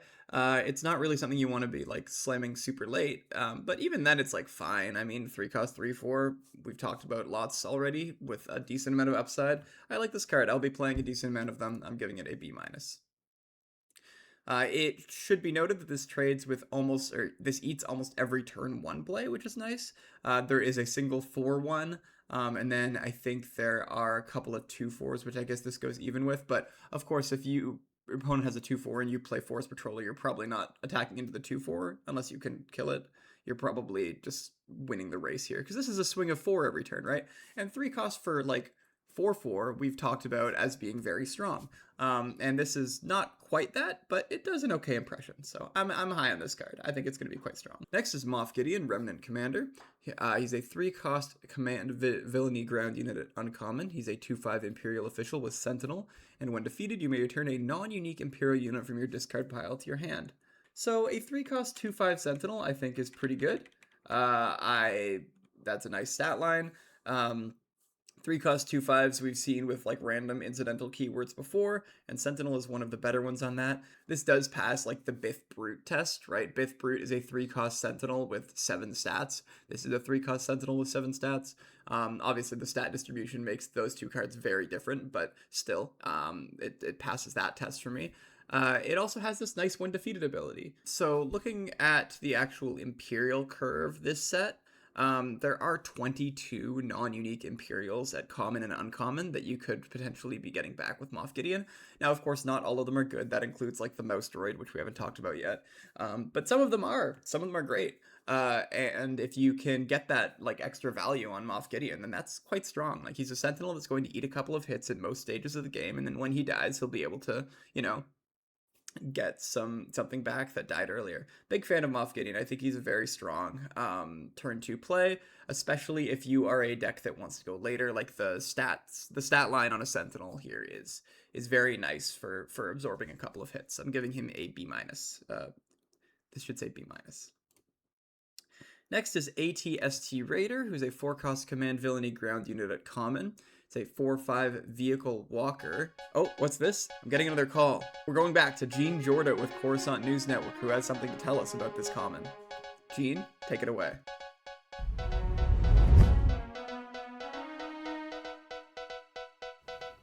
Thanks, Ben. We have a very special card to talk about today, actually. It's a 4 cost 4/5 in command and villainy. It's a vehicle walker at common. It's this ATST on the screen right now. Now, what makes this card special is that it has the ability, as long as you control a non-unique unit, this unit gains Ambush. Now, why is that so good? Well, as we know, Ambush is the strongest keyword in not just Limited, but Star Wars Unlimited in general. Now, in Limited, it's especially strong because it condenses the action economy, it kind of acts as a removal, and on a well-statted body like this, it is a very, very efficient unit. Now, what makes this unit in particular so good is that for commons and uncommons at the 4 and below resources, there are only 5 units in the entire game, not counting shielded units, that this doesn't just kill and stay alive. So not only is it a well-statted ambusher, but I also believe it is very well positioned into the format. Now, of course, sometimes it won't have ambush, but this, as long as you control a non-unique unit ability, is very free in most cases. Mandalorian tokens are non-unique units, as well as a lot of the curve you'll be playing on 2 and 3 resources. And then even later game, this is still strong on 6 resources, 7 resources, even 8 resources. Hitting in for 4 onto a ground unit and potentially keeping a body behind, very, very, very good. This unit, I believe, is the strongest common unit in this set for Limited. This other unit that we'll talk about soon, the 4/3 Shielded Sentinel, a lot of people think that is the strongest unit in this set for Limited, and I understand why. It's very good as well. However, I believe that the ATST is going to be stronger because I believe that Cad Bane is going to be one of the strongest leaders for Limited in the set. And with his ping, the shield on the 4/3 makes it kind of into a slightly better Ando Commission. And Ando Commission is a good card for sure, but it's not the best common in the set, which is why we here at Coruscant News Network are putting our credits behind this ATST here. That's been Gene Jordo signing off. Thanks, Gene. And I agree. I think this is the best common for the set. Again, it was almost the 4/3 Shielded Sentinel, but with the prominence that I think Cad Bane will have, I do think this is better. It's just a 4 cost 4/5 ambush, basically always. 4 cost 4/5 is already like an acceptable stat line, so even in an absolute fail case where this doesn't have ambush, it's still fine. But it will have ambush, basically always. Huge fan of this card. I'm giving it a B. Next up is Gallius Rax, Counselor to the Empire. He's a 6-cost command villainy ground unit at Legendary. He's a 4/7 Imperial official that says other friendly units with 2 or more different keywords get +2/+2. This is an interesting one. It's probably not real. However, there is a leader in this set you may remember, Grand Admiral Sloane, who can give all of your stuff, Sentinel and Overwhelm, on her flip, and then on her front side she can give the whole board Sentinel and Overwhelm, which are 2 different keywords. So if you are playing Sloane and someone passes you this, it probably is actually worth taking, because if you are able to stick a couple of units, flip your leader, and then play Gallius Rax, you probably will just be able to win that game. The extra stats you'll have will be so brutal. Everything will have Sentinel and be huge. It'll just stop your opponent entirely. All of the trades will become unfavorable for them. They will just kill Gallius Rax first, because the way Sloane works, he will also have Sentinel. But I mean, 4/7 is like not trivial to kill. And then if you are able to make these trades in a favorable way, in the ground arena, which you will be because everything has +2/+2, it's going to be quite strong. Now, of course, he does not give Sloane +2/+2 because she only has Overwhelm, if I recall correctly. But if you're able to give her another keyword through like a piece of equipment or whatever, then she would also get +2/+2. Yeah, so Gallius Rax, probably not real, probably usually a 6-cost 4/7, which isn't very good, but in that off case, he's quite strong. So I'm gonna just sort of give him a C- broadly, as in like sometimes you'll play, like, even if you're not playing Grand Admiral Sloane, sometimes you'll just be like, oh, I need like a big top end, I guess I'll play Gallius Rax, and this is like really unfortunate. But maybe there'll be a niche case where he gives something +2/+2. Right, I mean, the Scout Bike Trooper we saw earlier, this guy, he has 2 keywords. Like, it does incidentally happen, but yeah, don't expect it to happen too often. So I'm giving him a C-. But yeah, I would just, if you are, this definitely goes down if you have absolutely no way to get like double keywords, and goes up if you're in Sloane. This is probably the best card in your deck if you're in Sloane, actually. Next is the Great Mothers with Strange Magic, a 6-cost command villainy ground unit at Rare. It's a 6/7 Force Knight unit with support, and when the attack ends, if this unit dealt combat damage to 1 or more non-leader units, defeat those units. So it has Death Touch for the magic heads out there. So 7-cost 6/7 is fine stats. I mean, the like real premium 7-cost cards can kind of just have whatever stats. I mean, there's Luke from the last set that was a 9/7, so but that was, I think, substantially pushed. Yeah, 7 costs for a 6/7. I mean, we've seen like Vader from set 1, which was a 5/7, but that had a bunch of crazy other stuff going for it. Luke from set 1 was a 7-cost 6/7 like this. That had a bunch of crazy stuff. So is not the Great Mothers on that caliber? And the answer is obviously no. But I don't think this stat is an absolute fail case, like sometimes when they print cool abilities. And this is a cool ability.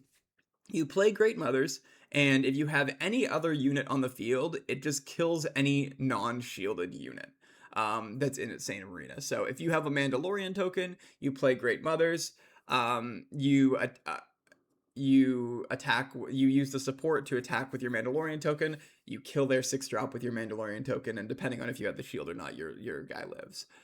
Because it's just, any amount of damage is enough to kill. And then the Death Touch ability on Great Mothers herself doesn't really matter for the most part. It's mostly for the support effect. There's kind of a joke in Magic where, like, if you print like a 7-cost creature that's like an 8/8 and you give it Death Touch, it's like, why did you give it Death Touch? Like 8 is enough to kill anything anyway. And that's kind of the same thing here, right? The when attack ends Death Touch thing is not actually going to really matter on the Great Mothers herself. That's for the support thing. But I mean, in a pinch, I guess if they play some like huge guy, then it will matter. But that effect is strong. I mean, it's removal. This is removal. It turns one of your very small units into removal. If you had a card that was like a 7-cost 6/7 that said, kill one of your units and also your opponent's unit, like your biggest opponent's unit, then that would be a very strong card. And oh, sure enough, there is a card like that in the set, Chimera, which we'll get to. Or have we already talked about? I don't remember. Yeah, so I think the Great Mothers is a very strong card. But yeah, being able to throw your 2-drop into their 6-drop is just crazy. I'm giving this a B. Because you'll still have your 6-drop. Normally, you trade even with things. This lets you trade not just one up, but it lets you trade infinitely up. Insanely good card. Next up is Bo-Katan Kryze for all of Mandalore. She's a 2-cost command heroism ground unit at rare. She's a 2/4 Mandalorian that says while you control another Mandalorian unit, this unit gains raid 2. Yeah, this is a 2-cost 2/4 and it has upside, so I'm in. Like I said, 2-cost 2/4, probably between a C+ and a B-, maybe closer to B-, but this little piece of upside definitely pushes it into that territory. It is a little bit awkward. The Mandalorian curve, unfortunately, is not actually that good. Like, it's okay. But I will say, if you can start on Bo-Katan, then that makes your Mandalorian curve much better. There's a space unit that costs 3, which we'll talk about later, and it checks if you have a unique unit. If you do, you make a Mandalorian token. And it itself is a Mandalorian, so if you can curve Bo-Katan into that, that's, like, crazy. That means her upside is actually relevant. So maybe I should give this a build around. Like, if you do get there on the, like, Mandalorian curve, she's probably a B. But as it stands, I'm going to give her a B-, just because I don't think the Mandalorian curve will come together that often. But happy to be proven wrong. Next is Pathfinder Sergeant, a 2-cost command heroism ground unit at common. It's a 2/3 Rebel Trooper with Ambush and Restore 1. There are not enough 3/3s in this set for a 2/3 to be a huge problem. Obviously, if you're playing into Grief, then there are a lot more 3/3s, but for the most part, a 2/3 is an okay stat line in the set. There have been sets where a 2/3 would be pretty rough. Secrets of Power comes to mind immediately as just the 3/3 set. There were 2 of them at common, and then I think 1 or 2 at rare. This is nice. Obviously, Ambush is the best keyword at limited, but it's pretty rare that you want to play your 2-drop as an ambusher. I will say if your opponent opens on a 2/2, which does happen sometimes this set, there's a few okay 2/2s, and it's never exactly what you want to do, but it's fine. And then you open on this, then that completely kind of blows them out. I don't think it's worth passing. Like if you start with initiative, obviously if you think they're going to open on a 2/2, what you would do would be pass, let them play their 2/2, you do this, they claim, but now you have the board. Whereas if you just play this, then they play their 2/2, then no dice. But I think that you probably don't pass if you have this in your hand, because there's a chance they do play a 2/4, and then you would just much rather have had the initiative. This has 2 keywords for Gallius Rax, but it's out of aspect, so don't worry about that. Yeah, it's a 2-cost 2/3, which is fine, and it has upside, but the upside isn't like massive. It probably hovers between a C+ and a B-. I almost kind of want to round it up, but I'm going to give it a C+. And here I go underrating ambushers again. This is maybe better than that. Because, again, late game, it can be used as, like, the last 2 damage on a big unit and 1 restore, which could be relevant. Next is Clan Ren Loyalist, who is a 3-cost command heroism ground unit at common. She's a 3/2 Mandalorian trooper that says, when played, search the top 5 cards of your deck for a card that shares a trait with a unit you control, reveal it, and draw it. So that does include her traits, right? She has Mandalorian and Trooper, and when you play this, you can get a Mandalorian or Trooper automatically. And then if you had a 2-drop with different traits, let's say you opened on, this, then you would be able to get a Rebel as well. Yeah, I mean, like, it's a 3-cost 3/2 that usually draws you a card, limited 30-card decks, so top 5 cards is a lot of your deck. You probably will be able to find one. And yeah, I think it's fine. Playing a 3-cost 3/2 though is a little bit rough. It just trades so poorly into almost every good low rarity 3-drop this set. And I think that is a real problem. But I mean, hey, if you can consistently get this ability off, which I think you will be able to, then it's probably okay. Even though you're probably sacrificing some board presence for maybe an extra card in your hand, which depending on how you build your deck, could work. Anyway, I think this is mostly just filler. You'll probably play a copy of this and be fine with it. I'm giving it a C. Next is Crix Medine, Strike Team Strategist, a 3-cost Command Heroism Ground unit at Uncommon. He's a 3/2 Rebel Official. This is when played, you may play a Heroism unit from your hand. It costs 2 less for each arena in which you control the most units. This is an interesting one. It will oftentimes depend on whether you have initiative or not. Because if you have initiative, you play your 2 probably on the ground. They play their 2 probably on the ground. You take initiative, you play Crix Medine, and now you have the most units in the ground arena because you have Crix and the 2-drop, they just have their 2-drop. Whereas if they are starting the initiative, then it'll be reverse, and they'll have 2 units by the time you play Crix, so you'll have the same amount of units and you won't get this ability. Now, how good is this ability? Well, I mean, if you do what I just described with initiative and you have the most units in the ground arena, now you just get to play a free 2-drop.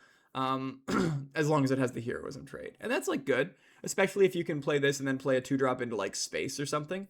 So a 3/2 is something you would kind of want to pay 2 resources for. So is this effect worth 1 resource? I guess like it could be, if you're able to do this. Now, not late necessarily, but later game, if you do manage to have both arenas where you have the most units, you play this, you get to play a free 4-drop. Like, that's kind of cool, I guess.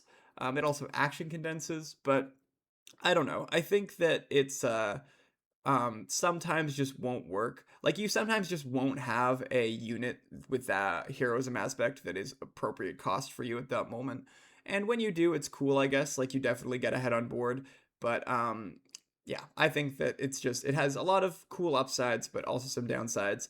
And it's your opponent, if they see this in game 1, in game 2, they will change how they play.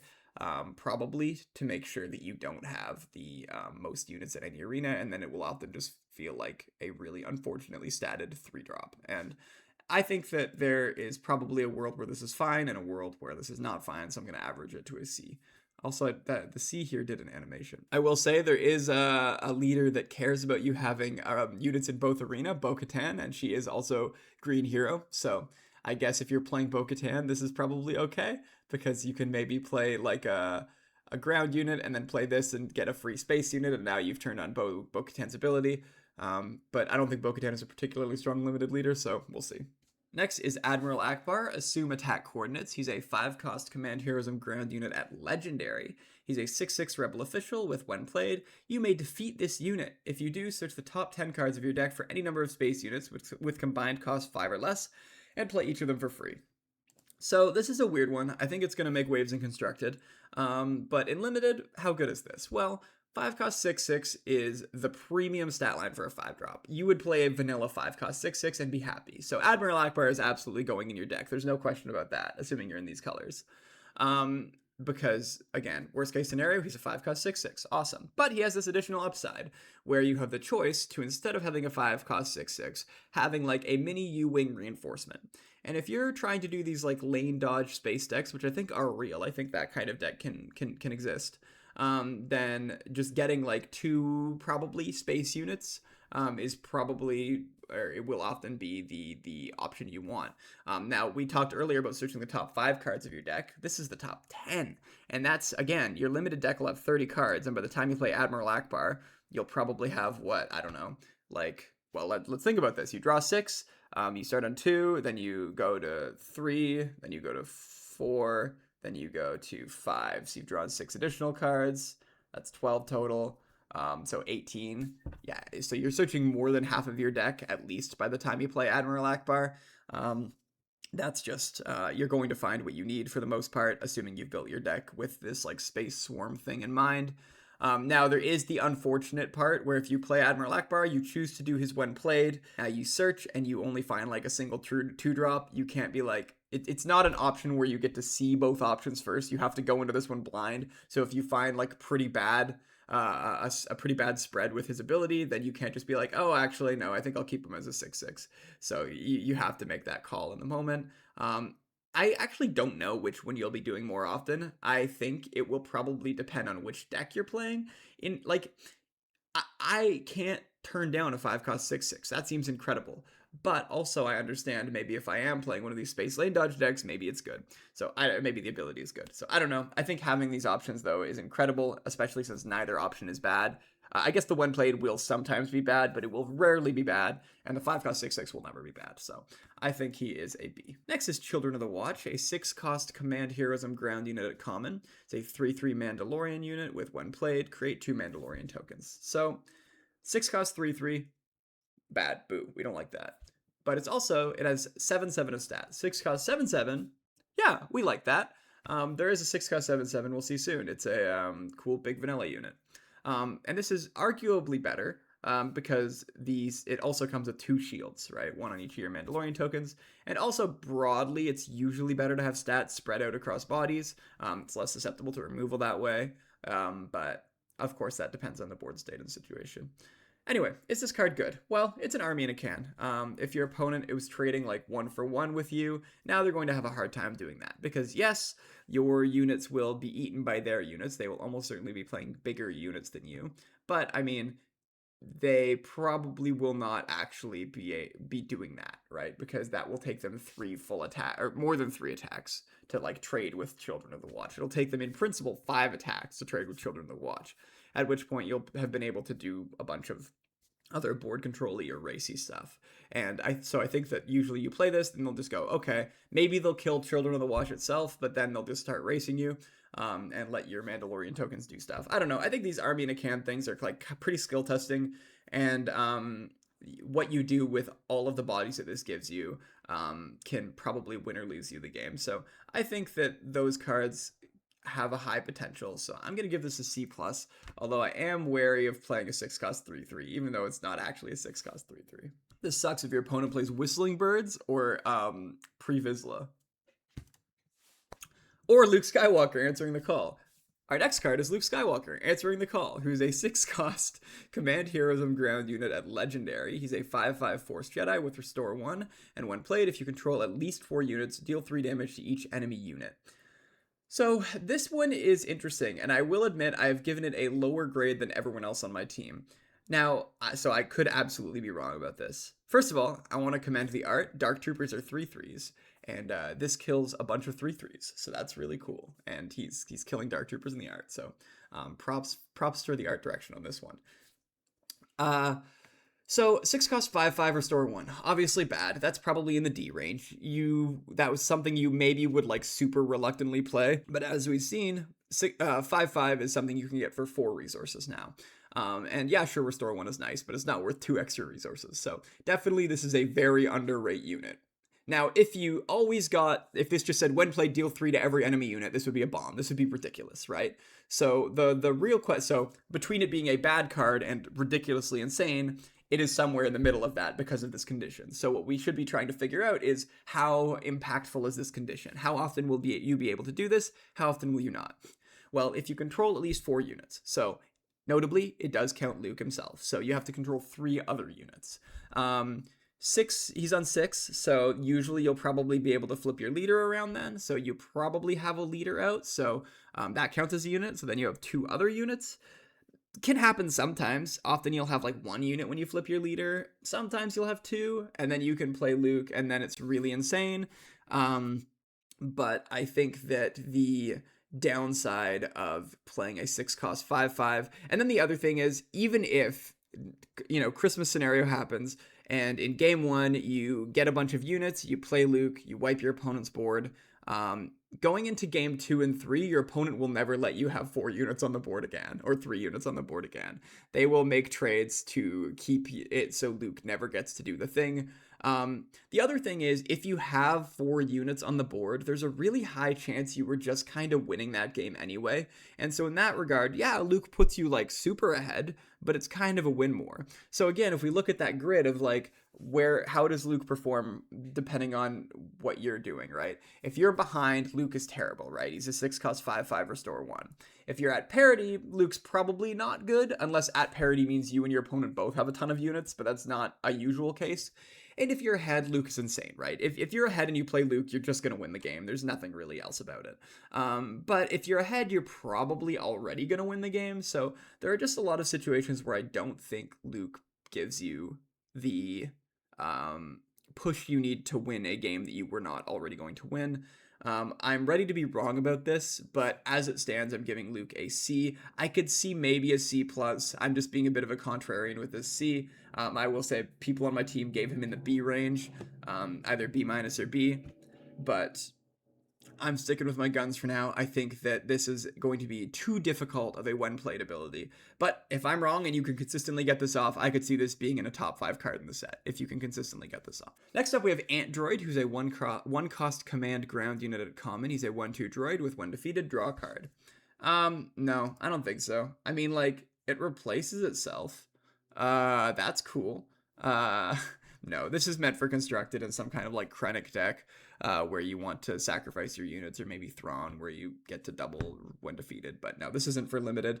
It's just not a relevant stat line to play on turn 1. I'm giving it a D+. Next up is 8D8, Daimo's Major Domo, a 2-cost command ground unit at rare. He's a 1/4 underworld droid with hidden and action exhaust. Deal 1 damage to another friendly unit. If you do, search the top 5 cards of your deck for a unit, reveal it, and draw it. I guess it works. It's slow. Again, top 5 cards in limited, you're never going to miss a unit. You'll always draw off of this. It kind of reminds me of the Dr. Pershing from, I believe, set 2, Shadows. But it's just, I don't know. It's a weird one to think about, because sure, it has hidden, so if you play it later in the game, you'll be able to ready everything and then get this action off to ping some other unit. And that's cool, I guess. It's not like they'll be able to kill it immediately. You will get 1 spin off of this. If you play it on, like, turn 1, you do need another unit. So if you play it on turn 1, and then you go to turn 2, and you play your 3-cost card, and then you can ping it to draw, I guess that's cool, but that does often change the math. Like, if your 3-cost card had 1 less HP, that could often mean that their 3-cost card could eat it. So, like, you know, if you have a 3/4 and your opponent has a 3/4 and you do 1 damage to your 3/4, that's not going to be so good for you, right? It doesn't impact the board a ton. And yeah, sure, it's a pretty strong value engine, but I just don't think that it will get there. The best case scenario for it, I guess, is that if you are kind of lane dodging a little bit and you can ping your space units where the pings don't matter. This is also kind of rough into CAD, because your opponent can ping one of your units, and then 8D8 can ping your unit, and now your unit is down 2 HP, which means it probably gets traded down to a lower cost unit. Like, their 2/4 now just eats your 3/4. I don't know. I think that's, like, kind of awkward, but I don't think it's unplayable, and it definitely is, like, a value engine. I'm going to give it a C-. Next is Grief Karga. Introductions are in order, who is a 2-cost command ground unit at uncommon. He's a 2/3 official with action, pay 1 and exhaust. If your base was attacked this phase, create a Mandalorian token. I think this is strong. I will admit that I may have underrated it. So now, with that being said, 2-cost 2/3, this set is a fine stat line. There aren't enough 3/3s for this to be a real big issue. And I think this ability is strong. Like, if you can consistently pay 1 for this action, then that, like, paying 1 for a Mandalorian token is pretty nice. Like, you're usually okay to underdrop even, so you can do that. Right? Like, on turn 2, if they decide to go base for some reason, you probably would rather than just play a 3-drop, you'd probably rather play another 2-drop and also Grief Karga's ability, get a Mandalorian token. Like, a Mandalorian token is approximately priced at 2 resources. So, you know, getting it for a discount is nice. That probably means that Grief Karga kind of has soft Sentinel, especially early in the game, meaning your opponent will just kill him instead. But, like, that's fine too, right? I mean, if your 2-cost 2/3 had Sentinel, that would be pretty cool. Now, of course, it's not quite like that. But yeah, I think that this card, if left alone, is very strong, so your opponent must deal with it, and limiting your opponent's action space is always good. So I think this is good, and this might be an underrate. I've given it a C+. It could go into the B- range for sure. Next is Warriors of Clan Kryze, which is a 2-cost command ground unit at common. It's a 2/3 Mandalorian trooper with, while you control another exhausted unit, this unit gains Sentinel. Yeah, I mean, this is a 2-cost 2/3 that actually has Sentinel sometimes. It should be noted that when you play a unit, they come in exhausted. So every turn you get to play a unit, this unit gets Sentinel. Which, like, in a weird way, gives your other units hidden, right? Because if you play some unit you don't want your opponent to immediately deal with, now they have to go through Warrior of Clan Cries first. Yeah, I mean, it's a 2-cost 2/3, so fail case, it's, like, good. And it has this nice little upside. So for me, I think this is between, again, it's probably about a C+. It's also a pretty good Mandalorian on turn 1, which can matter for some synergies. Next is Blurg, who's a 3-cost command ground unit at common. He's a 3/4 creature with support and overwhelm. Oh boy, more Gallius Rax support. Very cool. No, jokes aside, this is nice. It means you're always getting the initiative going into turn 3 for the most part, because, you know, regardless of whether you have initiative going into turn 2, this action condenses. It lets you attack with your 2-drop, whether that means into their unit or their base. Giving it Overwhelm probably doesn't matter a ton, but we've seen 3-cost 3/4 Overwhelm in Limited before. It's pretty good. And yeah, this is just that, but with a little action sheet on it too. So I like it. I'm giving it a I'm giving it a B-. I think that the 3-cost 3/4 Overwhelm is probably almost a C+, and I think the support pushes it up. Just being able to make sure you have that action economy is really nice. It may also, it's especially important in this set because if you are able to first action kill your opponent's only unit, even if it trades your unit, then if they were planning on playing a support card that phase, you've just made their support card worse. So yeah, big fan of this. Next up is Lang, Arrogant Mercenary, a 3-cost command ground unit at rare. It's a 2/5 fringe with action, exhaust. This unit deals damage equal to his power to a ground unit. So this is cool, I guess, because it basically lets you deal its damage. Like, I mean, it just lets you, like, when you're attacking with this unit, it doesn't take damage back. Massive air quotes. There's additional upside on top of that in that it can go around Sentinels. It's like a pretty solid ability. We have seen it before and it was just okay. I do think I need to see it be good, just because the 3/5 or the 2/5 stat line is a little bit rough. And yeah, I mean, it does make combat math work well in your favor, so maybe this is a bit of an underrate, but my team mostly agrees on this one. I'm giving it a C.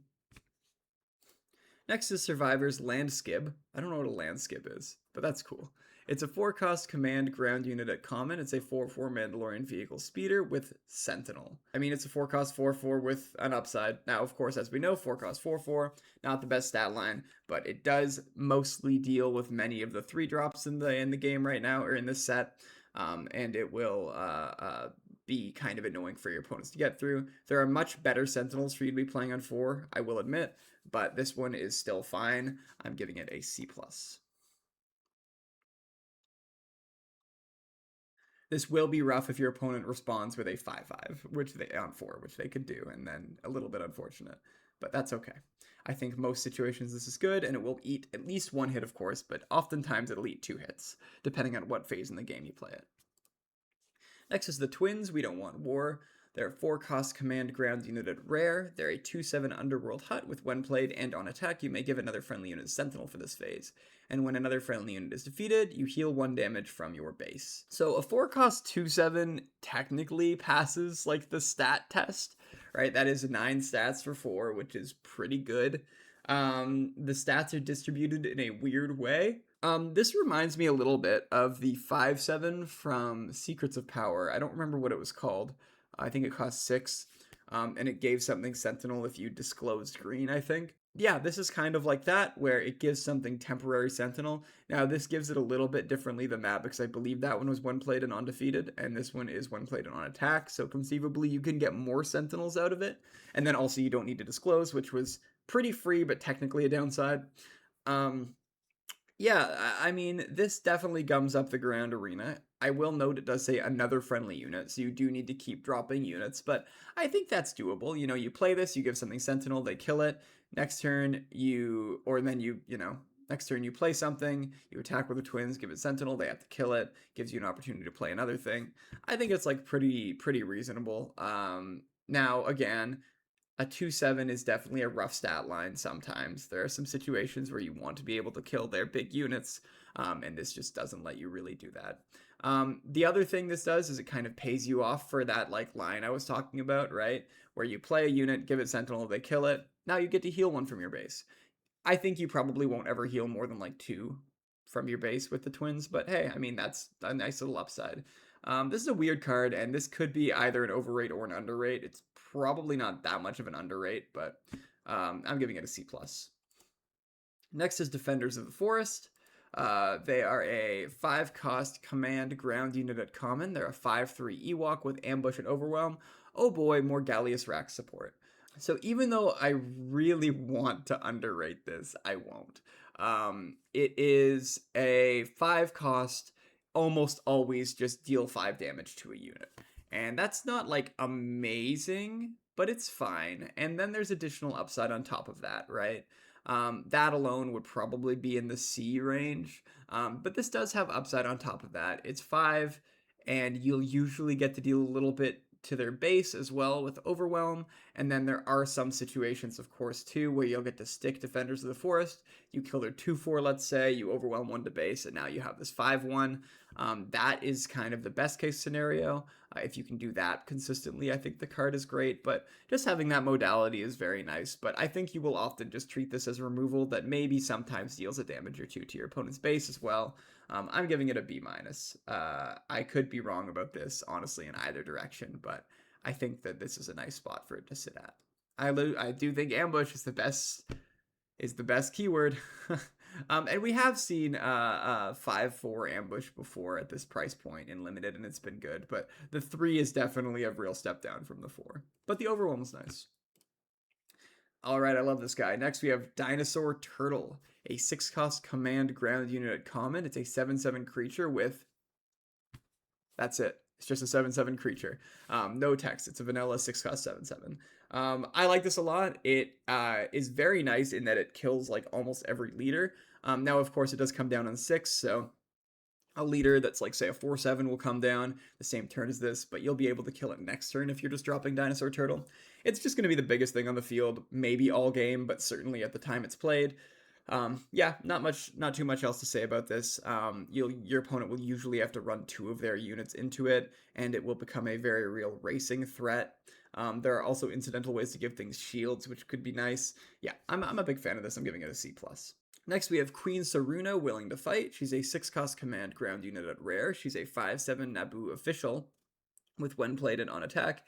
You may reveal a unit from your hand. If you do, deal 3 damage to a unit with the same cost as the revealed unit. So this is very strong. You don't even need to discard the card. And usually, at this point in the game, there will be a couple of units on the field, and you'll have a few cards in hand. So even if you won't be able to deal 3 damage to the thing you really want to deal 3 damage to, you'll probably be able to deal 3 damage to something.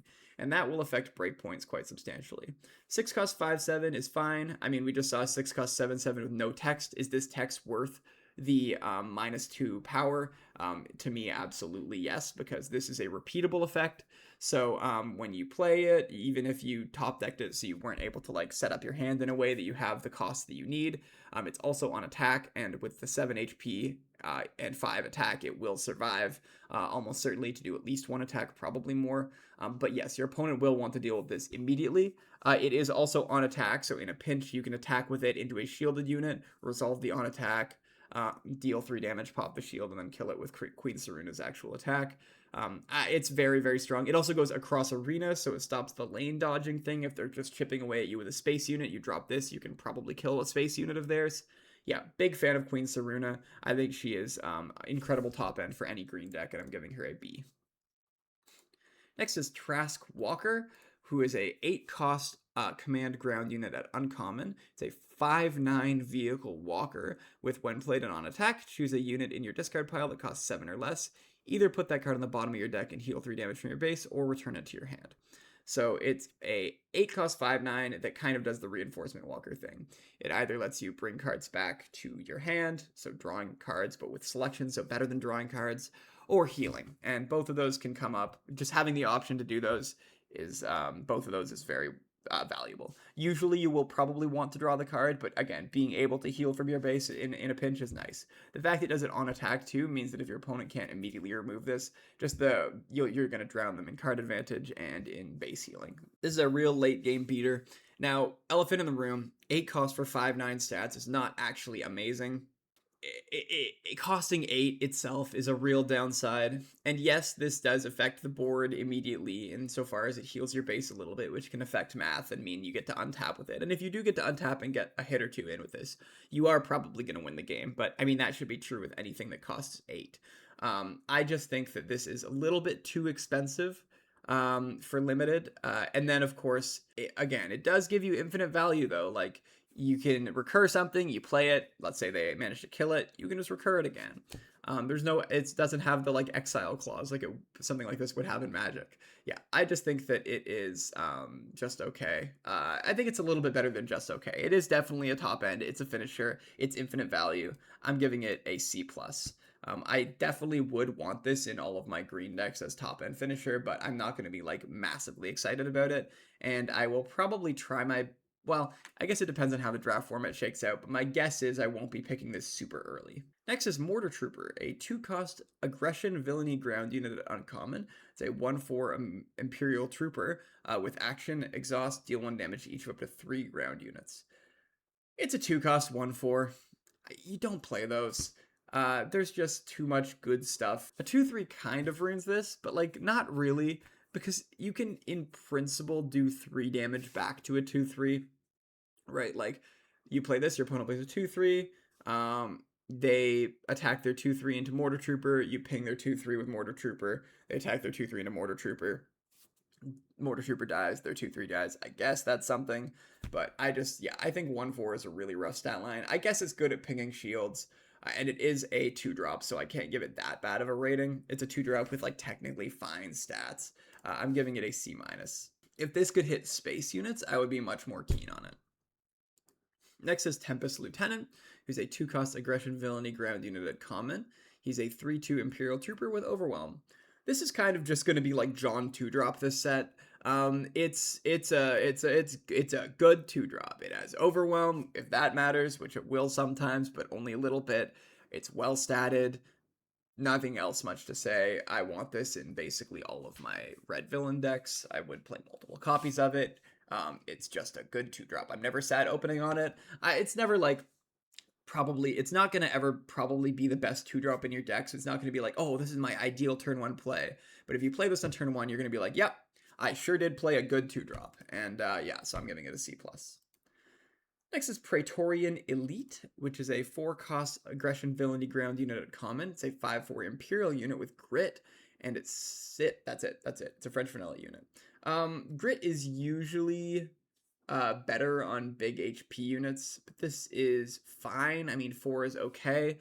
It means your opponent should probably try to clear it in 1 hit, because, if they have a 2 and a 3 that they want to trade into this, their 3 is a 3/4, they run that into this, you hit them back for 8, and then they kill Praetorian Elite. Sure. That's going to be the best scenario for this card, but usually they're going to want to try to kill it in 1 hit, or in a way that you have to attack with it first so that they can give it a huge power boost without actually having to worry about that power boost being used on them, and then finish it off with a small unit or a Mandalorian token, something with a shield. I think this is like a really solid curve filler for red villain decks. Again, super happy with this. I think there's a 4-cost 5/4 vanilla in just villainy, if I remember correctly, so this is just a better version of that. And honestly, yeah, grit is a scary keyword. In principle, if you're playing like Cad Bane and you need to be able to hit something for 6, you can ping your own unit with Cad and then hit in for 6. That's something that you can absolutely do, and will be right to do some of the time, and you will be playing this in basically every Cad deck because it's a common and it's not a super flashy common. But I think it's still good. I'm giving it a C+. Next is whoops, I didn't add an animation to this one. Okay, well, it's a B. Next is the Cyborg Mech, Mysterious Threat, which is a 6-cost aggression villainy ground unit at uncommon. It's a 3/7 fringe unit with grit, and when played, either deal 2 damage to an undamaged unit or 5 damage to a damaged ground unit. Genuine question for the lore heads in the chat. Why is this not a droid? Anyway, I don't think there's droid synergy. I'm just curious. So this card is quite strong. Obviously, you want to play this in CAD. If you play this in CAD, you can ping one of their units and then pretty much guaranteed kill it with cyborg mech, even leaders. This does not say non-leader. Then even if you can't, like you're not playing CAD, or they have a unit with a shield, so you can't actually put damage on it. This just coming down and dealing 2 damage to a unit is good. Like, that's still good. I would still play a card like that. But the fact that this is sometimes just almost hard removal is crazy. And then it's a 3/7 with Grit. Again, Grit works well, as I said, on units with really high HP. And 7 is a really high HP number. So it's just very strong. It can ping itself with its ability. In fact, it has to if it's the only thing on the board, although that won't come up too often. But then it's a 5/5 with Grit. That's cool. That's kind of a fail case, but that is still like a fine card, I guess. Yeah, I'm a huge fan of this. I think it's going to be crazy. Obviously in CAD, but I think it'll be crazy anywhere, red villainy. Because even without CAD pings, they'll often just have a damaged unit, or you can make them have a damaged unit through unit combat, right? And then this just comes down, kills something, and is a very scary threat. So, big fan of Cyborg Mech. I'm giving it a B. Next is Ninth Sister, Hulking Inquisitor, who's a 7-cost aggression villainy ground unit at Legendary.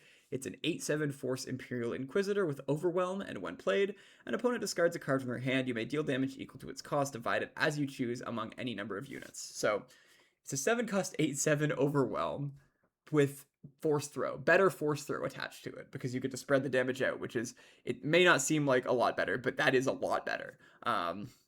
This is a very, very strong unit for a lot of reasons. First of all, the stat line is good. I would just play a 7-cost 8/7, maybe, probably not. Well, if it was just a 7-cost 8/7, no other text, maybe you play that as like top end. It's not going to be great. But as like a reluctant, C, maybe C minus, you would still play that. Give that Overwhelm. Now I'm playing it for sure. That's like probably like, I don't know, a C plus, maybe even a little higher than that.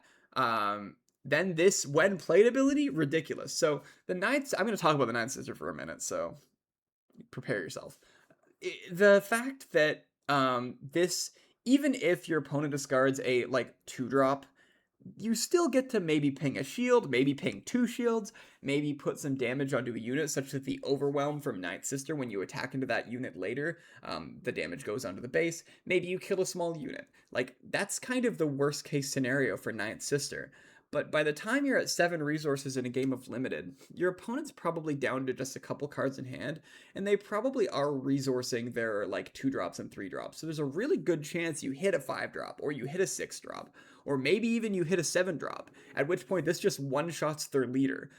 This is always, always, always going to be at least a 2-for-1, and usually I would say probably at least 70% of the time a 3-for-1, and then some smaller percentage of the time it's going to be like a 4-for-1. This card is just legitimately ridiculous. Oftentimes, again, I do think you are going to be able to discard like at least a 4-drop from your opponent, and now that's not only is that removal, but that's now a 4-drop that they can't play. You've basically done removal on that 4-drop as well.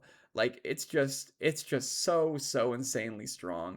She is a ridiculous unit, and then of course is like going to be the biggest thing on the field as well. Absolutely ridiculous. It goes across arena too, so if they're trying to lane dodge you with a bunch of little space units, you make them discard a 5-drop, boom, you wipe their space. You basically just did Hyperspace Disaster, which is a 7-cost card.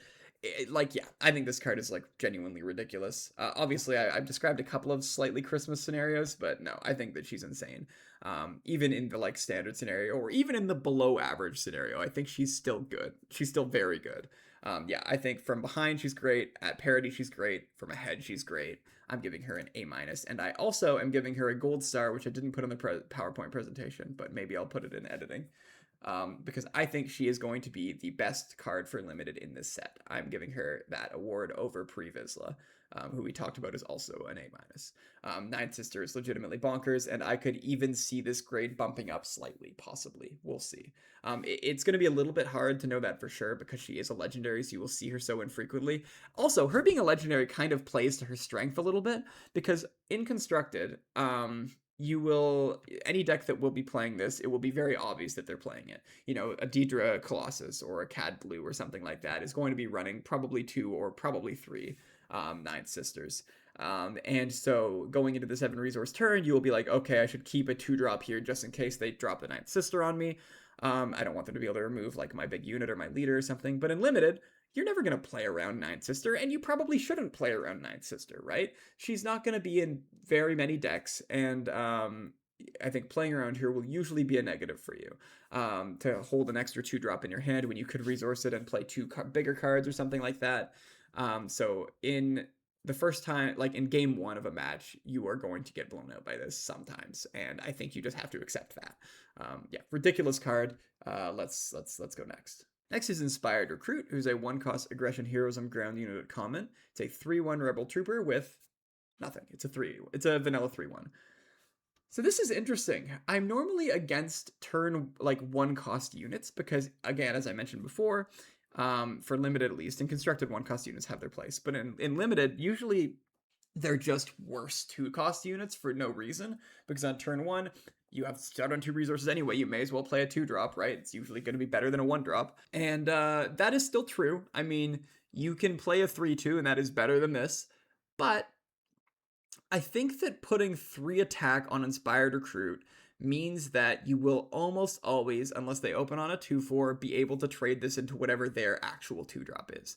I don't think you should expect to be like, oh, I'll draft a bunch of these and then I'll go double 2-drop or double 1-drop on turn 1. Like, I guess that's maybe cool, but that's also kind of a risky strategy for a few reasons, not least of which you're going down cards in hand pretty aggressively for rather low impact units.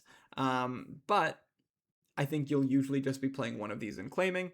And yeah, I think this is not going to be like your best turn 1 play, but I actually am going to give this 1-drop a passing grade. I'm going to give it a C. I think it's fine. You still want different, you don't like really want to have this, but if you do, it's not the end of the world. Again, it trades with 3/3s, it trades with 2/3s, it trades with 3/2s. If they start on a 4/2 or a 2/4, I mean, tough luck. Next is Honorable Night Owl, a 2-cost aggression heroism ground unit at common. It's a 2/2 Mandalorian trooper with support and raid 1. So I actually think this is probably a worse turn 1 play than what we just saw.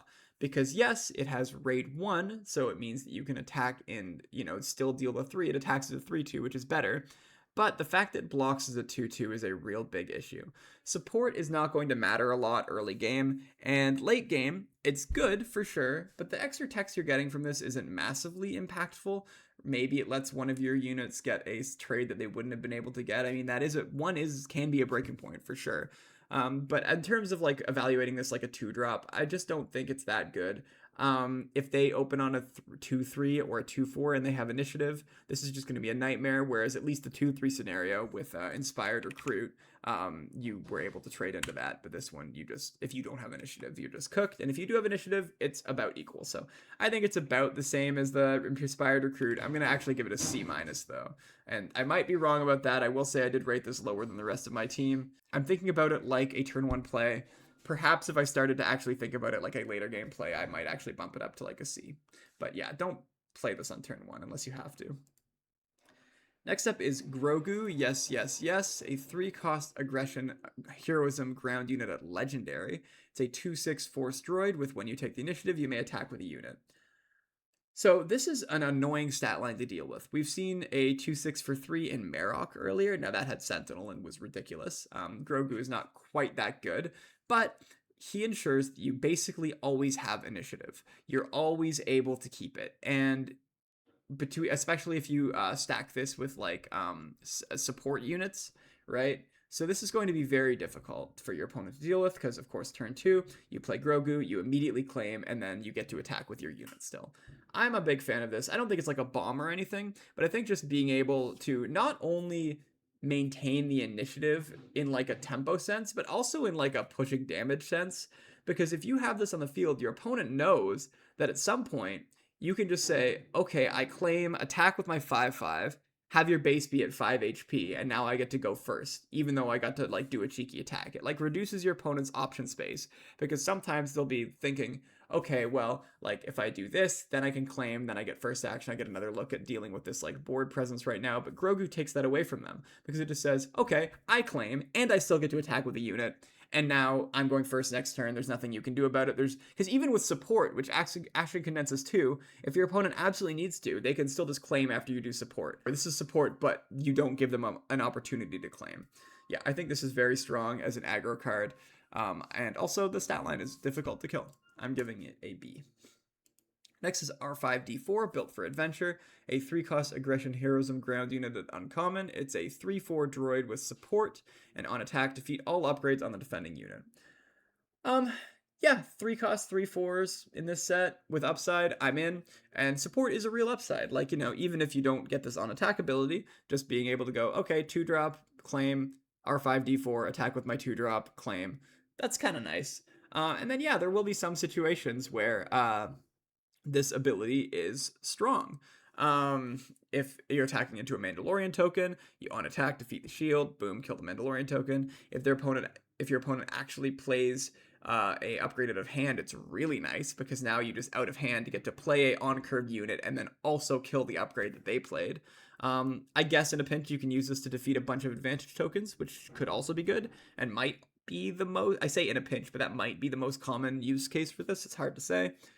Yeah, I think this card is solid. It's a pretty good turn 2 play, and can even be good later if your opponent is sort of doing this stacking up on upgrades thing. Also, I should note in Constructed, this is going to be probably played in the sideboard of some decks because it does not say non-leader units. It does not say non-leader upgrades. Pretty cool. Next is, and I'm giving it a B-. Next is Han Solo. It'll work. A 4-cost aggression heroism ground unit at special rarity. He's a 3/7 rebel official with Saboteur, and when played, deal 3 damage to this unit and give 3 advantage tokens to a unit. Han is a difficult card to evaluate. Like, I think it's good. It can help you one-shot a leader, which is kind of nice. Like, Saboteur is at a premium in this format, which is the fact that there are a lot of very strong Sentinels. There's a lot of very strong shielded units. This helps with both of those. So it comes down as a 3/4 that if you want, you can turn it into a 6/4. And a 6/4 on 4 resources is a very strong stat line. Don't get me wrong. That's great. And then it's a little better than that because you can put the 3 advantage tokens somewhere else so that they can be used immediately. Now, of course, after that, it is just a 3-cost 3/4, which is a 4-cost 3/4, which with Saboteur, which is probably not worth it. Obviously, you need these advantage tokens to be useful in some way, and I think they can be most of the time. I think the potential of one-shotting a leader or like denying their leader flip could be nice. If they have a 5-flip leader with 6 HP and you play Han on 4, they're going to think twice before flipping their leader, or they're going to want to deal with Han first in some way. And that can absolutely be nice there. It doesn't matter if they have a Saboteur. Oh my goodness. It doesn't matter if they have a Sentinel down. This has Saboteur. It can just go around it, kill their leader. And if you're able to trade Han for their leader, of course, you're going to feel very good about that. So, I don't know. I think that there's potential here. The stat line is a little rough, I think, but I think it's a C+. Next is Kachirho Militia, which is a 5-cost aggression heroism ground unit at uncommon. It's a 4/6 Wookiee Trooper with Hidden, and when an enemy ground unit attacks your base, ready this unit, use this ability only once each round. This is actually kind of a scary card. 5-cost 4/6 Hidden is fine stats, but the Hidden here is better than Hidden in other places. And the reason is, if you play this on 5, your opponent can't really attack your base for the rest of that phase. Because if so, you have a readied 4/6. This is like a very, I think, well-designed unit. Again, 5-cost 4/6 is a little understated. You want 6/6 for that. But the reason Hidden is so good is because when you play this, your opponent is going to want to kill it immediately because they can no longer attack your base, but they can't actually kill it. So, because it is hidden. So, it kind of gives you the opportunity to say, okay, you can attack my base if you want, but if you do, I'm going to kill one of your units, and then also probably still leave behind a big guy.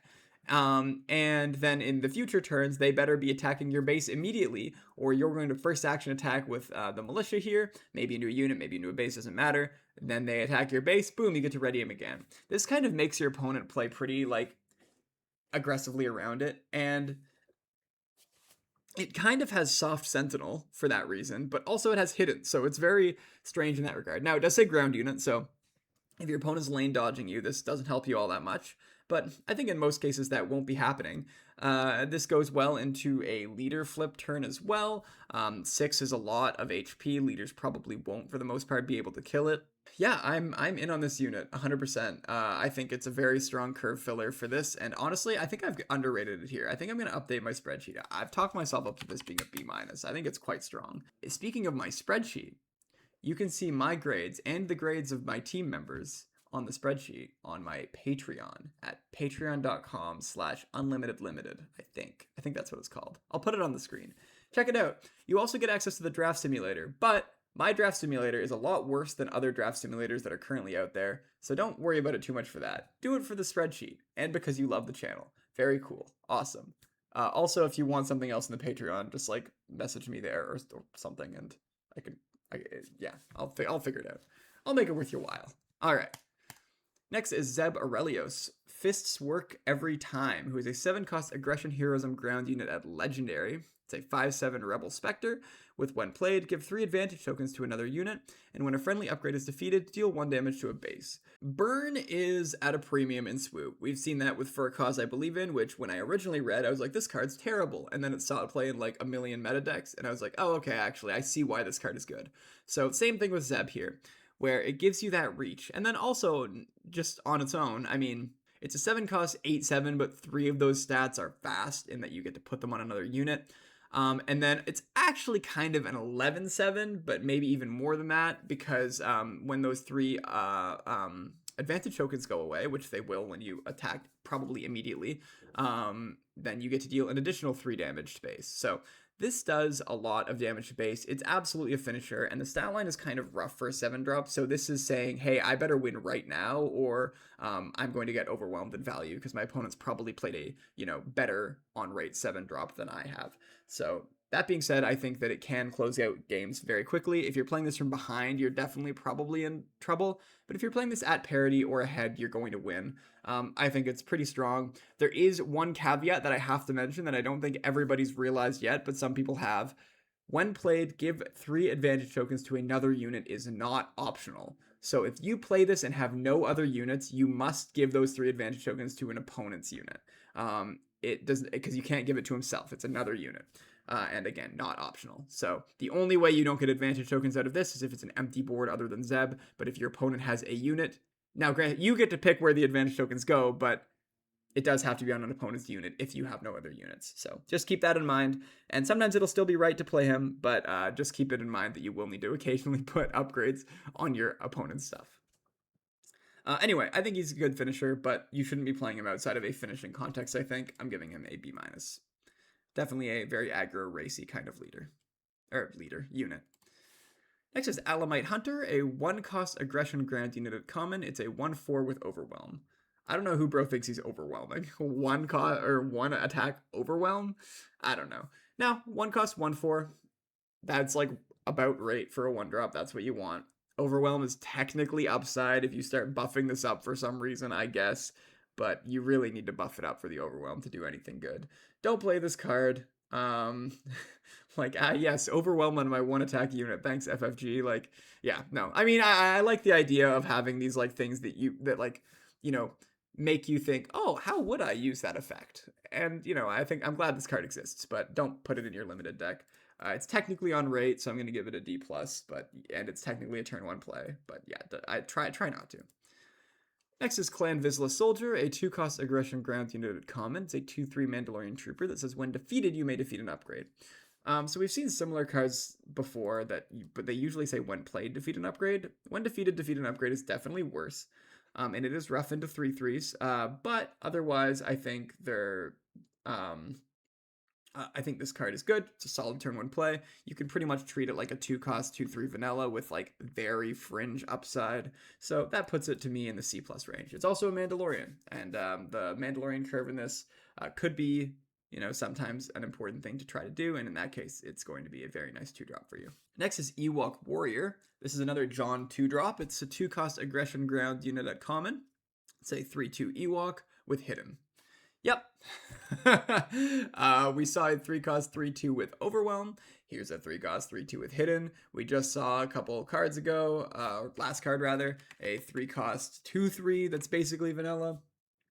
I think there are a lot of decent 2-drops in this set, and this is one of them. Once again, this is going to be one that you'll draft multiple copies of in every aggression deck, if you want them, and you'll be fine to do it. And it will probably not be the best 2-drop in your deck, probably not the best turn 1 play in your deck, but when you do end up playing it on turn 1, you'll be like, yep, I don't feel behind. I feel like I've played an okay 2-drop. Hidden, maybe there's like some utility there late game where you can put your opponent in check with that, but I just don't. I think it's just a 2-3 vanilla or a 3-2 vanilla for the most part. Cool card though. I'm giving it a C+. Next is Miggs Mayfield. How about a toast? A 2-cost aggression ground unit at rare. It's a 2/3 fringe unit with support and on attack. Deal 1 damage to the defending unit. If this unit is upgraded, deal 2 damage to the defending unit instead. So obviously 3/3s are rough if you don't have the initiative, but this has the benefit of having the 3 HP but also being able to trade into 3/3s if you have the initiative. So that's kind of nice. How good is this card? I think very, actually, because it's good at every stage in the game. Early game, it's a not vanilla. Early game, it's a 2/3 that kind of attacks as a 3/3. That's pretty cool. I'm into that. It's actually a little bit better than attacks as a 3/3. Well, it's different because it doesn't attack bases like a 3/3, but it attacks units a little bit better than a 3/3 because, for example, Mandalorian tokens, if it was just a 3/3, it would attack, it would kill the shield, it would live as a 3/1, but this attacks, pings the shield, then kills the Mandalorian, and then exists as a 2/1. That's probably better because now your opponent doesn't have the Mandalorian token anymore. So that's good. It has, so again, early game is just like a solid turn 1 play. Late game, it has support, and this extra damage can be relevant because sometimes it will actually be extra 2 damage because it's pretty easy later game to just have a random incidental shield or advantage token or maybe even an actual upgrade you played out of hand. I think that I love a 2-drop that can be good late as well. So I'm giving this a B. The fact it can just ping shields, the fact it can it can action sheet, it can behave as a 3/3 on attack, or sometimes even a 4/3. I'm very in on that. I think he's a B. Next is Axe Woves Undaunted, a 3-cost aggression ground unit at uncommon. He's a 2/4 Mandalorian with when you draw 1 or more cards, give an advantage token to this unit. Yep, this is a 3-cost 3/4, but like a little worse. It's a little hard to evaluate, I won't lie, because sometimes it's a little better than a 3-cost 3/4, insofar as if you care about upgrades, or if you are able to draw cards in your main phase, right, or your action phase, right, like with the Mandalorian leader does that. There's a few other ways to do that. And then sometimes he's worse in that a 3-cost 3/4 is always a 3/4. This is only a 3/4 for its first attack, and then it becomes a 2/4 for the remainder of its attacks that phase. I don't know. I think that it's probably a little bit too weak to be like a premium 3-drop, but it is still a 3-drop, and I have to just give it respect on that. I'm giving it a C. Also, I guess it helps with your Mandalorian curve. Next is Desert Sharpshooter, a 3-cost aggression ground unit at common. It's a 3/3 Twi'lek bounty hunter. This is when played, you may deal 2 damage to an upgraded ground unit. I like this a lot, and I've changed my grade on it since making the PowerPoint, so the grade will be slightly wrong here, but I'll get to that when I get to that. 3-cost 3/3 we've talked about. That's kind of like a rough stat line. It's probably on the order of like a C-. It's not really what you want to be doing. There's too many good 3/4s. This is not that. This is better than that by a decent amount. And it's especially good into some leaders that I think will be good. For example, Grief Karga, I think, is going to be one of the strongest leaders of this set. And whenever you play a leader, or when you play a unit on Grief Karga, that unit just automatically comes in upgraded. It has, for the most part, once per turn on the leader side. It will have an advantage token, which means it's upgraded, which means that Desert Sharpshooter can deal 2 damage to it. So I like that a lot. It can ping a shield off of something. It can even finish off a smaller unit with like an advantage token. Or I guess in a pinch, again, it can hit something that has an actual upgrade. And then it leaves behind like a fine body. I think this card is pretty solid. If you can get the ping, it's probably a C+, and I think you can get the ping more often than not. So it's between a C and a C+. In my spreadsheet, I've rounded it up to a C+. I think that you'll be able to get it often enough that it's good. And if you're ever playing against like a Grief Karga, this will be like one of the best 3-drops in your deck. Next is Shout Out Pirate Skiff, who is a 4-cost aggression ground unit at common. It's a 4/5 underworld vehicle transport, and it has Saboteur. Yep, another French vanilla card. This card's fine.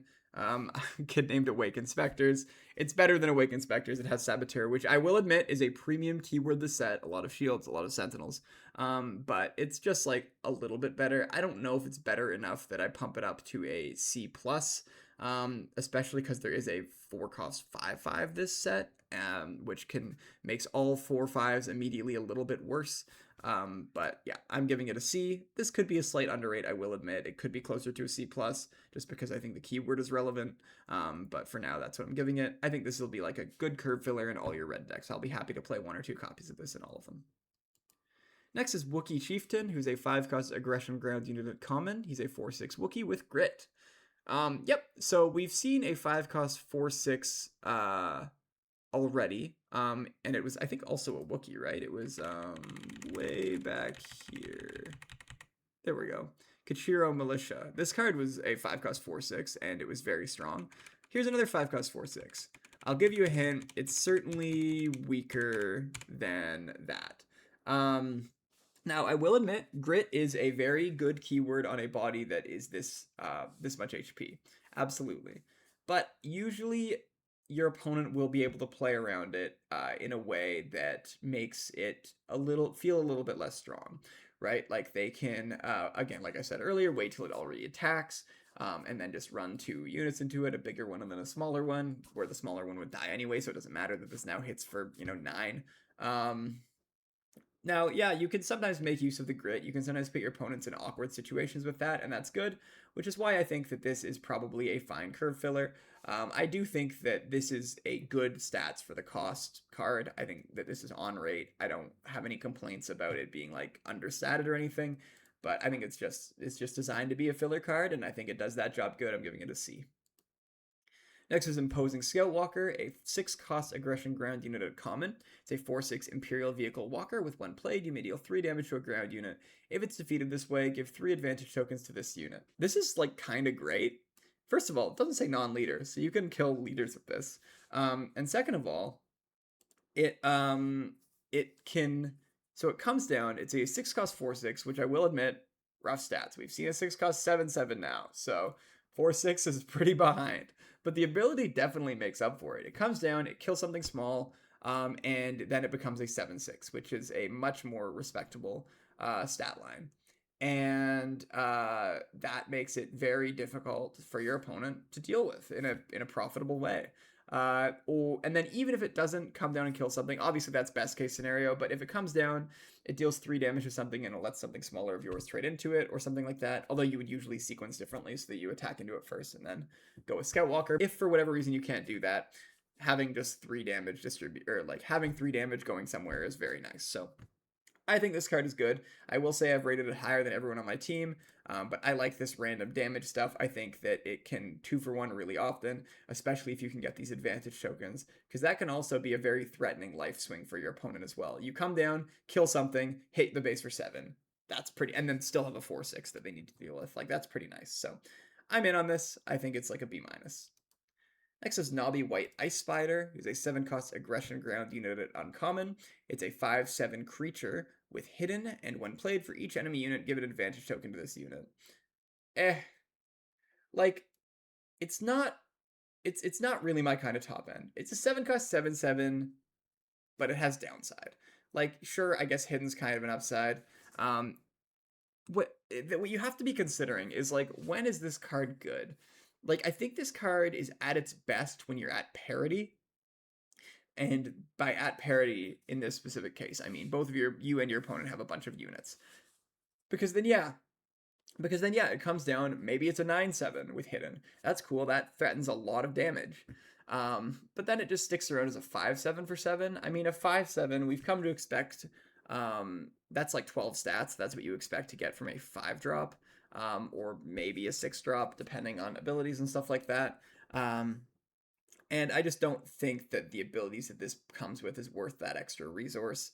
I guess, like, hidden synergizes okay with the ability, because that way you can't just immediately play this and then they go, okay, I run my Mandalorian token into it and you lose all your advantage. Now you just have a 5/7 or a 5/5, I guess, in that case. So hidden does synergize kind of nice with it, but also your opponent, if they need to, and sometimes it'll just be like free for them to do so, can just get initiative going into the next phase, attack it immediately, and with like a Mandalorian token, and then it's just a 5/7. And I just think that that's the fail case for this is too much. I don't think it's good top end. I don't think you want this in your deck. I'm giving it a C-.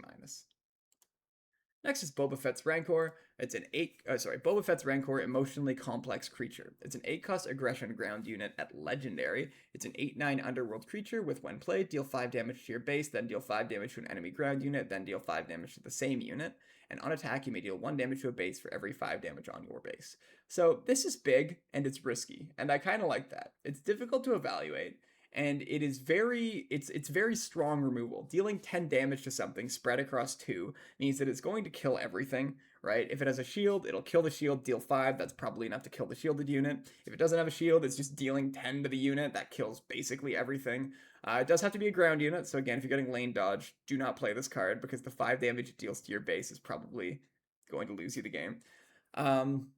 And so yeah, we have to talk about that though. So dealing 5 damage to your base is a real problem. Sometimes when you play a unit like this, you're using it to try to stabilize. So it's now a big threat, and it kills one of your opponent's things, and that's now maybe they aren't able to get in and kill your base anymore.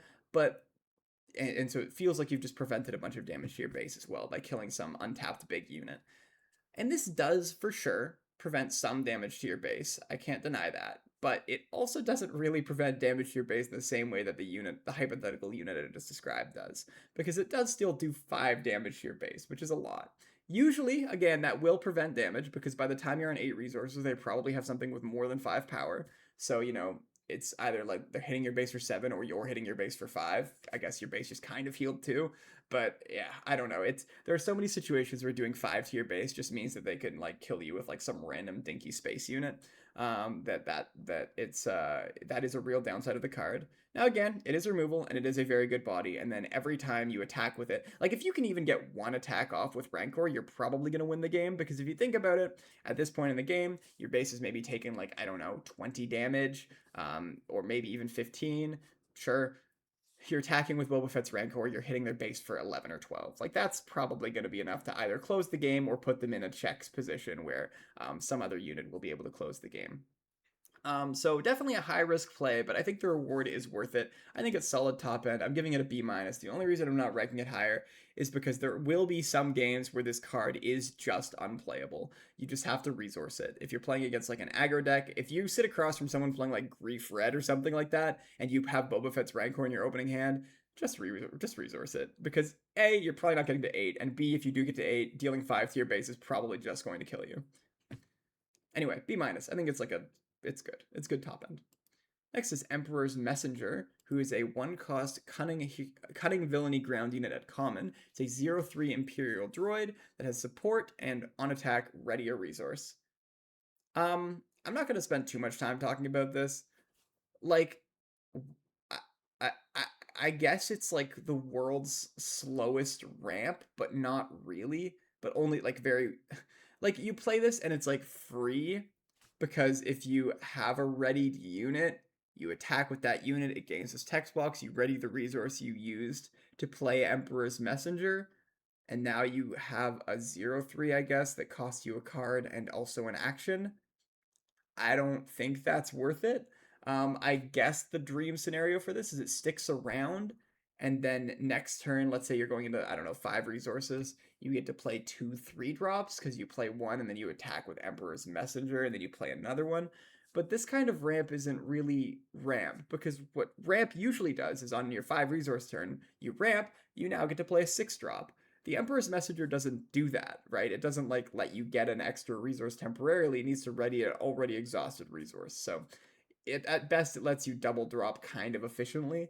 But no, I think playing a 0/3 that costs you a card, an action, and then if you're playing this as like your turn 1 play, just forget it. Just scoop it up and go to game 2. Yeah, I think this card is an F. Why does this say C+? Holy smokes, no. This card is an F. Yeah, this card is an F. Do not play this card. It's terrible. I can't imagine a world where it's good.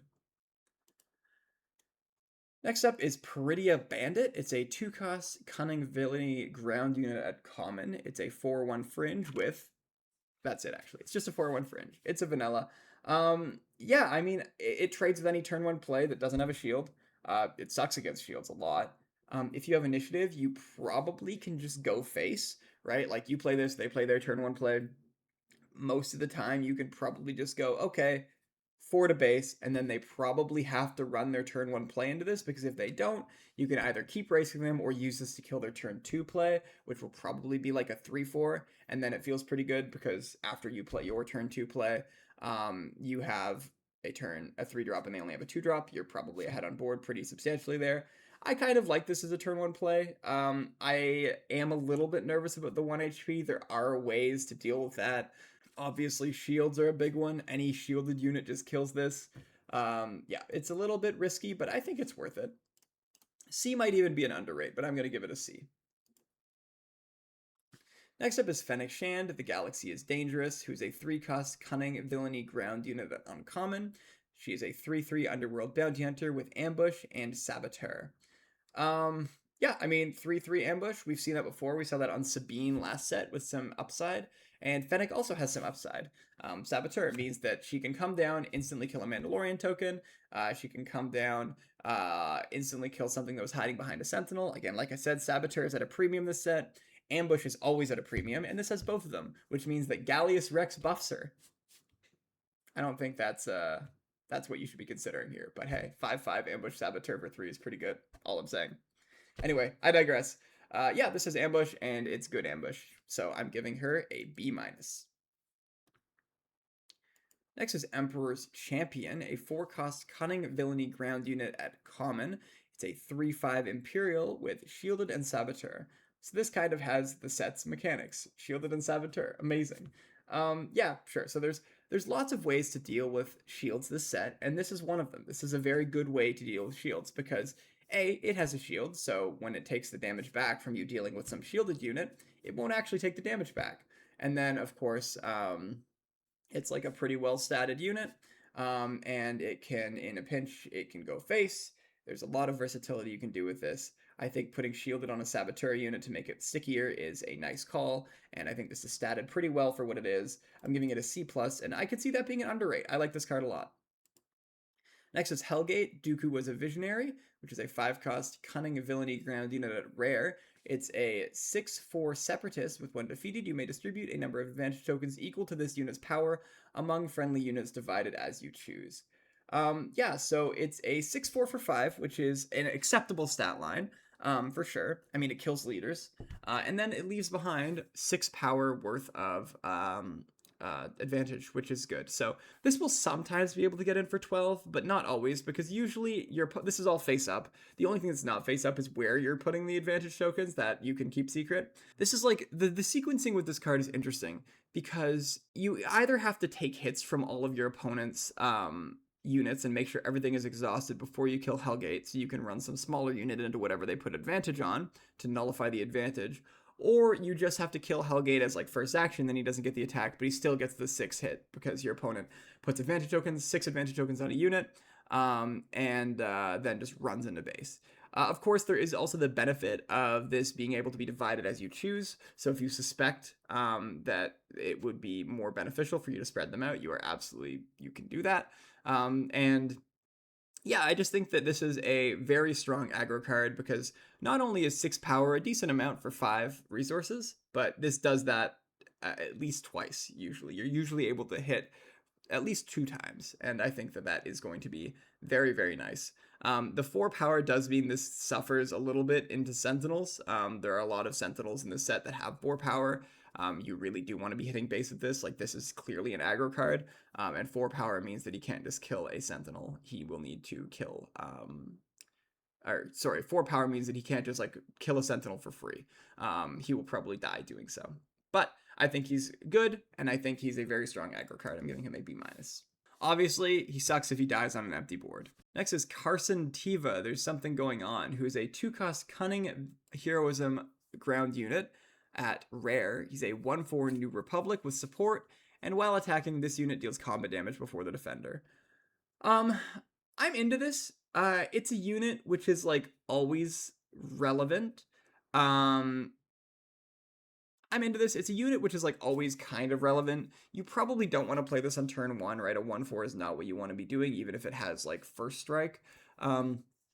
You want to hold this for later, because if you can play this on like your leader, you can usually this is just removal, and that leaves behind a 1/4, and that's really, really nice, right? Like, you can play this, have your leader attack into their biggest unit, kill it, take no damage back.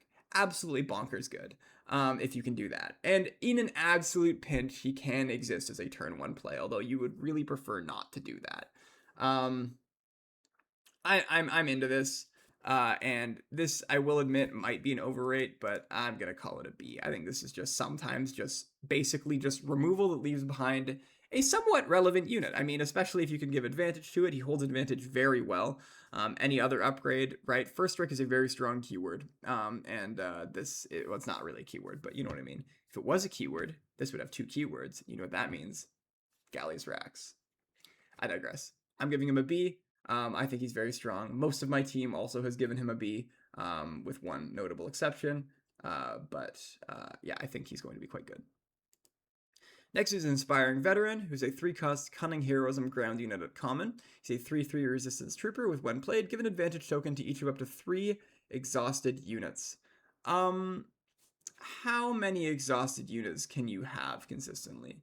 It's probably 2 at most. Sometimes it'll be 1, which means it's a 3-cost for 4/3 or 5/3 in stats. If you're lucky, it'll be 6/3. Some of those stats are fast but temporary. I think oftentimes it will just feel like a 3-cost 3/3. And because the units have to be exhausted to receive advantage tokens, it means they can't use them that turn. This would be really good, I think, if it just gave advantage tokens, because then you could play your 2/3, they play their 2/3, you claim play this, now you have a 3/3. Boom, you can kill their 2/3 easy. But you need to have already attacked with the 2/3, and then they need to attack and not attack your 2/3, I guess. And then you play this, you buff it as a 3/3, then next turn it can do that. But at that point, there's just so much chaos that's been introduced into the game.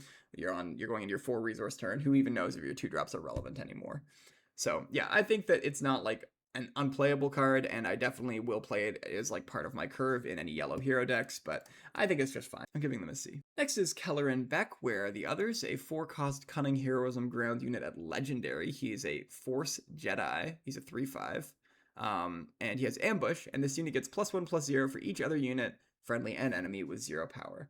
So I'll be honest, in Limited, this set, that is flavor text. That is meant mostly probably for spy tokens, and maybe some other random synergy pieces that I'm not thinking of at the moment.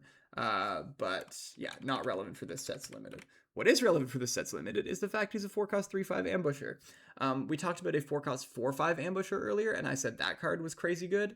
And this is almost as good. You know, this does have the upside over that card, as that card sometimes doesn't have ambush, although it usually does. This one does always have ambush. That's definitely an upside. This is basically just a French vanilla ambusher, though, I will say. And which means it's good.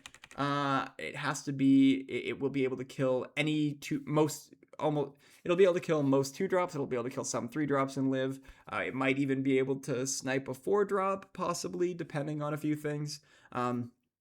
I will say this is also very strong in Grief, because you can have him come down, give an advantage token to him, and then he is a 4/5 ambusher, which is of course much better.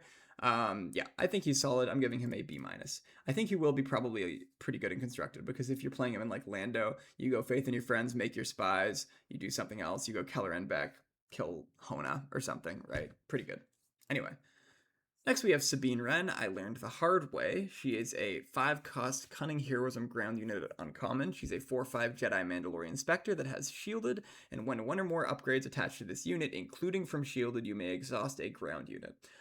So a 5-cost 4/5 Shielded exhausted ground unit. Again, doesn't say non-leader, so you can exhaust their leader if they flip it first.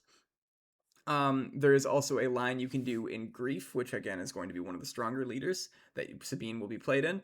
where you play her, you give her a shield, and you give her an advantage off of grief, because this does not say once each round, so you can exhaust 2 ground units, which will usually be enough to exhaust their whole ground arena and get you an insane amount of tempo. And then also just have a 5/5 shielded for 5, very good. But even outside of grief, I mean, exhausting 1 unit and then maybe incidentally more units later if you give her advantage or another shield or something like that, or just again an upgrade out of hand, very good. I think that this is very strong. Just being able to it's just such a good tempo play. It can the fact it can exhaust your opponent's leader is just bonkers good. I'm very into this card. It's like well statted. It has a shield. The traits, I mean, it has the Mandalorian trait, which can be relevant sometimes. Big fan of Sabine here, and I think that she will see play basically everywhere. I'm probably in Constructed too. I'm giving her a B. Next is Ezra Bridger, the Force is All I Need, who's a 6-cost Cunning Heroism ground unit at Uncommon. He's a 6/6 Force Jedi Spectre, not a Rebel anymore. He has support, and on attack, if this unit is upgraded, you may give a unit -3/-0 for this phase. Yeah, so 6-cost 6/6 is fine. Support is good. On attack ability will trigger sometimes. You need some way to make that happen. Again, if you're in grief, you can give something. You can give advantage tokens quite freely. This can also help you stop your opponent from just doing some crazy space aggro thing, because the -3/-0 is not just for this attack, and it is for the whole phase, and it is not arena restricted. And yeah, no, I think it's solid. It comes down. You can, if you are able to attack with a upgraded unit, you can probably kill one of your opponent's things pretty favorably for you. And if you're not able to do that, yeah, I mean, still, it's just 6-cost 6/6 comes down, action condenses, and then later, if you can put a shield or advantage on Ezra, then he can trade super favorably. And if not, I mean, he races okay. I mean, he's not a 6-cost 7/7, but that's okay. He races fine. Also, obviously, he curves really nicely from Sabine, and they're both uncommons in the same color, so keep a lookout for that. And they both are crazy good in grief, so keep a lookout for that. I'm giving him a C+. Not quite as strong as Sabine, but I think still an important part of the curve. Next is Pelimoto, You Bring the Cash, who's a 1-cost Cunning ground unit at rare. She's a 1/1 Fringe with shielded, and ignore the aspect penalties of the first non-unit card you play each phase. This is funny, but I'm begging you, don't play 1-cost 1/1s, even if they have shielded.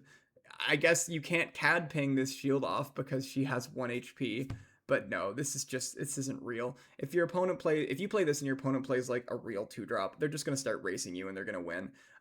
This dream of playing off aspect events is not really gonna come true either, because let's say that you do put off aspect events in your deck. Pelimoto is really easy to kill. That means that now you have to pay full price for them. You might not draw Pelimoto, and then even if you do draw Pelimoto, it's a pretty big ask to just get a tiny upside of, oh cool, I get to play this other event that other decks are playing without the aspect penalty anyway. I just don't think that she's all that good. I'm giving her a D. I don't think you should play her. Next is Womp Rat. Same note, I'm begging you, do not play 2/1s for 1, even if they have hidden. This is not really what you want to be doing. I guess it doesn't die to CAD ping again. But yeah, there's just so many good 2/3s in the set. I guess the one exception is if you are playing Grief. This is a 3/1, so I should give it the same grade as that other 3/1, so which would be a C. But in every other, and I guess it has an upside in that it has hidden, but your hidden doesn't really matter on your 1-drops usually. Yeah, I don't think Womp Rat is particularly good. I'm giving him a D. I don't think you should play this card in general. Next is Amnesty Officer, a 2-cost 2/2 at, oh my goodness, a 2-cost Cunning ground unit at common. He's a 2/2 New Republic official. With when played, you may exhaust the unit with 1 or more keywords. I'm into this. I'm kind of into this. It is a 2-cost 2/2, which is really, really rough. But I don't think you should count this as one of your 2-drops. I think that this is something that when you're laying out your curve, or whenever you're checking your cards between packs, during the draft, and you're counting, okay, how many 2-drops do I have? How hard do I need to prioritize 2-drops? I don't really think you should count this among your 2-drops. This is a fine card, but it's a card that you want to play later. That in a pinch you can play as a 2-drop, which does make it a little bit better. But yeah, being able to play this and exhaust, there's a lot of leaders with keywords in this set. You can exhaust a leader. You can exhaust a big unit they've been Voltroning.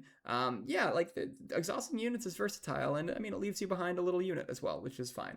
I'm giving this a C. But I don't think you should consider this as one of your 2-drops. There's just too many 2/3s in this set for something like this to be good. Again, everything goes out the window if you're playing Grief, which is why I think he's so good, because he makes a lot of these kind of bad turn 1 plays into pretty good turn 1 plays. Like, then he's a 3/2. That's cool. We've seen those before. That's John 2-drop this set. Next, we have Mandalorian Scout, who is a 2-cost Cunning Ground unit at common. He's a 3/3 Mandalorian that says, when defeated, exhaust a ready, friendly resource. We got a 2-cost 3/3 at common. That will be a real part of the meta. You have to be prepared for that. I am into this, and I will be playing multiple copies of this. However, you do have to acknowledge the downside is real. It is very, very real. Because if you open on this, your opponent opens on a 3/2, and they're able to get initiative, or even if they're not, they can usually at some point find some way to kill Mandalorian Scout and make you have to underdrop, or maybe even brick your turn. There will be some situations where, let's say you have initiative, you play your 2-drop, it's a 3/2, they play Mandalorian Scout, next you claim, next turn you kill Mandalorian Scout, they exhaust one of their resources, they claim initiative because they had a 3-drop and not a 2-drop. Great. You're probably winning that game now because now you play your 3-drop and they have nothing on board and you're just so ahead there.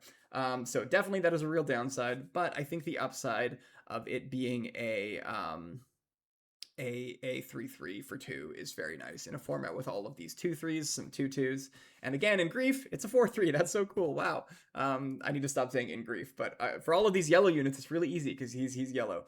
But yes, I think that this is very strong. I'm giving it a B-. The only reason I'm not giving it a straight B is because I do think sometimes this ability will brick you, and that's a problem. But I think if you're playing this in your deck, you should be really careful when resourcing. Next is Mayor's Major Domo, No Problem Groveling, who's a 2-cost Cunning Ground unit at uncommon. He's a 1/4 official with action, exhaust, discard a card from your hand, exhaust a unit. Holy moly, that is a lot of ask. So you have to go down a card in your hand to exhaust a unit. A card in your hand is usually not worth exhausting a unit. It's basically never worth doing this. This is just going to be a 2-cost 1/4, which in general is not what you want to be doing. Again, there's a leader I said I'd stop mentioning where he's a 2/4, and that's a little bit better. But like, I guess it's nice to have the option. I really, really want to give this a D+ or C-. I think on the spreadsheet I've given it a on the spreadsheet I gave it a C originally and I rounded it down to a C-. I think C- is more accurate. I really don't think you should play this card, so I'm going to give it a C-. Next is Fairy Droid, a 3-cost Cunning Ground unit at common. It's a 1/5 droid with 1 played. Give 4 advantage tokens to this unit. It is 3-cost 5/5. That's pretty cool. But not really. It's not really a 3-cost 5/5 because it is a 3-cost 5/5 once and then it becomes a 3-cost 1/5, which is just egregious stats, right? That's just really bad. I don't love this, but also it's like fine because what it will do, and I think this is like an acceptable line for you to take, is you play Fairy Droid and you just use it to kill whatever and it lives. And it doesn't live as a particularly relevant body. It probably lives as a 1/2 or something like that for the rest of the game. But that's not nothing. Like, this is kind of removal. And then I guess in a pinch you can do 5 to base, but I think you'll usually use this to kill some random thing and leave behind like a 1/1 or a 1/2 or maybe a 1/3. I think this card is just like a fine curve filler. I'm giving it a C. Oh, but in Grief it's a 6/5. Yeah, okay. Alright, next we have Jawed Nana Wood, Keeping Secrets, who is a 3-cost Cunning Ground unit at rare. He's a 4/3 Force Underworld unit with Sentinel, and when played, you may pay 4. If you do, choose an arena. Exhaust each unit in that arena. So, Bith Brute, incredible card. 3-cost 4/3 Sentinel Saboteur. Love to see it. This is a side grade from that. It doesn't have Saboteur, but it has this really nice when played ability, because a 3-cost 4/3 Sentinel is obviously a ridiculously strong card early. On turn 2, on turn 3, you love to play a card like this. It will slow down the game for you and help you get to your later stuff and also deal with your opponent's threats. Big fan of this card. Now, late game, a 3-cost 4/3 Sentinel is still fine. Like, it'll still block your opponent from doing something sometimes, but it's not going to be the most impactful thing in the world. But now, in a pinch, it can be. You can make it a 7-cost 4/3 Sentinel, and if you do, you just exhaust every unit in an arena. Now, that does include your units, so keep that in mind. I think this will usually be used to get that final push into clearing out a game by exhausting like a space arena maybe, or in a pinch exhausting the ground arena, and then whenever your opponent plays another unit, you ready everything up. They still have to get through Jod here, who's a Sentinel, and that can get you some extra value there, but they can't get through Jod the turn he came down because everything got exhausted. I think it's like pretty good. Just having that option is immediately nice, even though like that mode of a 7-cost 4/3 Sentinel that does that is like just okay. I think having the option to do it or just have it as a 3-cost 4/3 Sentinel is nuts. So I'm going to give it a B. This is like very, very good. It's great against 2/3s. It's great against 2/4s. Huge fan of this card. Next is Remnant Lookouts, which is a 3-cost Cunning Ground unit at Uncommon. It's a 3/3 Imperial Trooper with when played, look at an opponent's hand, that you may discard a card from it. If you do, they draw a card. It has Bazine text. It's Bazine on a 3-cost 3/3. 3-cost 3/3 is fine, we've talked about this, but getting rid of, especially if you go into this turn with initiative, oftentimes your opponent in Limited will not keep redundancy in the same way that they will in Constructed, because they just can't. The deck doesn't have enough redundancy. So, if you look you can sort of do this exercise on yourself. When you're playing Limited, pay attention on turn 2. How many times do you have a redundant 3-drop? It'll be sometimes. Like, how many times are you looking at your hand on turn 2 and you're like, I have this 3-drop and this 3-drop. Which one will I play this turn? It will happen sometimes, but it usually does not, in my experience. And this really blows that out. So if you go into turn 2 with initiative, you play this, you look at their hand, you take their only 3-drop, the chances are they won't draw another one. And now, boom, you just bricked their turn. Like, that's pretty strong upside. There is, of course, downside, obviously. You look at their hand, and you choose something and you draw them into something better, but I don't think you can really count that as downside, because on average, you are going to lower the expected value of this is lowering the quality of your opponent's hand, which is good.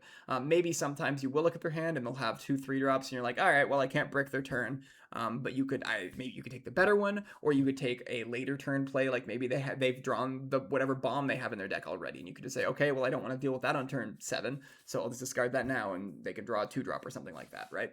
Like, yeah, I think this is just always going to be. And then in an absolute pinch, if you look at their hand and it's just terrible, you don't have to discard a card from it. You can just go, oh, okay, now I have that knowledge. I'll write it down in my book for if you're playing at a competitive event, you should take notes. But yeah, great effect. I'm very high on this. The stat line is a little low, but honestly, for what it does, I'm high on it. I think it's a C+. And honestly, this could be an underrate. I think it is an underrate. I might round myself up to a B- here. This is just the chances of you. No, I'll stick with my guns. But definitely this could play higher. Next is Elzar Mann, Haunted by a Vision, who's a 6-cost Cunning Ground unit at Legendary. He's a 3/7 Force Jedi. With while you control a Force leader, this unit enters play readied, and when played, distribute up to 5 advantage tokens among other friendly units. Then an opponent searches twice that many cards from the top of their deck for an event, reveals it, and draws it. This is a very weird card to evaluate. So 7 leaders in this set are Force. Not all of them are good, for example, Grogu. But entering played ready is real. You can do that in this set. Now, if you're playing this outside of a Force leader, I would say just probably don't. 6 cost for a 3/7 with some side grades is probably not worth it. But if it's readied, I think this is absolutely worth doing, 100%. Now, it can't give the advantage tokens to itself. It has to give them to other friendly units. But it doesn't have the same downside as Zeb, where if you have no units, you have to give them to your opponent. You don't have to do that with Elzar here. You can just not give advantage tokens. But letting your opponent search the top, 2, 4, 6, 8, or 10 cards of their deck for an event is risky. I actually don't know, and I'm open to comments on this, and I would love to actually read what you guys think and what analysis you've done here, especially if you've done any quantitative analysis. What the optimal number of advantage tokens to give is. Is it all 5? My guess is it probably depends on board state. Like maybe if you only need 1 to, make some nice trade up, then you do that. Maybe if you only need 2 for lethal, then you do that. I don't know, but it is weird because if you give all the advantage tokens to one unit, your opponent will usually just be able to, again, run a Mandalorian token into that unit, remove all the advantage tokens from it. So you probably want to spread them out. But then if you're spreading them out, you're probably on average distributing more tokens, which means they get to find an event. But also, events in Limited are not as important, because in Constructed you see this and you're like, that's pretty risky because I play this and it draws my opponent their board wipe, or it draws my opponent their efficient removal, or something like that. But in Limited you don't really have to worry about that as much. It's more like, oh, they will maybe draw some kind of efficient removal, or okay, maybe they'll draw some sort of like tempo-y bounce or exhaust effect or something like that. So I'm guessing you give all 5 and then just maybe they... And then also, sometimes, I mean, I personally build... Now, I will say, searching 10 is a lot of the deck, just to be clear, it's over half. But sometimes I build my limited deck so unit-focused that I have just like 2 or 3 events in them. I don't recommend you do that in general, but sometimes that does happen. And then maybe your opponent whiffs on Elzar if you choose a lower number, and that would be pretty cool. Anyway, it's definitely an interesting unit, and I'm more than open to being wrong about it. But I am going to right now give it a C+. I think this downside is a little bit real for now. But also I kind of want to say if you are not playing a Force Leader, you just shouldn't be playing this card. Although I could be wrong about that. But again, there are 7 Force Leaders, so you probably will be able to do that. Next is Tatooine Sand Beast, a 6-cost Cunning Ground unit at common. It's an 8/4 creature with Hidden, and that's all. Yeah, 6 costs for 8 attacks is a lot. I can't deny that, and it's hidden, so there's a real chance that it either will get an attack off or will make your opponent claim prematurely, maybe. And if they do that, then they will probably just be able to kill Tatooine Sand Beast. 4 attack is not, or 4 HP is not very much at this point in the game. They'll probably be able to kill it with whatever unit they want. Now, this will kill it back unless it has a shield, but, I mean, that's probably fine. It will probably trade down. But what this card does is it puts your opponent in a spot where they maybe need to claim a little bit early, even though it will trade down, and maybe you're okay with that. It's a little bit weird to evaluate. In general, I think that there's probably better stuff you can be doing on 6, but I wouldn't be like sad to be playing this. It is a very threatening card. I'm going to give it a C-. Next is Kira, Master of Terras Kasi, a 6-cost Cunning Ground unit at uncommon. She's a 9/7 Underworld. With this unit gets -1/-0 for each card in your hand. When played, you may discard a card from your hand if you do deal 3 damage to a unit. So we saw the you can deal 3 damage to your unit based on revealing cards from your hand. Now this is saying, okay, discard it, but you can do the 3 damage. And then, of course, discarding cards from your hand is useful for Kira because she gets smaller if you have more cards in hand. So it's beneficial it does benefit her. Now, what will her stat line normally be? I don't think it'll normally be 9/7. It'll probably be like 6/7 or 7/7 maybe. And that's good. I mean, yeah, 7-cost 7/7 is nice. That came down and maybe dealt 3 to a unit. You are having to go down a card, but maybe that's fine. It's a weird card to evaluate. In general, I think I'm in, especially because it can go across arena. And then it's just like going to be the biggest thing on the board. I think that I'm probably in on Kira. And then, of course, she gets bigger if you are able to empty your hand. And a 9/7 is nothing to scoff at. So I think she's good. In Limited, by the time you resolve this, you just kill a unit and you have a 7/7 or something like that for 7, and I'm in on that.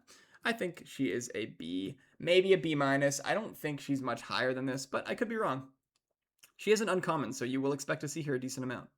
Always play around this as top end if your opponent is in Cunning, because if you can keep units at 4 HP, then do that. Next is Mouse Droid, 1-cost Villainy Ground unit at common. It's a 1/1 Imperial droid with Raid 1, and when played, the next Imperial you play this phase costs 1 less. I don't really know what we're doing here. This is very similar to the Emperor's, the 0/3 from earlier. I don't know why you would play this card, I'll be honest. There are a decent amount of Imperial units in the set, like we talked about. But you shouldn't play 1-cost 1/1s, even if they have Raid 1. It doesn't even have a shield, so this is just going to die instantly to whatever your opponent does on turn 1. With the one exception is if you have initiative and they open on a 3/2, they can trade. But then you're just taking on all this extra risk for no upside. It's free in the sense that if you have this and a 2-drop Imperial, I guess you get to play both. But oh boy, you have a 1/1 with raid 1. Wow. Good. Yeah, I don't know. I think that this is not like literally unplayable, but because there are situations where that is nice, I guess. But no, I think in general this is like a D. Best case scenario is this comes down and you also get to play a 2-drop Imperial, I guess, because then you technically are ahead on board. Although for what? Yeah, I'm giving it a D. Next is Attendant Navigator. Also, by the way, my boy is not a villain. Why does he have the villainy trait? I love this little guy. Next is Attendant Navigator. He's a 2-cost villainy ground unit at common. He's a 2/3 first order unit with when played. You may give 2 advantage tokens to a space unit. Yeah, so this is one of those cards that's like, this is a fine 2-drop. You probably will often be playing this just as a 2-cost vanilla 2/3, and it's fine. You can just do that. If you are able to play like a 2-cost space unit and then next turn, or maybe a couple turns from now, play this in another 2-drop, like that upside will come up sometimes. But I think most of the time, this will probably just be a C+. I guess I should say, if you can consistently get the advantage and not screw up your curve too much, it's probably a B-. But I think that the way the play patterns will work out, this will basically always just be like a C+. It'll be fine. It's good enough. Next is Imperial Loyalist, a 2-cost villainy ground unit at common. It's a 2/2 Imperial with Sentinel. I think that this is a sad turn 1 play, but a turn 1 play nonetheless. It's sometimes just what you need to do, and it does, of course. If your opponent opens on a 3/2, it'll feel pretty good, I guess, because they need to spend an action to get through it.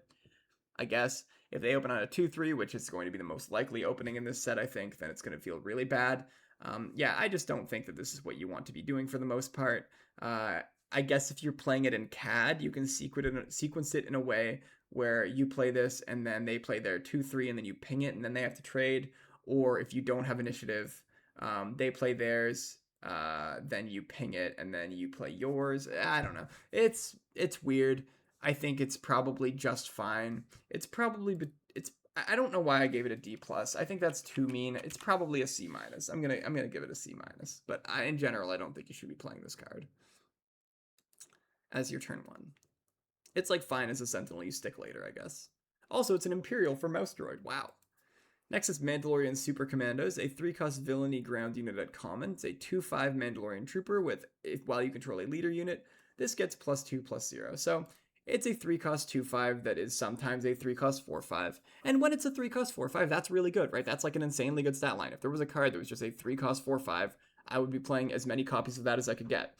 Now, of course, this is not that always. Usually you'll play this, like, let's say on turn 2, and then by the time your leader flips, this will probably be long gone.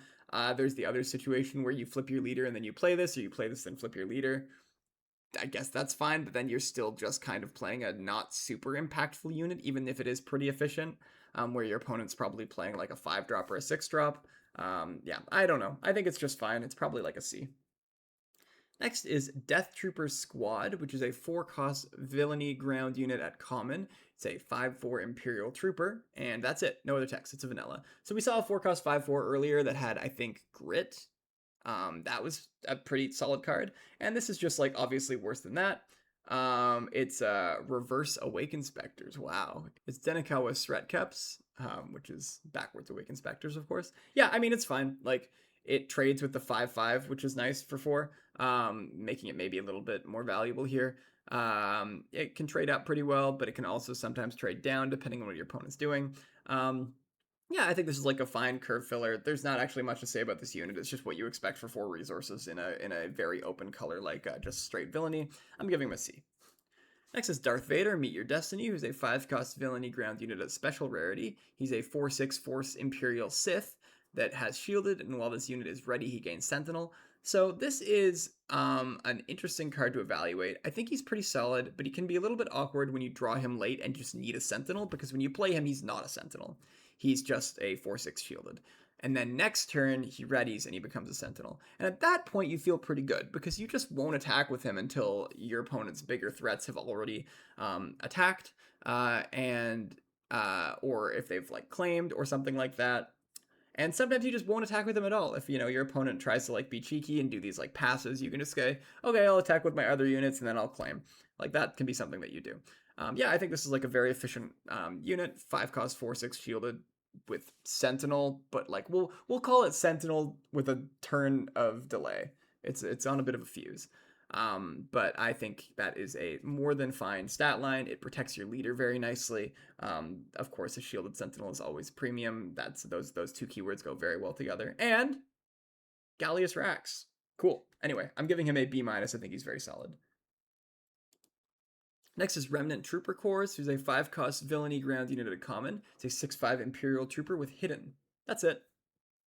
Yeah, I think this is like a good curve filler. It hits very hard. It can kill leaders on curve sometimes. And it is just, I mean, it can't be killed immediately. Even if your opponent does play, say, the 4 cost 5/5, you play this, you can hopefully find a way to deal with that before they can just swing into this because it has Hidden. I'm in on this. I think it's pretty solid. Nothing much else to say about this. Kills leaders. Big fan. I'm giving it a C+.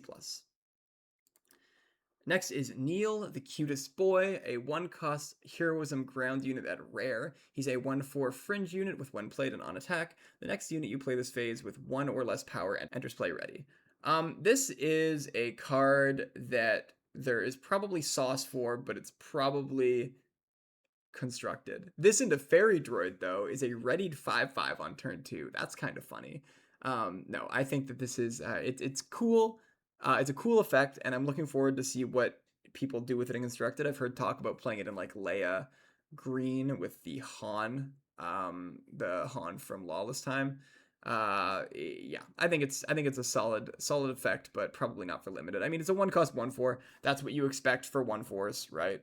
Or that's what you expect a 1 cost to be. That's the stat line is not inefficient by any means, and it will sometimes be a regrettable turn 1 play you'll make, but don't usually expect to get this effect off it, I think.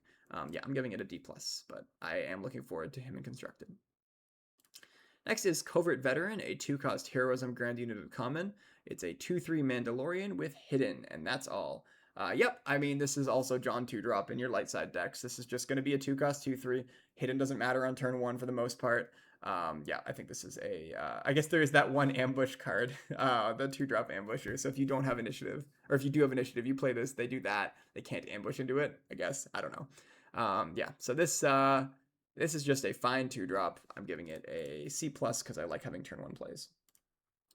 Next is Imperial Defector, a 2 cost heroism ground unit of common. It's a 3/2 Imperial Rebel with, when played, look at your opponent's hand. It's just Imperial Probe Droid from set 1, I think. Maybe, was it reprinted? I think it was also reprinted. Anyway, yeah, light side finally gets Imperial Probe Droid. That's cool. We've seen that card. We know how it plays in limited. It's good. There's not a ton of synergy for like knowing what cards are in your opponent's hand here. Like mechanically speaking, obviously knowledge speaking, it's always good to know what your opponent's options are. But like, I don't know if there's a ton of mechanics this set that actually care a ton about your opponent's like specific named cards in your opponent's hand. I think there's 1 or 2. So this will synergize well into those. But yeah, I think it's just like, it's fine. I'm in. It's a great turn 1 play, rough into 2/4s, of course, but there's not a ton of 2/4s. So I'm in on Imperial Defector. I'm giving her a C+. Also, light side Imperial. We don't get a lot of those. Imperial Rebel is also a cool tagline. Next is Zealous Soldier, a 2 cost heroism ground unit at common. It's a 2/3 Rebel Trooper with 1 played. Give an advantage token to this unit. This, I think, is a very strong turn 1 play because it's just a 2 cost 3/3. That then becomes a 2 cost 2/3, but that's okay. It's a 2 cost 3/3 when it matters, because after you trade with their 2/3, or rather eat their 2/3, it doesn't really matter that it's a 2/3 now. It matters a little bit, but not that much. It's already done the most important job of a 2-drop, which is to beat your opponent's 2-drop. So I'm in on this. I think it's very strong. And this is, yeah, it's just a totally fine card. And even late, I mean, 2 cost 3/3, that's pretty efficient. I'm giving him a B-. Next is N5 Sentry Droid, which is a 3 cost heroism ground unit at common. It's a 4/2 New Republic droid with Sentinel. This is a weird Sentinel. I wrote in my notes, what if Jod was mid? And that's kind of what this is. It trades down way too easily. The only time you would like put this in your deck and be like really happy about it would be if your opponent opens on, or sorry, if you know that you whatever you open on is going to be able to kill what your opponent opens on. So there's like the 4-1, a lot of 3-2s, some 3-3s. If you know if your 2-drop slot is built like that, then this card might actually be okay because it'll trade with their 3-drop. But if you are in a situation where you're playing like a 2-3 and they're playing like a 2-3, N5 Sentry Node is going to be a bit of a rough include there because it'll just trade down. That being said, I don't think he's bad. And then late game, he can be okay as well. He can stop a hit from whatever I'm giving him and probably do a decent amount of damage back. I'm giving him a C. It might be a bit higher if there weren't a ton of Mandalorian tokens in this set, because this really is rough against Mandalorian tokens, which you get off of other cards anyway, and then they kill this and don't even die. That's pretty rough. So yeah, I'm giving him a C.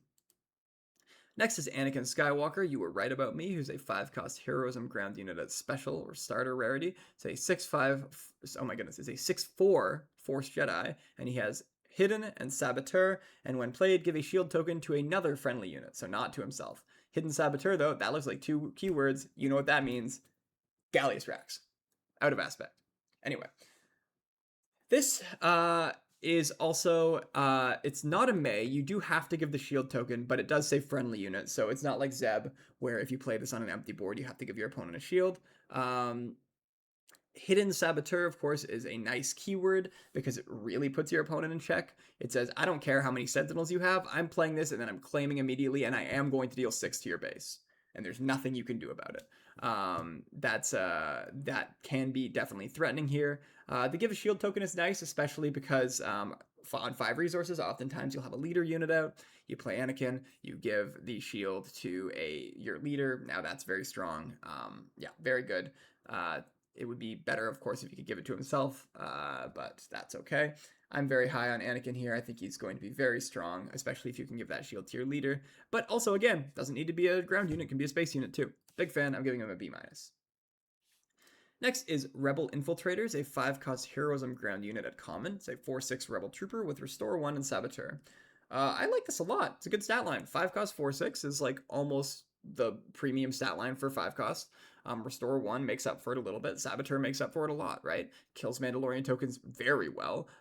Kills a lot of really good Sentinels in this set. It kills the 4/3 Sentinel shielded that is going to be everywhere. It's, yeah, very strong. And then the Restore, just like, you'll probably get a couple hits off of this. That's pretty nice. Big fan of this card. I think it is, it races all right. You know, it's a 5 life swing, which is pretty good. And the fact it has Saboteur means that it can't really be stopped. It's going to be a 5 life swing every turn you want it to be. And then the 6 HP means that it's going to live for a while. So I'm a fan of this. I think it's quite strong. I'm giving it a C+. And honestly, could see that being an underrate. We'll see. Next is Lep Ratcatcher, a card I'm not going to underrate.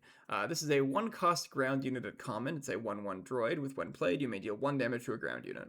So this has no aspect, of course, meaning you can play it anywhere, but it is a 1-cost 1/1. This card is terrible. So the ping, I'll say nice things about this card first. The ping is nice. It would be nicer if it could go space also, but I mean, there's a chance this comes down, pings a shield. I mean, sometimes your opponent will play a 3/1 or a 4/1. This comes down, kills that. I guess you're technically ahead on board if that happens, because you have a 1/1, you have a Porg, and they have nothing. Sure, that's technically ahead on board. But that's where my being nice to this card ends. It's a 1-cost 1/1 that sometimes will be able to get a tiny bit of extra value. You really shouldn't be playing this card. I guess if they open on like a 3/2 and then you play this, ping it, they attack your base, you run this into that, you've technically traded with their 3/2, but you had to lose life on base. And then if they play a 2/3 or a 3/3 or a 2/4, it's just over. Don't play this card. It's a D. Next is Mos Espo Watermonger, a 2-cost 2-cost ground unit at common. It's a 1/3 fringe with no aspect that says when played, you may draw a card. If you do, discard a card. I mean, like, it's fine filler, I guess. 2-cost 1/3 is a pretty rough stat line, but what this does is it lets you improve the quality of your hand, right? You're looting a card, I think is the magic term for that. Where you're, you do a draw discard. So the number of cards in your hand stays the same, but in principle, the quality of cards in your hand should go up, because worst case scenario, you draw a card and it's worse than all the other cards in your hand. So you just discard that card. Great. Now you've just milled a bad card. That's fine. But again, that's the nice thing I can say about its ability. It's still a 2-cost 1/3. It dies way too easily to so many good 2-drops in this set that are at common, and the ability is like fine, but it's not worth that. I'm giving it a D+. It's like something you will sometimes very regrettably play on turn 1. I guess maybe it helps you find your turn 2 play if you somehow brick on that too, because don't get me wrong, this is bricking on your turn 1 play. Alright, so D+, for Moss Espa Watermonger. Next is Naughty Mobile Pod, which is a 3-cost ground unit at common. It's a 3/4 vehicle transport with no other text. Yep, I'll be playing lots of these, I reckon. It goes in every deck. It's a 3-cost 3/4, which we've talked about is a fine stat line. It's probably about a C. All the other 3-cost 3/4s are like C pluses or B minuses because they have other cool effects, but on its own, probably like a C. It's a fine card. I'll probably be playing a couple of these in almost every deck because it can go in every deck. And yeah, it kills 2-drops reasonably well. It's, yeah, about what you expect to play on turn 2. And yeah, I've not much else to say about this card. I'm giving it a C. It is just fine, and I will be happy to play it. This will be a kind of card that, like, if I have to take it in like the first 5 picks of a pack, I'll be really sad. But if I get one like pick 9 or 10, I'll be really happy. Okay, that brings us to the end of ground units. Let's get into space units. We're going to start off with Red Leader, Strike the Reactor, which is a 7-cost Command Cunning Heroism space unit at rare. It's a 6/6 Rebel Vehicle Fighter with support, and this unit may attack units in either arena. I am a big fan of this because it, for a few reasons. One, it completely kind of stops lane dodging as a concept, right? If you play this and your opponent was trying to get the better of you in space, you can have one of your ground units attack a space unit, or you can have one of your space units attack a ground unit immediately, and then it leaves behind a very relevant body that can hit face, or more likely just hit a ground unit or a space unit or trade. It can trade wherever it wants. Just the versatility, the options. We talk regularly about how options are important. I don't think I've really given the spiel in this specific video, but in general, if you have like 2 bad cards and put them together on one card and like have the option of both of them, then it becomes like a mid card. And if you have like 2 like mid cards and stick them on one card so that you have the option to do either of them, it becomes a very good card. And this just gives you so many options. It can be a 6/6 that hits in space. It can be a 6/6 that hits in ground. It can be, and then when it comes down, it lets one of your units attack any one of your opponent's units, space or ground. It's just, the options are just, they're so tremendous. Very, very strong. Obviously the color restriction is difficult, but if you're ever in green cunning, command cunning and heroism, then you're going to want this as your top end. Absolutely. I think it's very strong. Obviously 7-cost 6/6 is a little behind on stats, but I think for what it gives you, it's worth it. It's just a trading machine. I'm giving it a B-. Next is Pergil Ultra. He's a 8-cost Command Cunning space unit at uncommon. He's a 6/10 creature with when played and when defeated, you may return another friendly non-leader unit to its owner's hand. If you do, deal damage to a unit equal to the returned unit's cost. I'm kind of into this, but I could be wrong. So first of all, 8 cost is a lot. It is a 6/10, which is, in theory, not great stats for an 8 cost, but I think it's probably fine. 8 is such a weird cost point to make your stats. You can kind of just do whatever, because at this point you're saying this is the end of the game. Whatever you're playing is probably going to win you the game anyway. But this doesn't really do that immediately. I mean, it hits for 6, which is a lot, but, you know, it's when you're playing an 8-drop, better have some other good effects too. And this kind of does. I mean, it sets you back on board by bouncing, well, optionally, but you can choose to set yourself back on board in order to kill one of your opponent's units. That's probably worth doing most of the time. You return like your 7-drop or your 6-drop to your hand after, maybe even after attacking with it. Then you get to kill one of your opponent's units. You get to play it again, have all the HP back on it, maybe re-trigger its one-plate abilities. I think there's like enough stuff for here. And then like worst case scenario, you just play it and it's a 6/10 in space for 8. That's kind of rough, but I think the removal side of this is going to be good enough that I'm into this. I think it's probably between a C+ and a B-. I rounded it up to a B-, but I might regret that. You know what? I thought about it. I'm changing my mind. I'm rounding this down to a C+. Live spreadsheet updates available on patreon.com/unlimitedlimited for the low price of, what is it? It's like $5 Canadian a month? I don't know. You can see the spreadsheet. Canadian money isn't even real, my American viewers. All right. Next, we have Outcast Mercenary Starship, which is a 2-cost aggression cunning space unit uncommon. It's a 1/4 underworld vehicle transport that says when a friendly unit enters play, including this one, it gets +1/+0 for this phase. So it's a 2-cost 2/4 in space. I don't really love this one. How often can you make it actually be a 2/4? Not as often as you'd like, I think. Sometimes it's a 3/4, that's kind of nice, but when you really need it to be that 2/4, it's just not. Plus, all the time I talk about 2-cost 2/4s, I'm typically talking about ground units. That's not to say that a space unit 2-cost 2/4 isn't also good, but the all that like wisdom that we've been talking about, the like, oh, 2/4s and 2/3s and the dynamic with 3/3s and all that, it's mostly meant for ground units. I mean, it's similar in space, but there are some differences with how they stat units up there.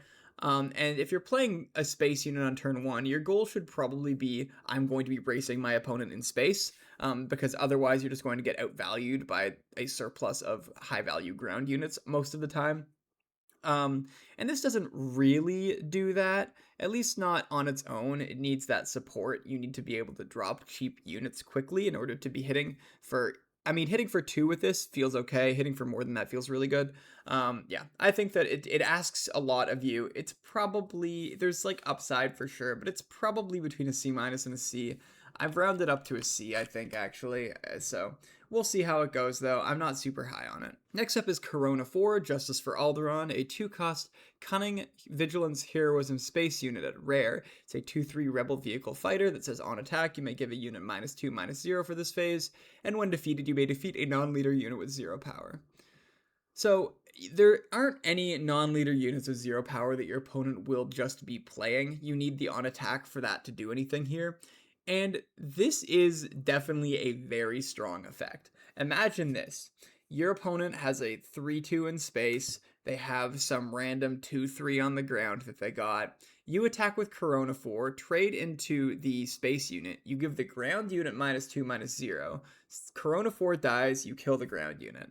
Now that's obviously kind of a Christmas scenario, but it is worth saying that is something that can happen and isn't that unlikely. Again, it's not going to happen in every game. It's not even going to happen in most games, but it will sometimes happen.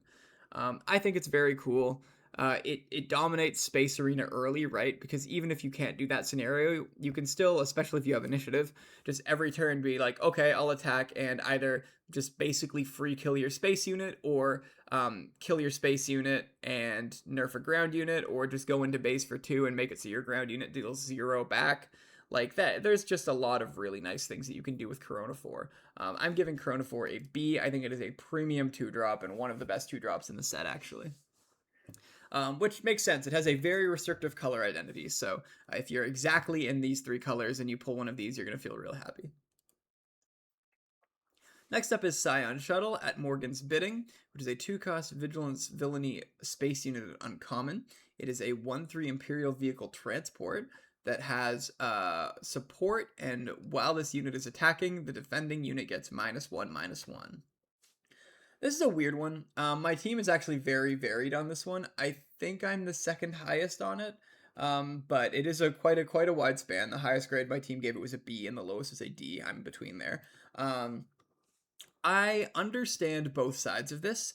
On the low end, you are playing a 2-cost 1/3, and that's not really what you want to be doing on turn 1 for a few reasons. First of all, it races terribly. If your goal is just, I'm going to ping this into base a bunch of times, your opponent's just going to be doing a better job at that than you.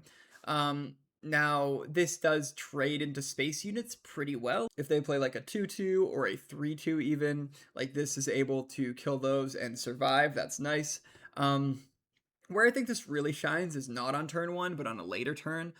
Just this support coming down, getting you this really favorable trade with whatever breakpoint -1/-1 helps you with.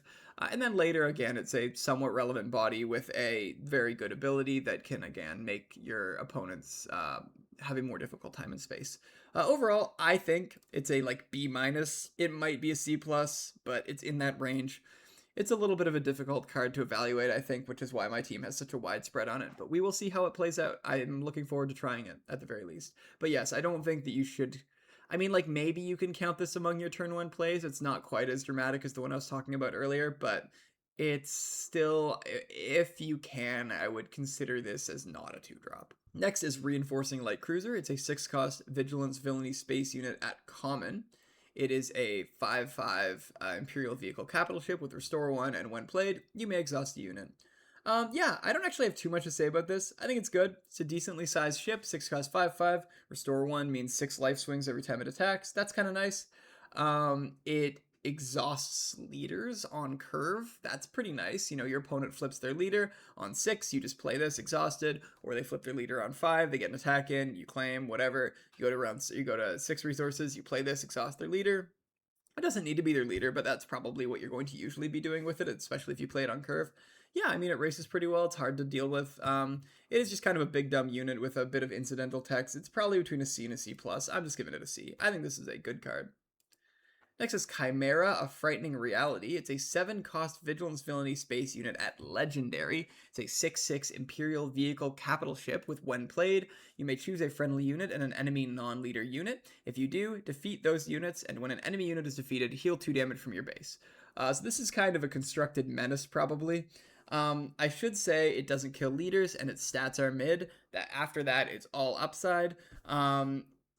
The typical line for this in Limited will be you probably sack like a Mandalorian token, kill their best non-leader unit, or maybe some other random small unit that somehow stuck around on the board. In an absolute pinch, you can play Chimera and sacrifice itself to do something, but you really don't want to be doing that, partially just because a 6/6 in space, even though that is an unfortunate stat line for 7, the space arena is not particularly populated this set, so this will just probably be the biggest thing in space. And this extra ability here, when an enemy unit is defeated, heal 2 damage from your base, is very relevant and remains relevant for the rest of the game that the Chimera is on the field for. Because now your opponent, it's impossible for them to race you, because you're able to just trade into their units and or kill their units and restore 2. You're going to just be you're going to run away with the game very quickly if Chimera is able to stick, because once you heal a few off of it, if you're behind, then you can start racing with Chimera or otherwise. Very, very strong card. The fact that you can just throw your worst unit at their best unit reminds me a little bit of Great Mothers that we saw earlier, but Chimera is better because it heals you and also can go cross arenas, right? You can sack a space unit to kill a ground unit, sack a ground unit to kill a space unit, whatever you need to do. Anyway, I'm giving Chimera a B+. I think it's very, very strong. Next is Lothal E-Wing. It is a 2-cost Vigilance Heroism Space unit at common. It's a 2/3 New Republic vehicle fighter, and it has, while an enemy unit is upgraded, this unit gains Restore 2. Yeah, I think this card's great. We've seen 2-cost 2/3 Restore 2 on the ground, and it was pretty good. In space, I think it's even better because it's harder to interact with. And the 2-cost 2/3 Restore 2 we saw on the ground, I think it was Chandril and Sponsors. Don't quote me on that. It was in Secrets of Power, which was a format with 2 common 3/3s, so it was a little bit worse. But in space, this is going to be very nice. Your opponent is going to sometimes just get free advantage from their leader or something. In the case of like Grief or Ezra, they'll just be getting shields. And now Lothal E-Wing just nullifies Mandalorian tokens, basically, right? They hit you for 2, you hit them back for 2, restore the 2 that you took. Amazing. I think this card's great. It's great at like every point in the game too. I'm giving it a B. I like this a lot. I say great at every point in the game. That's not quite true. It's not amazing later, because it is a little bit slow to start getting this Restore 2 going. But even later, it's like fine. It is something your opponent will want to deal with. A 4 life swing on a 2-drop is quite something. Next up is Bo-Katan's Gauntlet, Reinforced from Above, which is a 5-cost Vigilance Heroism Space unit at Rare. It's a 4/5 Mandalorian Vehicle Transport with Restore 1, and each other friendly non-token unit gains when defeated, create a Mandalorian token. This unit is... So the stats are fine. 5 cost, 4/5, Restore 1 in space, that's okay. This ability is ridiculous. First of all, like we talked about, space units are a little difficult to interact with this set. There are ways to do it, but it is difficult for sure. And the passive ability that this gives you, all of your non-token ground units die into Mandalorian tokens. That is ridiculous. That is genuinely insane. And you know what's even crazier? It's not once per turn. And it doesn't say non-leader either. So you can just trade a bunch of units, including your leader, into your opponents, but you're not actually really trading, or at least you're getting a very good trade offer, because you're getting back a Mandalorian token. You are going to be ahead on board immediately if you play this, because it's just going to become a trading game where you get a better deal than your opponent every time. This card is legitimately bonkers. The only time it's not amazing is when you're like pretty far behind, but even then it's like okay. I mean, it's a fine body with restore, and then once you start, because this will be the turn you flip your leader, so you flip your leader, use it to deal with some of your opponent's stuff, they maybe kill your leader, you get a Mandalorian token, like that starts to help you build the army. In general, I think this card is insane at parity and bonkers when you're ahead, and then when you're behind, it's not amazing. I'm giving it a B+. I think this card is like genuinely very, very strong. It's close to a bomb. It might even be a bomb. This is very good. Next is Home 1, Heart of the Fleet. It's an 8-cost Vigilance Heroism Space Unit uncommon. It's a 7/10 Rebel Vehicle Capital Ship with Sentinel, and when played, heal all damage from each friendly unit. This is a strong ability, but both parts of this are very strong. So again, it's an 8-cost. What did we say about 8-cost stats? They can just kind of be whatever. That's not strictly true, but it's just when you have like a 2-cost or 3-cost, you know what the stats are like supposed to be and what different spreads are. Once you get up to 8-cost, it's like, yeah, all right, sure, 7/10, why not? If this was an 8/10 or a 6/10, would that really be all that different? I don't know, maybe. Probably would. I'm sure there's a breakpoint there. I'm not remembering, but whatever. Anyway, big ship, has Sentinel, locks down the Space Arena. If you play this, unless your opponent has some big saboteur, Space Arena is off limits for the rest of the game. Cool. How good is this when played ability? I think it's pretty good. You can usually set up trades in such a way that like it leaves your units with a few HP, and sometimes your opponent will go, oh, okay, they've already attacked, I can deal with them later. They'll do some other stuff, allow you to get a little bit more value on having these units low HP. Home 1, boom, all healed up. That's like kind of nice for sure. The only problem really is that if you're in blue heroism, this card is an uncommon, so your opponent might not actually like let you have those like 1 HP units that they'll kill later. That's not really a thing that you should expect for them to do. Like if this was a legendary, you probably could get away with it a lot more, but never mind.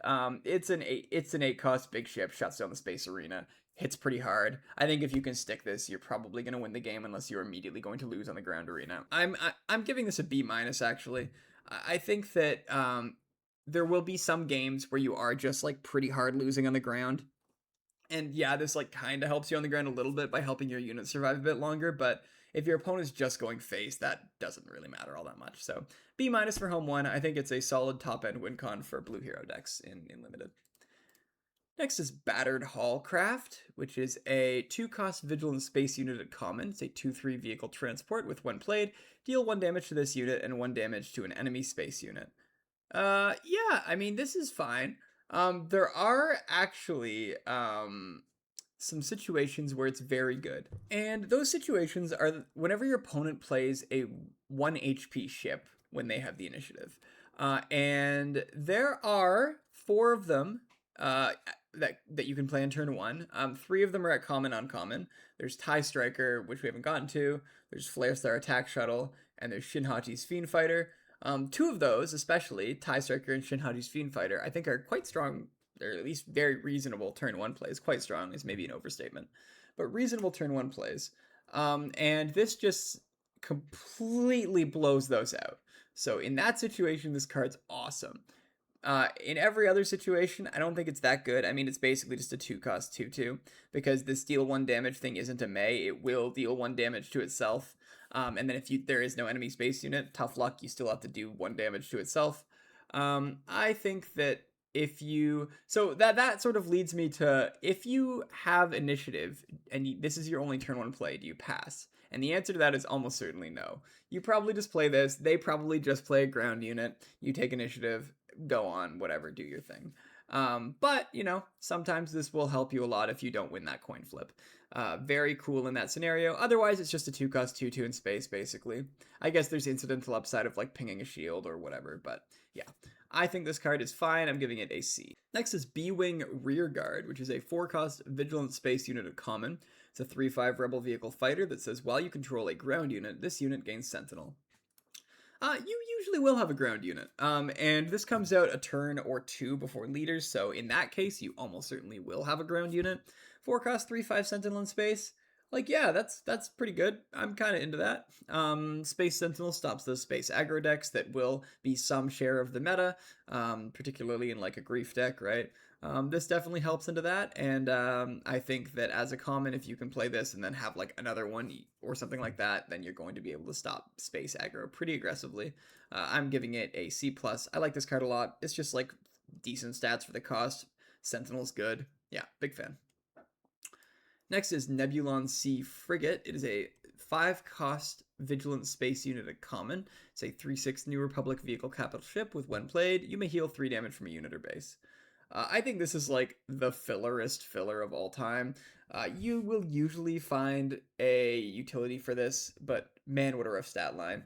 Like, the fact it can go unit or base is good, I will admit. So, like, you can make some weird trades with your units, heal them up, that's nice. You can just heal 3 from your base right away, that can help a lot. That almost negates an attack of some things. And then it's a 3/6 in space, which is not very good for 5, but I guess it's fine. I think this is a very just middle of the road card. I'm giving it a C. I won't be like super thrilled to play this, but hey, if I'm drafting and I get one of these like pick 9 and I'm in blue, I'll be like, yeah, sure, happy to take that.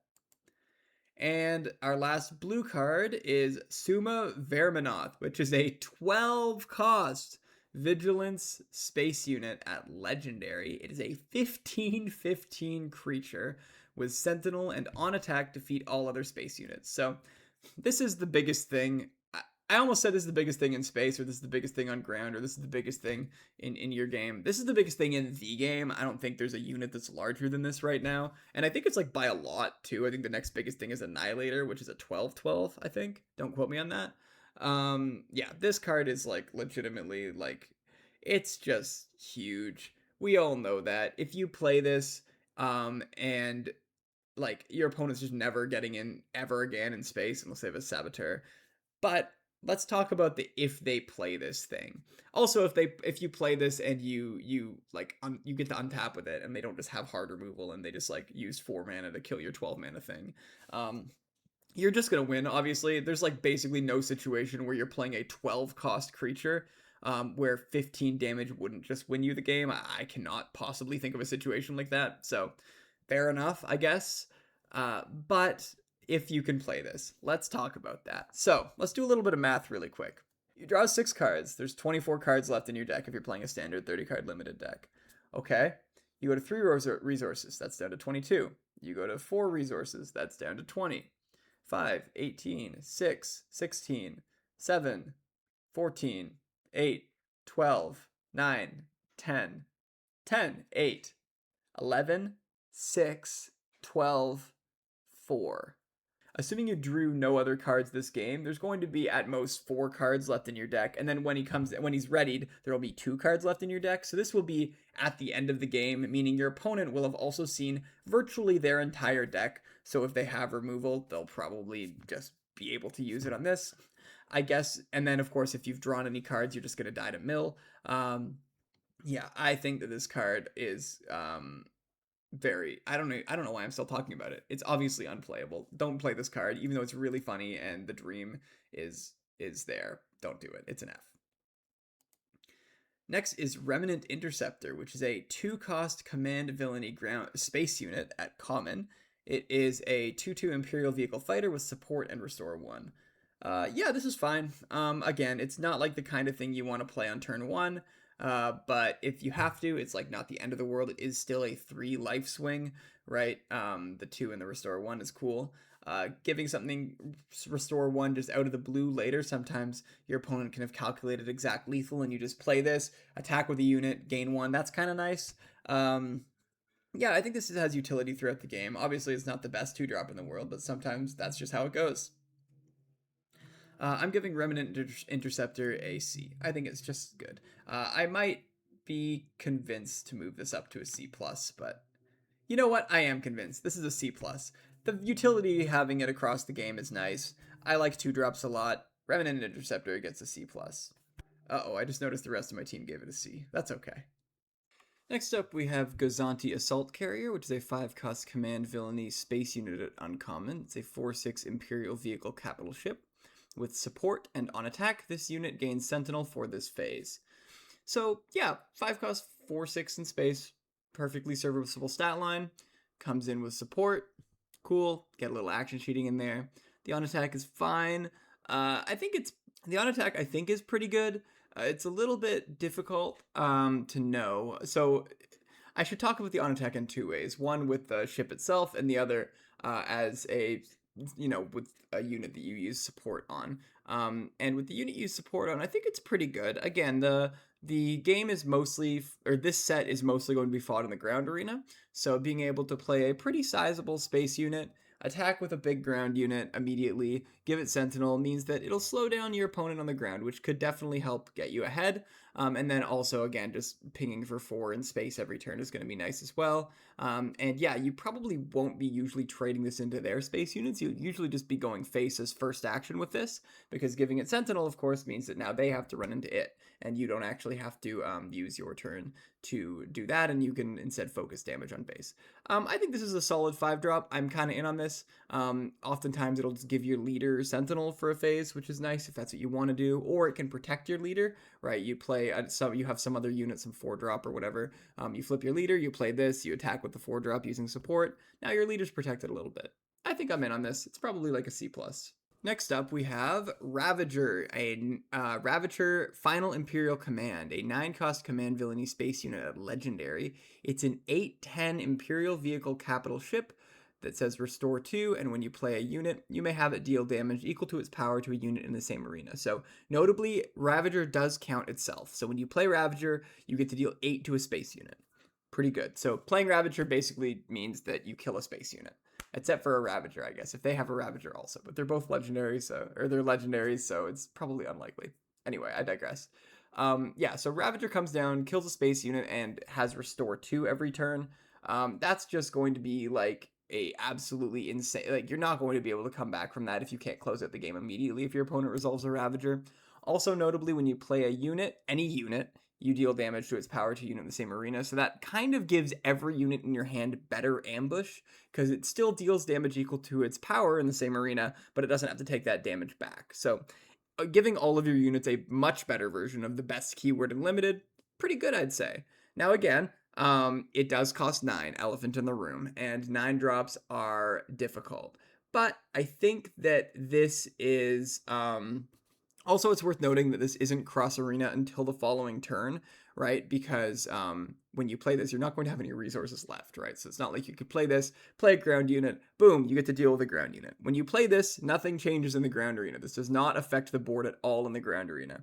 When we look at good 9-drops in the past, things like Bo-Katan, who was actually quite good in Limited, the 9-cost 8/8 that gives everything -3/-3, then gives experience counters, she was very strong, and part of the reason why was because despite her resource cost, which was substantial and a real downside on her, when you played her, she immediately swung base math dramatically. So if your opponent previously had lethal, maybe they just lost 2 units and shrunk one other unit or something like that. Boom, now they don't have lethal anymore. You have a huge unit.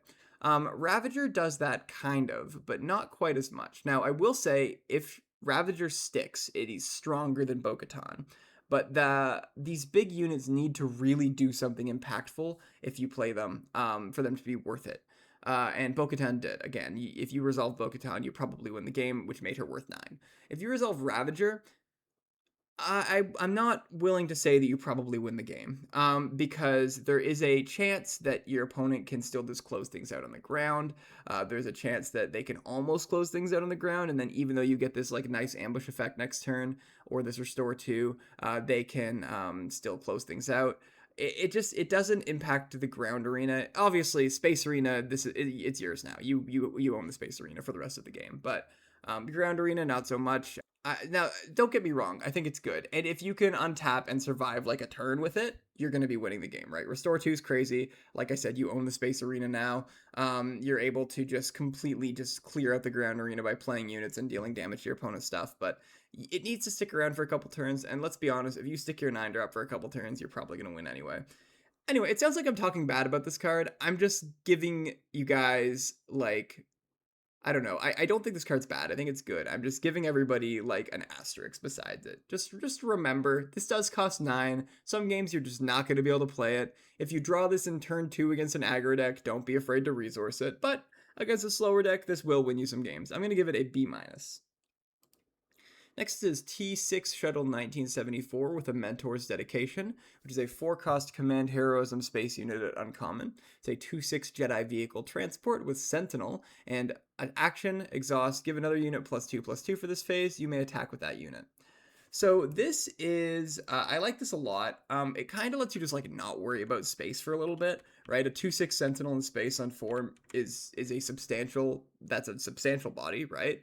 Especially in space, which is a less relevant arena this set. Your opponent's just going to have a very difficult time getting through this. And while it's sitting up there, you're very rarely going to be attacking with it. You're almost always going to be using its action, which is almost like an action sheet because it almost lets you attack with it and another unit at the same time because it lets you attack with another unit, but gives that unit this unit's power, right? So it sort of is like +2, so it's basically just like attacking with both units, which is nice. So it basically says, I don't have to worry about space, and I'm going to be, getting nice trades on the ground. So very, very high on this card. I think it's very strong, and it's an uncommon, so it's going to be showing up all over the place. And the aspect cost is not that restrictive, so big fan. I'm giving it a B. Next up is Mandalorian Flagship, a captured from the Empire. A 7-cost command heroism space unit at uncommon. It's a 4/8 Mandalorian vehicle capital ship, and it says, while you control a leader unit, this unit gains ambush. This unit gets +1/+0 for each other friendly Mandalorian unit. So this is one of the Mandalorian build-arounds, and it's a very risky card to be playing. Because, let's just look at this. A 7-cost 4/8 space unit, that's probably not what you want to be doing, right? That's not very good. Now, it sometimes has ambush. A 7-cost 4/8 with ambush? Well, I'm a little bit more interested in that. Kills a medium-sized space unit, sticks around, hard to kill, can get in for some base damage. That's nice. How often will it have ambush, though? Well, 7 is a little bit late.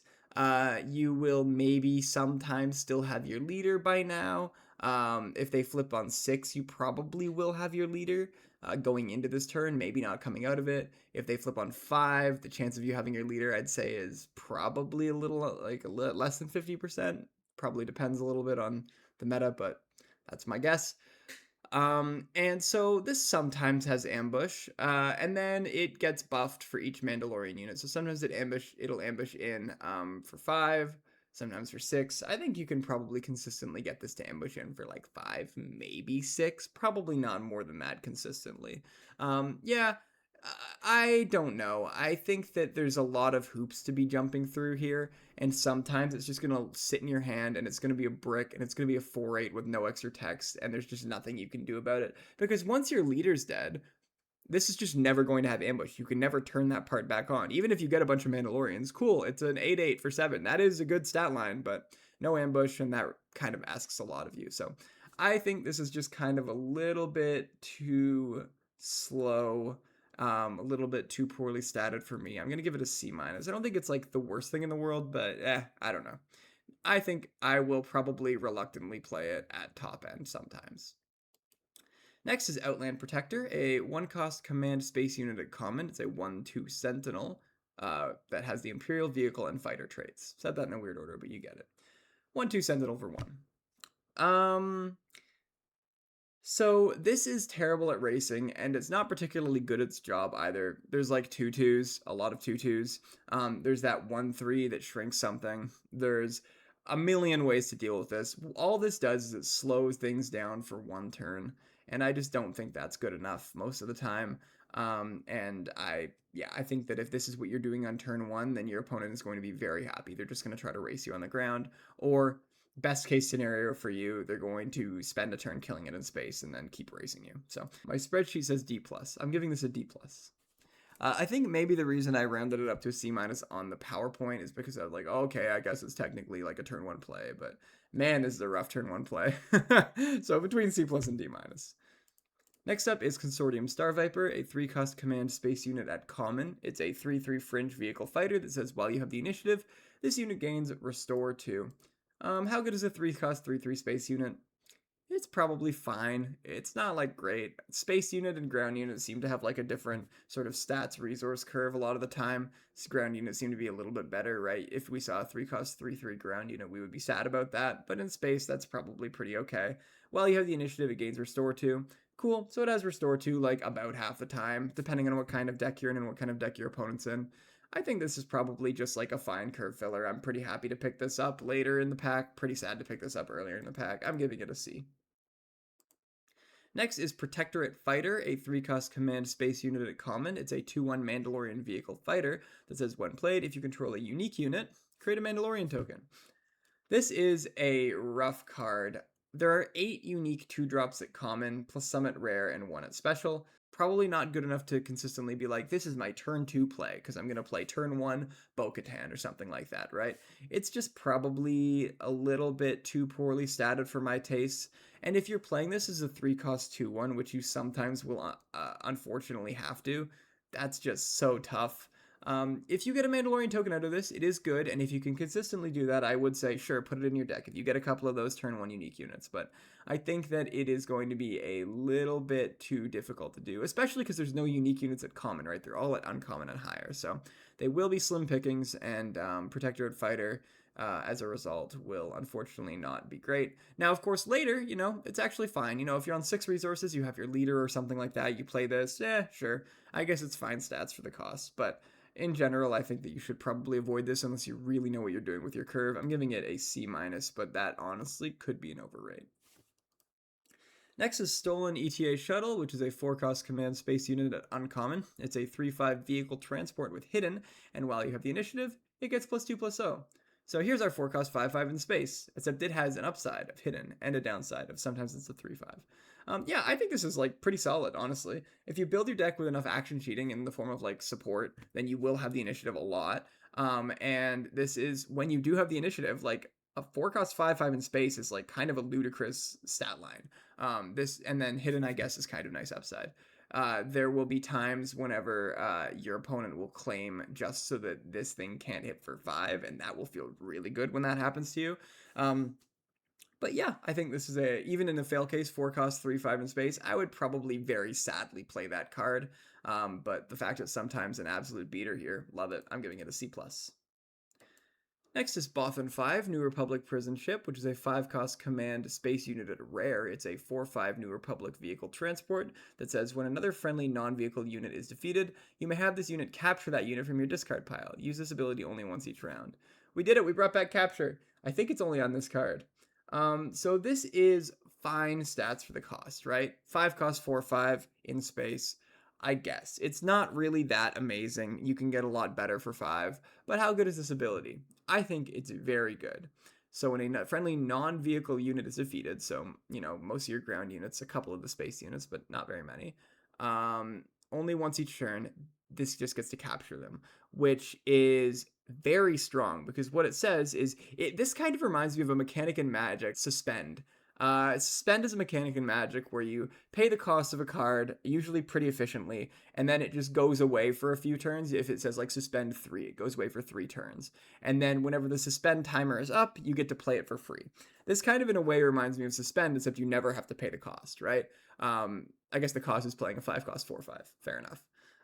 But whenever one of your units dies, it gets basically suspended. Now, what is the suspend clock? However long Bothan 5 lives. And so just getting like free value back, getting to rebuy your units a single time, that's really, really nice. Your opponent is going to spend their resources dealing with your units. And the fact you just get to say, actually, no, the unit's coming back. They still spent those resources. I think this is a very, very solid card. Very great in the middle, mid-range.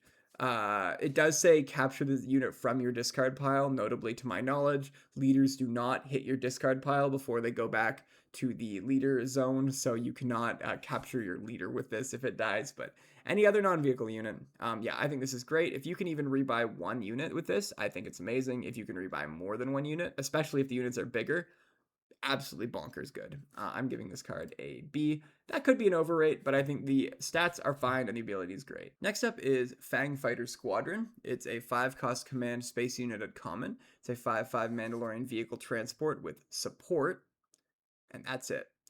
Yeah, I think this card is fine. It's like, it's a decent body in space. We just saw a 5-cost 4/5, right? This is a bit better than that. Cool, love it. I think a 5-cost 5/5 space unit, fine stats. And this has support. Now, of course, it's not giving any text box really to something, but it's just a 5-cost 5/5 action sheet. This is the turn in the game where you might be deploying your leader. So you go leader, play this, attack with your leader, claim, go into the next turn with, initiative and your leader probably, hopefully, into this. Like, that's pretty nice. I think that this is, I don't have too much more to say about this. I think this is great. I'm giving it a C+. It's a very solid common, and I think you'll see it a lot all over the place. All right, next up is TIE Striker. It's a 1-cost aggression villainy space unit at common. It's a 2/1 Imperial vehicle fighter with Saboteur, and that's it. Yeah, I probably wouldn't if I were you. I mean, we've seen 1-cost 2/1s before in Limited with Saboteur even, I think. They're not particularly good. There is one caveat I'll give here, is if you do manage to put together the space aggro package, this is actually a pretty key card for that, especially if you can dump a couple of them. But even if you can't, like, just starting with a space unit that consists, it's obviously not like your ideal turn 1 space unit usually, but just getting that consistency out of like, okay, this is, maybe I didn't draw my Shinhati's Fiend Fighter, I think is the really good one. But that's okay. Like, I will sometimes just draw TIE Striker, and that's not quite as good, but it'll start the clock. So there is a place for this for sure. So the grade I'm giving is a little bit too low, I think. So I'm going to give it a D+, just because I think most decks you really don't want to be doing this. But if you really get there on the space aggro, I do think this probably ends up being like a C. Next is Vane's Snub Fighter, Brash and Proud. It's a 3-cost aggression villainy space unit at rare. It's a 2/4 underworld vehicle fighter with when a friendly unit's attack ends, if it dealt combat damage to a base, give an advantage token to this unit. This is like an incredibly good racing ship, right? Like, we were talking about starting on TIE Striker and, how like, okay, I guess if you're doing the space race thing, like, this is fine. This is not fine. This is great for the space race thing. It works on itself too. So whenever you attack with this into a base, you get an advantage token on this. Incredible. The more units you have, the more advantage tokens you have. This, like, in a very weird way, kind of gives your whole board raid 1, sorta. Because, everything attacks, it doesn't get in for an extra 1, but it adds an extra 1 to this. And then when this finally attacks, it cashes in all of those. Don't think of it quite like that, but it's sort of the same idea where you want to be going wide. Yeah, I mean, a 3-cost 2/4 in space, that is a slightly rough stat line, but it's not like the end of the world. And I think this ability is very strong. I'm giving it a B-, and I will say I think that might be an underrate. Everyone on my team is giving it just a straight B, and that might be accurate. But I'll put B- here for now, just on the rough vanilla base stat line, but I think the ability more than makes up for it. Next up is Justifier Relentless, which is a 5-cost aggression villainy space unit at uncommon. It's a 4/5 underworld vehicle transport with when played and on attack. You may deal 1 damage to a unit. If that unit is defeated this way, give an advantage token to a unit. I think this is great. So first of all, 5-cost 4/5 in space. We've talked about it. It's fine. There is the existence of that 5/5 at common, which does make this a little worse, but that's okay. This comes down and just does so much. It comes down and it races reasonably well. It pings shields. It defeats small units. There's a lot of X1s weirdly in this format, some of them in space, some of them on the ground. This goes across arena. It does it when played, so if they have an X1 that's ready, you can just nullify that part of their turn. It does it on attack, so that prevents them from playing any additional X1s. And then, if of course they won't do that, it still pings something for 1, so that makes your trades more favorable. I think that this is, this, and then often you will be able to just give an advantage token to this unit. So I think this is an incredibly strong play. It is a 4/5, but like oftentimes it'll be a 5/5. You will often be able to get this effect off at least once and sometimes twice. Big fan of this. I think it's an incredible racing tool and can also help make trades in your favor. I'm giving it a B. Also, again, yeah, ping shields, love it. Next is Eviscerator, Burn Them Away, which is an 8-cost aggression villainy space unit at rare. It is a 9/7 Imperial Vehicle Capital Ship that says advantage tokens on friendly units lose all abilities, which means they aren't defeated after combat. And then when played and on attack, give 2 advantage tokens to each other friendly unit. So, this is one of those, I was talking a little bit earlier about Bo-Katan in that, like, she came down and immediately affected the board. Now, this does not affect the board in the same, like, caliber that Bo-Katan did, but it also costs less and is statted a little better, so fair enough. But this still does affect the board substantially, even if they have removal right away for it, which is, of course, worst case scenario. It's still left an impact. When played, you give 2 advantage tokens to each other friendly unit. At this point in the game, you probably have 1 or 2 extra units. This just adds 4 power to the board, and it's fast power. You can use it right away. And then every time it attacks, too, and then, like, not that you even really need the extra advantage tokens when this attacks, because it's a 9/7. It's just going to win the game in, at most, 2 swings. But, you know, in a pinch, giving advantage tokens to everything is very nice. It makes your opponent's life much harder. It makes it much harder even on the when played, just to be clear. Like, maybe they were hoping to make some trades in that were favorable. Boom, they can't do that anymore. Yeah, this card is if it's, and then of course if it sticks and it's able to attack, it does just win you the game. Let's talk about, once again, the, like, different points you are in the game. Like, if you're behind, this is fine, but not great. It's basically just a big beater if you're behind. If you're at parity, it's pretty good. If you're ahead, it just wins you the game. I think this card is very strong. I'm giving it a B. Next up is Green Leader, Krynid's Sacrifice, which is a 2-cost aggression heroism space unit at rare. It's a 3/1 rebel vehicle fighter. This is when defeated, you may deal 2 damage to a unit. This is, like, kind of nice. It is a early space unit that races well, so this is a perfect card for, like, that space race package. And then when they do manage to kill it, which is admittedly not hard to do, it has 1 HP. You get to deal 2 damage to a unit. Amazing. That unit can be in space. That unit can be on the ground. You could ping a shield. You could finish off a unit. It can hit leaders if you get to that point. Yeah, I think this is a great space aggro card. It's efficiently statted, and it's a nice upside. I'm giving it a B-. In general, I am scared of X1s in Limited, but there's not actually a lot of ping this set, with the exception of there's a couple pieces and Cad Bane, but Cad Bane can't ping this, so I know we just talked about a ping card, but don't worry about it.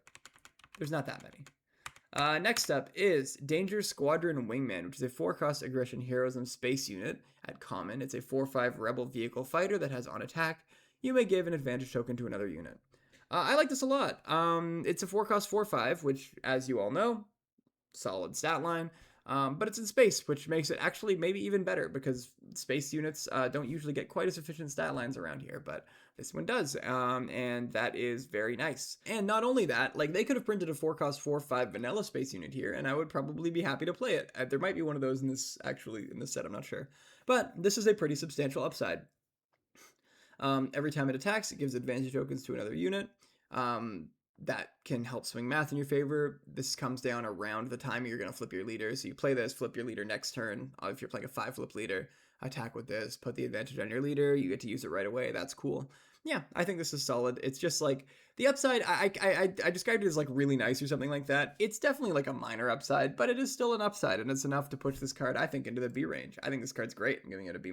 Again, phenomenal for that space aggro package, because it just stacks so well with cards like this. You know, you curve this into some 3-drop, which we'll probably talk about soon, and then, you know, you can attack with this later. You put experience or advantage on this, gets extra damage. Very nice. I'm a big fan. B-.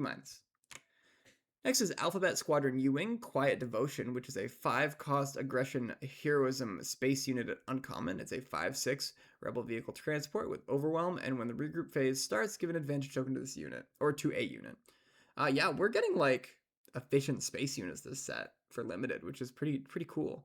So 5-cost 5/6 we've talked about is approximately passing the sniff test for a 5-drop. You know, you want it to be a 6/6, but that's okay. However, this kind of is a 6/6, right? When the regroup phase starts, you give an advantage token to a unit. That can be this unit. Cool, now it's a 6/6, temporarily.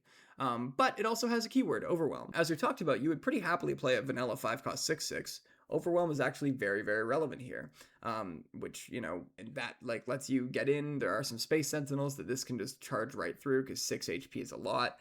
Yeah, big fan of this card. I think it will be the finisher in a lot of these space aggro decks that might exist. And what is also nice is that you have a choice of where the advantage token goes. So you can put that on a ground unit, you can put it on your leader, you can put it on another space unit.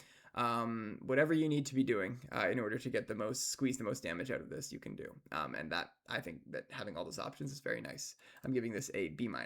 Next up is Flare Star Attack Shuttle, which is a 2-cost aggression space unit at common. It's a 2/1 underworld vehicle fighter with 1 played and 1 defeated. You may give an advantage token to a unit. This is, I don't really know. I mean, it's a 2-drop, I guess. It comes down and it's a 3/1. That's pretty cool, I guess. It does instantly die to that 2-drop that pings a space unit. That sucks. But comes down as a 3/1, leaves behind +1 power temporarily on something. It's a 2-drop. It's hard for me to rate 2-drops super low. Is it a lot better than the red-black one that has Hidden or Saboteur? I don't remember. No, it's not that much better, but it is better for sure. I don't know. I think I'm going to give it a C. That might be an overrate, I'll be honest, but sometimes you just need a 2-drop. Next is Pegasus Tri-Wing, which is a 3-cost aggression space unit at common. It's a 3/2 that says when played, you may defeat a friendly upgrade if you do ready this unit. So, full disclosure, in my notes, I wrote, that's not real.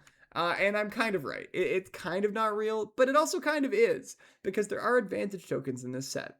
Now, advantage tokens are given out pretty freely, and they kind of count as 1 towards the opponent's base in most cases. And Pegasus Tri-Wing, if you're able to sacrifice one of those advantage tokens, is actually plus 3 to the base, so then -1 on the advantage token, so you're getting a net 2 damage done to base by playing Pegasus Tri-Wing and defeating a friendly upgrade. In principle, I guess you could defeat a shield, and then it's +3 damage, but shields are a little bit more premium than advantage tokens, and then I guess in an absolute pinch, you can defeat an actual, like, out-of-hand card upgrade, but that's not what you typically want to be doing. Yeah, 3-cost 3/2 is like a rough stat line. It trades down pretty hard, but, you know, in principle, getting that, like, extra reach damage can absolutely be clutch, so even though I don't really love this card, I'm gonna give it a C. It's just nice to have the options. Next is Razor Crest, Outfitted Armament, which is a 4-cost aggression space unit at uncommon. It's a 3/5 Mandalorian vehicle transport with Saboteur, and on attack, you may discard a card from your hand. If you do, this unit gets +2/+0 for this attack. So, Razor Crest, having the options, it's nice. And even if both sides of this are, like, kind of a little underwhelming, putting them together means this card is pretty good.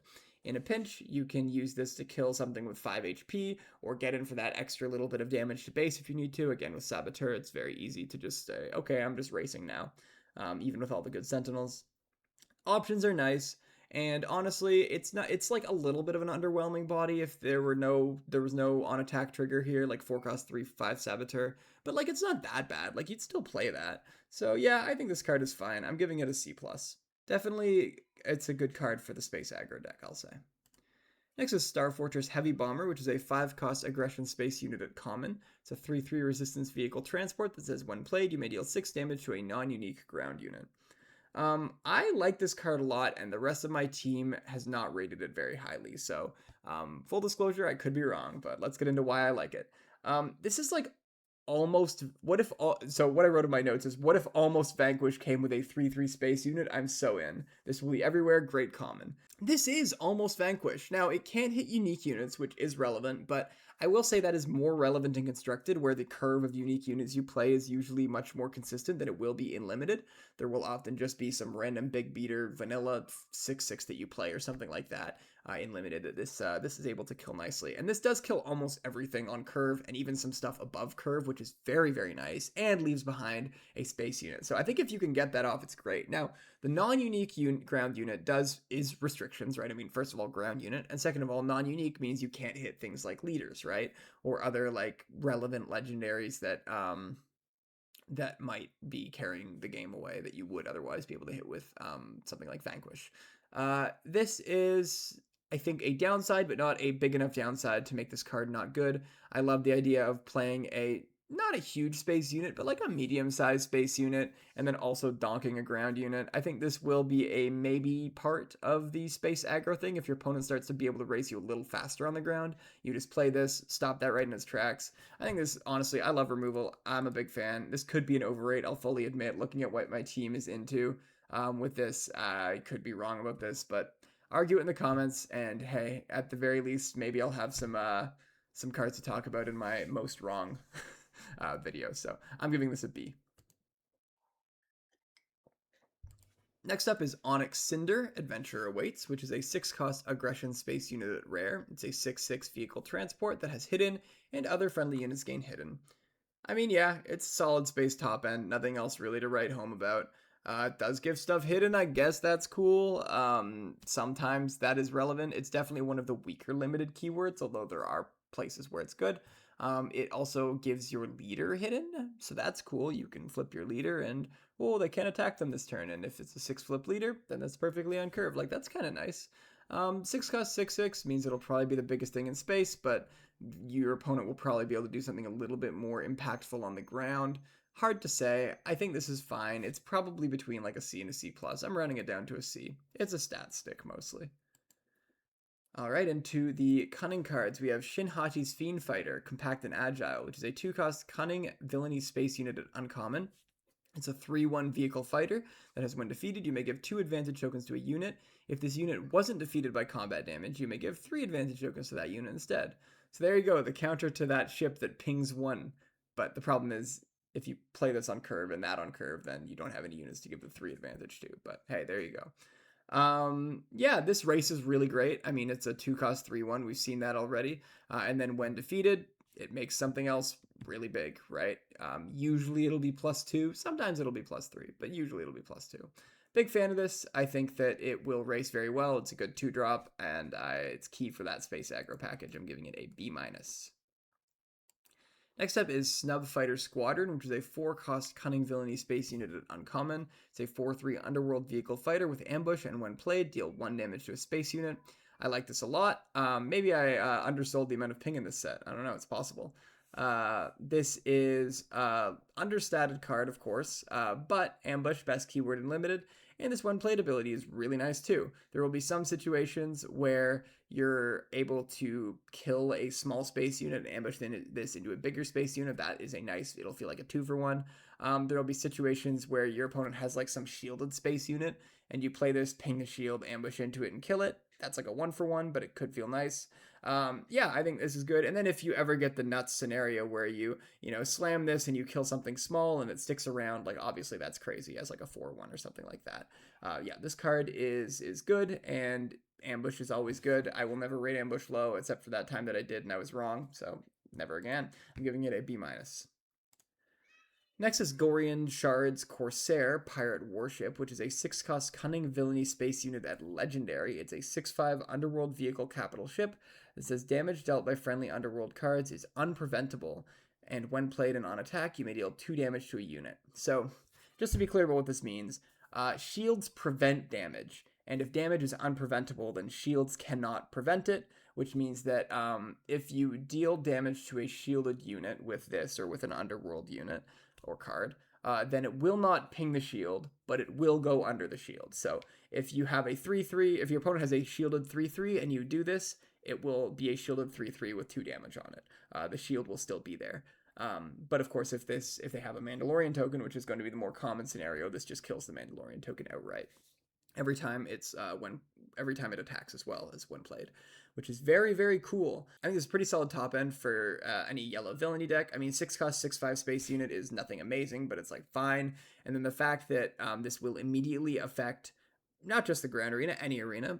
2 damage, 2 unpreventable damage will almost certainly kill something, whether that's a Mandalorian token or an actual unit they played from their hand, a card that they played from their hand.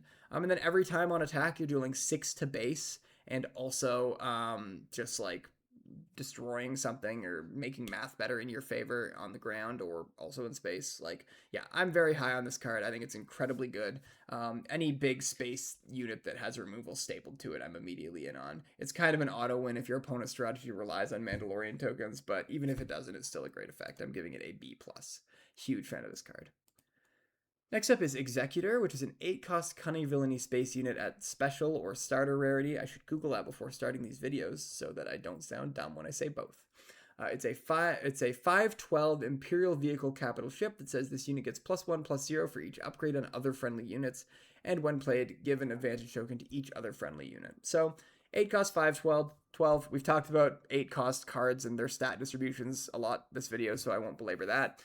It seems fine, although it races pretty poorly for an 8 drop. Well, that's before you get to the text line, right?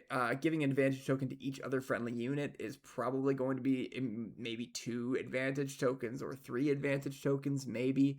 And then it attacks as a 7/12 or even an 8/12. And then, yeah, okay, that races pretty well. I'll admit that. And then, in addition, gives you that extra damage boost from the advantage tokens themselves. Now, of course, when you do have to sequence this right, because if you give advantage tokens to units and you attack with those units before you attack with Executor, they'll lose the upgrade, and Executor will not get that power buff anymore from those upgrades. But if you sequence it right, and you should always be attacking with Executor first, then you can get a lot of damage in with this, for sure. I mean, it is an 8 drop. I can't deny that. It is an impactful card, but it doesn't do things immediately. It needs to sit around for a turn to be impactful, and I think that is a little unfortunate. In general, I think this is okay top end, but I think you can do better for the most part. I'm giving it a C-. It's just a little too slow. Obviously, if you're already ahead, this card's going to be crazy. It'll swing for 10 or something like that and buff your whole board. Great. But, like, you're probably going to win that game anyway, right? If you're behind, what does this do for you, right? Nothing, really. If you're at parity, I guess it's fine. But even then, I don't love it. C- might be a bit of an underrated. It might be like a C or even a C+, but I think it's in that range. Next up is Open Circle Ace, a 1-cost Cunning Heroism Space unit at common. It's a 2/2 Republic Vehicle Fighter, and that's it. Yeah, desperate times call for desperate measures. I mean, it's a turn 1 play that you can do. I think it's probably like a okay space racing card, but you can do a lot better. There's nothing else really to say about this. I guess if you could open on 2 of them, that's probably like a crazy turn 1 play. But I don't think we're in the era of double 1-drops in Limited, so unfortunately I don't love this card. But that being said, it's still a serviceable turn 1 play that races fine. It's like a C, I'd say. I've graded it up to a C. Ignore that C-. There was a bell curve in my class. Next up is Mando's N1 Starfighter, faster than a Fathier? I don't think I know that word. It's a 2-cost Cunning Heroism Space unit at rare. It's a 1/3 Mandalorian vehicle fighter that says support, and on attack you may exhaust a friendly non-upgrade leader. If you do, this unit gets +2/+0 for this attack. This card is meant exclusively for Grogu, right? Because Grogu, it doesn't matter if he's exhausted or readied when he's a unit, because he's a 0/3. You just exhaust him, and then, oh, cool, it's a 2-cost 3/3 in space. Like, wow, that's so neat. But, yeah, this is just outside of that. Like, why would you ever exhaust your leader to get +2 attack? Unless it was, like, exactly lethal and they had a ground sentinel or something like that. Yeah, this is just going to be a 2-cost 1/3 with support. And that's, like, not the end of the world. Like, sometimes that's fine, I guess, but usually not. I don't love this card. It's definitely a desperate card to play on turn 1. And Grogu, as we've talked about, and Gene Jordo generously informed us, is going to be probably the worst limited leader of the set. So I think that this card is a C-, and the only reason it's not in the D range is because it's technically a fine 2-drop, I guess, if you absolutely need one. It should maybe be a little lower. This could be an overrate. Next up is Blade 3, Bane of the Devastator, which is a 3-cost Cunning Heroism Space unit at uncommon. It's a 2/4 Rebel Vehicle Fighter that says when your base is dealt damage, give an advantage token to this unit. This is kind of nice because it punishes your opponent for racing you, because it kind of says, okay, you can race me if you want, but you're not going to win anymore. You're not going to win the race. You need to start controlling the board a little bit. And in Limited, again, usually controlling the board is like what you want to be doing anyway, but there are, of course, some situations where you do decide you want to be the beatdown and race your opponent, and this is going to make that very difficult for your opponent to do. I think that it's not a like insane bonkers good card. Like, the stat line still can be a little bit rough, and it kind of just asks your opponent to go, okay, I'll just control the board on the ground until I can get a space unit in to deal with this, which will not be too hard. As a 2/4, it's not the end of the world, but there are some situations where you can just race through this also. It's a good card. It is a good card. It sounds like I'm like being mean to it, but I'm not. I like it. I think it's fine. But I think it's not exceptional. I'm giving it a C+. Next is Heroic Purgil, which is a 5-cost Cunning Heroism Space unit at common. It's a 3/6 creature with ambush, and while attacking using ambush, this unit gets +2/+0. So It comes in as a 5-cost 5/6 ambush, which is like obviously absolutely ridiculous. And then it sticks around as a 3/6. That's fine. For 5. I like this card a lot. Obviously, ambush, best card or best keyword in limited. This comes down, kills basically anything, and then sticks around as like a relevant body. I like this a lot. It'll kill basically anything. I'm a big fan. I think this card is like a B. I will never underrate ambush again. A. This is an A actually. I'm only overrating ambush now. No, this is a B. I think it's good. Next up is flank. Also, it's a space unit that isn't a vehicle, so it can hold upgrades that say non-vehicle. Keep that in mind for your space Voltron strategies. Next up is Flanking TIE Interceptor. It's a 2-cost Cunning Space Unit at common. It's a 2/2 Imperial Vehicle Fighter, and it has support. Yep. This sure is a 2-cost 2/2. Yeah, I guess it like kind of has upside. Obviously, you're not giving the text here. This is purely an action sheet upside, but I think it's fine. I mean, it's in space. 2/2 in space is like a fine stat line. There's not a bunch of 2/3s and 2/4s that are played on turn 1 that you super need to worry about. So yeah, I think it's fine. It's probably like a C. Late game, cool. You get an action sheet and a 2/2. Nice. Next up is Helix Starfighter, a 4-cost Cunning Space Unit at common. It's a 3/3 Underworld Vehicle Fighter with when played, if an opponent controls a space unit, give a shield token to this unit. Otherwise, give 2 advantage tokens to this unit. So you always get something. And you always get the thing that you probably want too, because if your opponent has a space unit, it's nice to have a shield on this so you can trade with their space unit. Cool. If your opponent doesn't have a space unit, you probably want to race with this. The 2 advantage tokens is good. So you get the one that you want most of the time, which is nice. That being said, 4-cost 3/3. Don't love that. I think it's a little too understated to be great, but I think it's still good. It's probably between a C and a C+. I'm going to round it down to a C, but I'm open to being wrong on this. I like the design of it having 2 modes, and you don't get the pick, but the game picks for you, and the game picks right most of the time. Next is Unsanctioned Patrol, a 4-cost Cunning Space Unit at common. It's a 4/4 Resistance Vehicle Fighter with support and Saboteur. Yeah, this is a well-statted space unit. It's a 4-cost for a 4/4. That is quite strong. That's quite reasonable for a space unit. Of course, it has Saboteur, which, as we've talked about, is at a premium this set. I will say it's slightly more at a premium in ground because there's a lot of good ground sentinels that have shields or just ground units with shields like Mandalorian tokens. But, I mean, it's still good in space. Absolutely. There are still shields. There are still sentinels. So Saboteur is nice there. Support is also good because, like I said, on the ground, there is a lot of very strong shields and sentinels, and this just lets you get an attack in with one of your units that otherwise didn't have Saboteur. So either to kill a big scary shielded unit or to get in for some extra base damage, depending on what your plan is. Yeah, getting like one sort of temporary, this is a Saboteur unit now on ground as an action sheet with a 4/4. I'm very in on this card. I think this card is very strong. And will be part of any good space decks curve I'm giving, or any good yellow decks curve in general, honestly, even if your deck doesn't heavily focus on space, because it cleans up a lot of the early space riffraff and then sticks around and can sort of go toe-to-toe with a lot of the mid-game space stuff too. Not all of it, but a decent amount. I'm giving it a C+. Next up is Halo, Not According to Plan, which is a 5-cost Cunning Space Unit at uncommon. It's a 4/4 Underworld Vehicle Transport with support, and when attack ends, if the defending unit was defeated, give a shield token to this unit. So we just talked about a 4-cost 4/4 and how that stat line was good. This is a 5-cost 4/4, so this text better make up for it. Support, we know what that does, cool. If the defending unit was defeated, give a shield token to this unit, I think is actually quite strong. You flip your leader, because a lot of leaders flip on 5. You play this, you attack with your leader, you kill something like medium size. Now your leader has a shield. Absolutely incredible. A leader with a shield, we've seen that before. We've seen that in the client, which was entirely carried by having a shield. Putting a shield on a leader is like a very strong play to be doing. But of course, it doesn't even need to be a leader. It can be anything. And then also, when this sticks around and, cleans up smaller space units, boom, this gets a shield now too. And then not only that, you can use that shield to get more shields, right? If they have like 2 small space units, you attack one of them with Halo, kill it, get a shield, and then you next turn attack the other one with Halo, kill it, get a shield back, and you haven't taken any damage other than that first attack. Yeah, I think this is cool. I like it a lot. This could be an overrate because the stat line is a tiny bit rough, but I think that there's sauce here, and this will be a very annoying card to deal with. I'm giving it a B-. Next up is Marok's Fiend Fighter, Formidable Pursuer, which is a 3-cost villainy space unit at uncommon. It's a 3/2 vehicle fighter with support and overwhelm, and this unit gets +2/+0 while attacking a damaged unit. So there you go, we got our Gallius Rax synergy again. Yeah, support overwhelm. Nice. I mean, you get to play this, instantly attack with some ground unit, maybe get in for a bit of extra damage, maybe not. That's fine. You're still action cheating.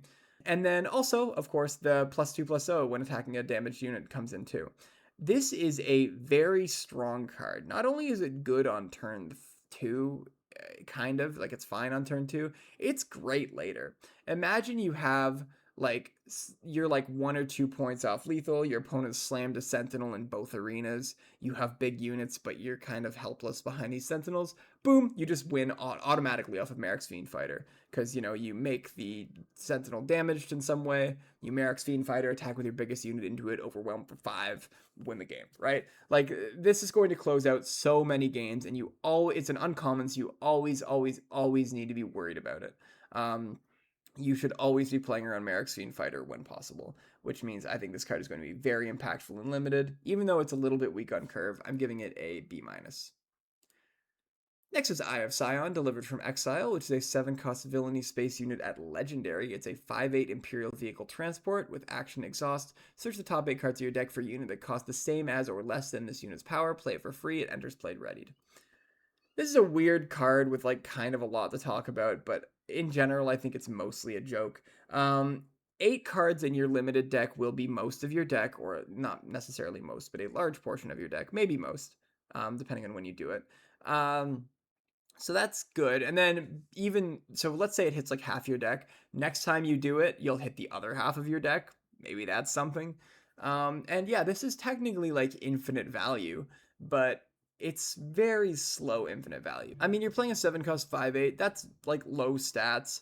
And you're sort of like, when you're ready with this, you're thinking, okay, do I just get in for 5? And if you're doing that, then you just played a really inefficient unit. So if you're using the action, then it gets exhausted. It doesn't even get in for 5 this turn. And yeah, you're building your board for sure, but you're missing out on so much tempo. And your opponent, if they see this and they see you start going for these actions, they are just going to try to race you and probably succeed, unless you're able to rip a bunch of sentinels off of Eye of Scion. But like, I don't think that it's a particularly good card. I will say you can play off aspect cards with it. I guess that's something. It entering ready is like kind of nice, I guess, but most of the time you won't be getting like a 5 power unit. So, it won't be like making up for the Eye of Scion. But I don't know. I think it's fine. I don't think it's great, but maybe someone will make it work. But hey, you won't have to see it too often. It's a legendary. Anyway, I'm giving Eye of Scion a C-. It's like top end, but it's not great top end. Next is Yellow Aces Bomber, a 3-cost Heroism space unit at uncommon. It's a 2/4 New Republic vehicle fighter with support, and on attack, if this unit's upgraded, deal 2 damage to a base. Now this is a card. I like this card a lot. It's key for the space aggro plan. Is it that good anywhere else? Honestly, it's not great anywhere else. It's still fine. It's especially good if you can like stick a shield on it, right? Because then you're attacking base for 4. That's really cool. If you can stick advantage on it consistently, you're attacking base for 5. That's pretty cool. Yeah, the ideal play, right, is that you play some like random turn 1 play that gives itself an advantage, or you're playing it in Grief where that gives it advantage. And then this just lets you like get a bunch of early damage in, which is nice in some game plans. I think, like, I keep talking about these space aggro decks, and I don't want to give you the idea that I think they will come together all the time, because I don't think that. But they will come together sometimes, and this will be a key piece when they do. It's also an uncommon, so you probably will be able to pick it up. I think this card is like pretty solid. The stat line is a little bit rough, but I think for what it's trying to do, it does it well. I'm giving it a C+. Next up is Gallifrey Transport, a 4-cost Heroism space unit at common. It's a 3/5 Rebel vehicle transport with, when defeated, give 2 advantage tokens to a friendly unit. Yep, this is curve filler, right? 4-cost 3/5, we've seen that. It's fine. It's a fine stat line. When defeated, you get a tiny bonus, and that is a pretty tiny bonus, but it's something. Yep, cool. It's a little bit better than a vanilla 4-cost 3/5. It's fine. It's curve filler. I don't really have too much to say about it. I'm giving it a C. And that is it for space units. There's no neutral space units this set, so let's move on to events. So first we have Get Lost. It's a 4-cost Vigilance Heroism tactic at uncommon. It says defeat an upgraded non-leader unit. In most sets, this would be like kind of unplayable trash. In this set, though, I think this actually has a place. Advantage tokens are going to be everywhere. It'll be like incidentally just put places. And so you will often have a lot of targets. Now, again, that does restrict your sequencing a little bit because advantage tokens defeat themselves. And, oftentimes your opponent will be doing that as their first action, attacking whatever big unit they have with advantage tokens on it. So you have to make sure that you're going into this turn probably with advantage, or probably with initiative, sorry. And do this as your first action, but there will be situations where otherwise you do something else. Saying non-leader is a little bit rough because oftentimes like Voltron will be kind of a strategy where people suit up their leaders. There's a couple of decent upgrades at common that we'll see, as well as just of course all the advantage and shield and stuff like that. This is I think this is pretty good, and in a set that is pretty removal sparse, which we'll see, this is definitely one of the better pieces of removal. And even though it's not like incredible, it's no Vanquish or Takedown or Fell the Dragon or anything like that, or Rival's Fall even. It's still pretty good, and I think that it will play okay. It can, again, either arena, very nice. I'm giving Get Lost a B-. There will be some situations, this is pretty low for removal, calling it a B-, by the way. Like, most removal, I usually, like, if it's good, just solid premium removal, I'll give it a B. The reason I've bumped this one down a little bit is because there will be some times where it's just kind of a brick, right? You just don't actually have any legal targets for it. But that's okay. Sometimes that's going to happen, but I think more often than not, you will have good targets for it. Also, in a pinch, it does just kill a Mandalorian token. Obviously, that's not what you want to do. That you're trading down pretty aggressively if you do that, but hey, sometimes you got to do what you got to do, and the option is nice. Next up is Perseverance, which is a 2-cost Vigilance Innate at common. It says heal 3 damage from a unit and give a shield token to it.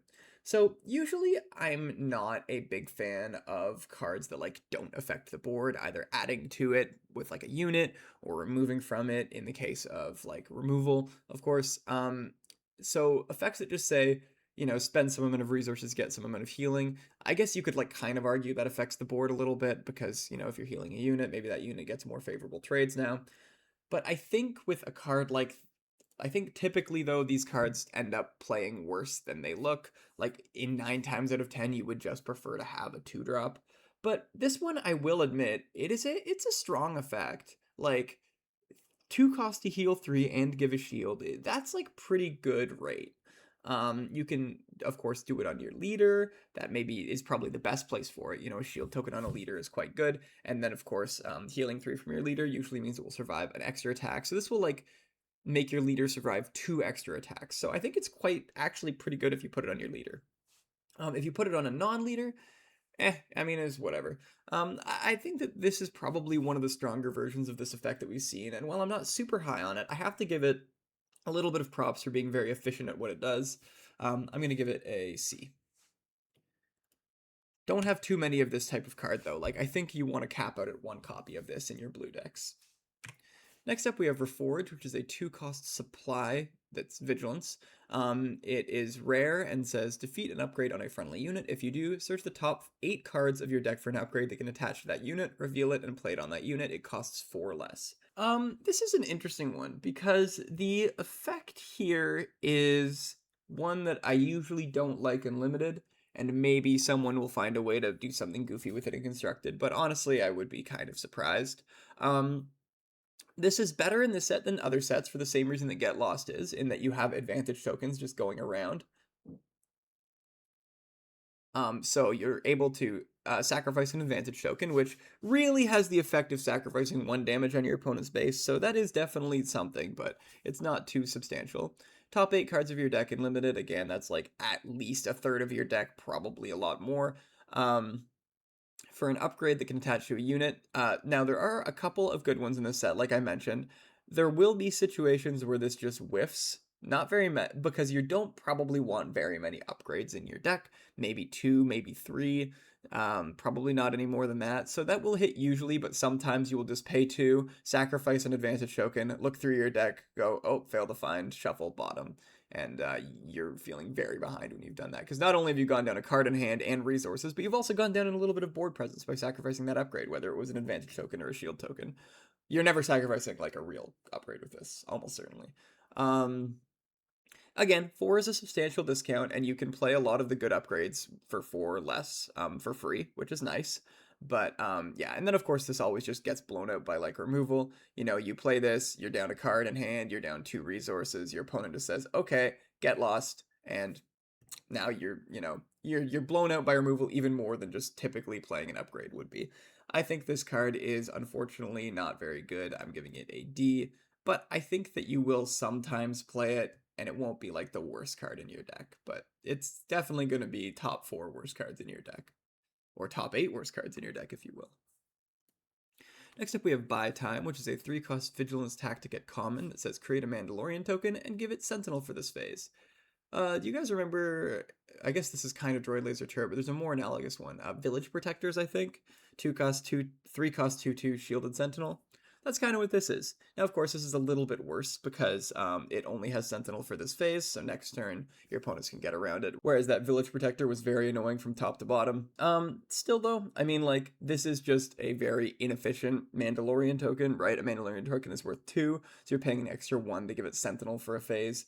I think that's, like, fine. I guess it adds to the board. It can slow down your opponent in a pinch. I don't know. I just don't think that this is worth doing most of the time. I think you usually want to play a real 3-drop. Where this maybe shines a little bit more is late game if you want to like stall your opponent. I mean, this will take 2 attacks if they're trying to race you, right? They're not going to just claim with a bunch of untapped units if they're trying to race you. They are going to go through this Mandalorian, which, you know, again, will eat 2 attacks of whatever their smallest readied units are, which is something for sure. I think this like has some utility across, but I don't think it's like amazing. I will say this could be a little bit of an underrate, but I'm gonna stick it at a D+ for now. Definitely could see it being a little higher, maybe a C-.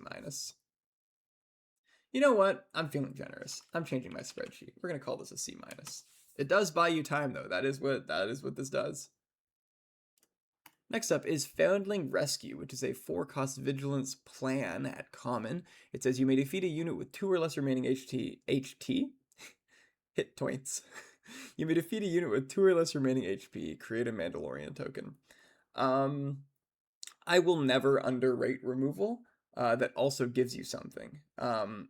Also, you may have noticed this does not say non-leader. So this can and often will defeat leaders that, you know, obviously it won't defeat leaders on its own, but it will help you defeat leaders with some other, you know, running a small unit into the leader than playing this, or more like a medium-sized unit. But still, this is definitely going to be used to defeat leaders and give you a little Mandalorian token. Of course, this kills their Mandalorian token and gives you a Mandalorian token also if you need to do that. So it's kind of like, I steal your Mandalorian token. That's probably not usually what you want to do with this, but in a pinch, it's what you can do.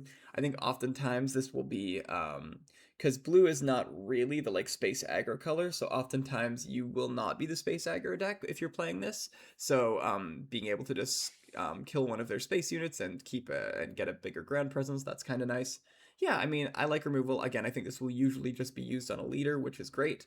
It's like a very, very mini Rivals Fall. Very mini. But hey, you know what this does? This kills the 6/2 Cassian leader as soon as he flips. You don't even have to do anything else, as long as he doesn't have initiative. Anyway, hilarious. I'm giving this card a B-. I think it is almost good removal. It's again, like I said, the removal in this set is like generally not very good for limited.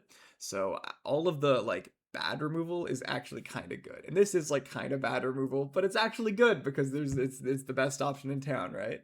Next up is Long Live the Empire, a 2-cost command villainy event, Imperial event at common or uncommon. Oh my goodness. It says defeat a friendly Imperial unit. If you do, resource the top card of your deck. I mean, there are a lot of Imperials in this set, like I mentioned, a lot of them at all rarities, including common. But I think, if anything, this is more of a constructed card. Like, yes, ramping is nice, absolutely, I will not deny that. But I'm trying to remember back to Spark of Rebellion. So people in the comments that have drafted it more recently than me, was resupply good in Spark of Rebellion? I don't remember. In Spark Rebellion Limited, obviously, it was great and constructed. I don't remember it being particularly great. Because what it did is, I mean, it ramped you, which is good, but you took an entire turn off and just did nothing.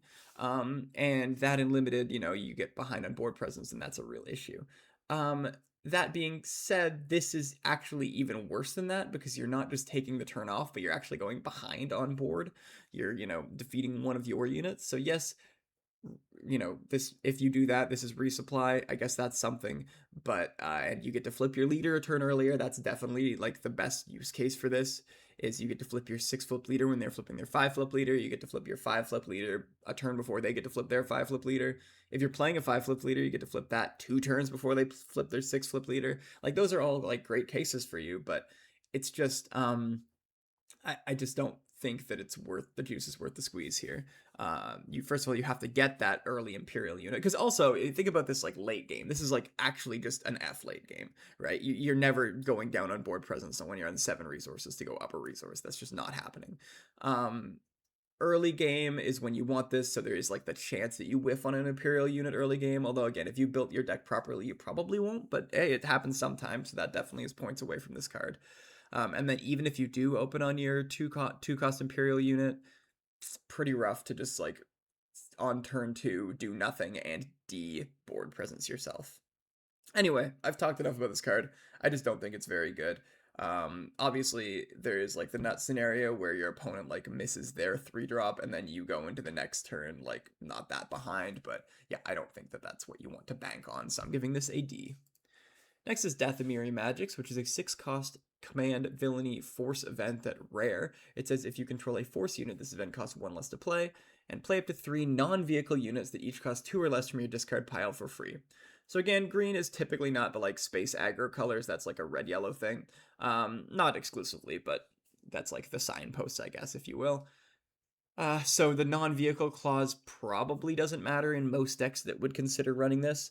If you get all 3 2-drops back from your discard, like that is on rate. Like you paid 6 for 6 cost of cards, but like you also drew the cards, so it's better than just paying 6 for, 3 2-drops. You drew the cards out of your discard, right? You're not going like substantially down in hand size, other than Dathomiri Magics, of course. So like that's cool, I guess. There are only 2 playable force units for this color. Both of them are at uncommon, none of them are at common. There are some at rare, notably, but I'm talking about commons and uncommons here. So this will usually cost 6. Notably, there are 3 force leaders that you could play this in. Yeah, the force leaders. So if you're planning on playing these, you kind of have one shot to get it for the discount, which is when your force leader is out for the most part, unless you happen to spike some of the force legendaries or rares, or get those uncommons, which you definitely could do. But like the one discount here, I guess it's cool, but like it doesn't matter that much. And then the other thing is, I mean, the one discount is like, it's nice. I mean, if you can flip some random leader, play this for 5, you get 3 2-drops back, that's cool. But notice how I'm saying you get 3 2-drops back, but that's not actually going to be the case most of the time. If that was the case, and you could like randomly somehow consistently just rip 3 2-drops onto the field with this, like I think I actually would kind of like it. But in limited, the consistency is not really there for that. I think you're definitely going to be able to get 1 2-drop back. Maybe you'll be able to get 2 2-drops back. I think it's very unlikely you'll be able to get 3. So if this just let you get 2 2-drops back, I mean, you're paying 6 for 4 in value, but also like kind of going up a card. Is that worth it? Probably not. I don't think I'd play like 6 cost for, 2 small units and also draw a card. Probably not. I don't even know if I'd pay 5 cost for that. Maybe I would pay 5 cost for that. Anyway, I've talked too much about this card. I think that it's just like such a dream scenario, and it's just never going to work, or it's just not going to work out often enough, in my opinion. I'm giving it a D. And the non-vehicle clause doesn't matter a ton, but it matters a little bit. Like, you still will be playing vehicles sometimes in these colors. Absolutely. So, yeah. Not a huge fan of this. Next is The Student Guides the Master, which is a 1-cost command heroism learned event at uncommon. It says, give a friendly unit +1/+0 for this phase for each other friendly unit with less power than it. This, like, technically can be pretty efficient. Like, 1 cost for, if you get, like, +3 on this, that's cool, I guess. We've seen effects that are like 1 cost give +3 before. I think we saw one of those in Legends of the Force. There's like kind of one of those this set. And then if you can get like more than +3, I think this is like very, very good. Um, but I think you're usually gonna be getting less than. And if you can get more than +3, this is quite good. But I think you're usually going to be getting less than +3. It's just too much to ask, I think, for each other friendly unit with less power than it. So I guess maybe what you do is you flip your leader and it has some big power amount and you give it some bonus and it hits really hard. Maybe the best case scenario for this is it gets a power buff high enough to kill the opponent's leader, so you can kind of just one-shot it. That's kind of cool, I guess. Maybe you stick it on a big sentinel, so now the sentinel can kill anything that attacks into it. I don't know. There are some like use cases for this card for sure. Sometimes it does just pump that extra little bit of damage at the end, but in general, I think that this probably asks too much of you. I think it's usually just going to give something +1/+0 or maybe +2/0, and in that case, I'm just not really that into it. Even though that is kind of a nice breakpoint, I don't think it's worth going down a card and then also playing undercurve. I'm giving it a D. Next up is Display of Strength, which is a 2-cost command tactic at common. It says give a unit +3/+3 for this phase. Done. It's giant growth. Yeah, I mean, like, this is like pretty efficient for what it does for sure. There was a 3-cost one that did this and also gave Overwhelm. That card was pretty bad. This one is maybe better. I mean, it costs 1 less, but the Overwhelm is a nice keyword to have on a big unit like this, especially in a set with so many Sentinels as this one. So sometimes you'll just do this and your opponent will slam some small Sentinel. Boom, your turn just like got bricked, basically. I think that this is also just falls into the category of cards that don't affect the board. So even though this is like pretty efficient for what it does, I think it usually won't affect the board. Again, the best use case for this is probably sticking it on your leader, attack into their leader, kill their leader. That's cool, I guess. But yeah, I think this is just it certainly doesn't count as a 2-cost card whenever you're evaluating your curve. And I think that you would usually just much rather play another 2-drop. I'm giving this a C-. It is efficient for what it does, which is why it's in the C range. Next is Wipe Them Out. It's a 2-cost command tactic at uncommon. It says attack with a unit. For this attack, you may deal its excess damage to another unit in the same arena. This one's kind of interesting. It's you need to have a big unit already, which is sometimes doable.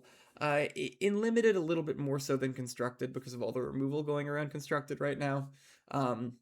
It's easier to stick a big unit, so you can stick it and then your opponent can go, okay, well, next turn I'll attack into it with these 2 units and I'll probably take a base hit, but you know what?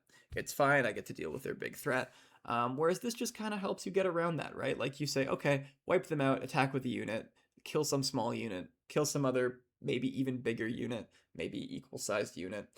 This just like kind of lets you turn your unit into a 2-for-1, and then of course if your unit lives, that's like very nice, because now you still have some presumably large beater. And I think if you get, I mean, you get to choose where it attacks, so I think it can live.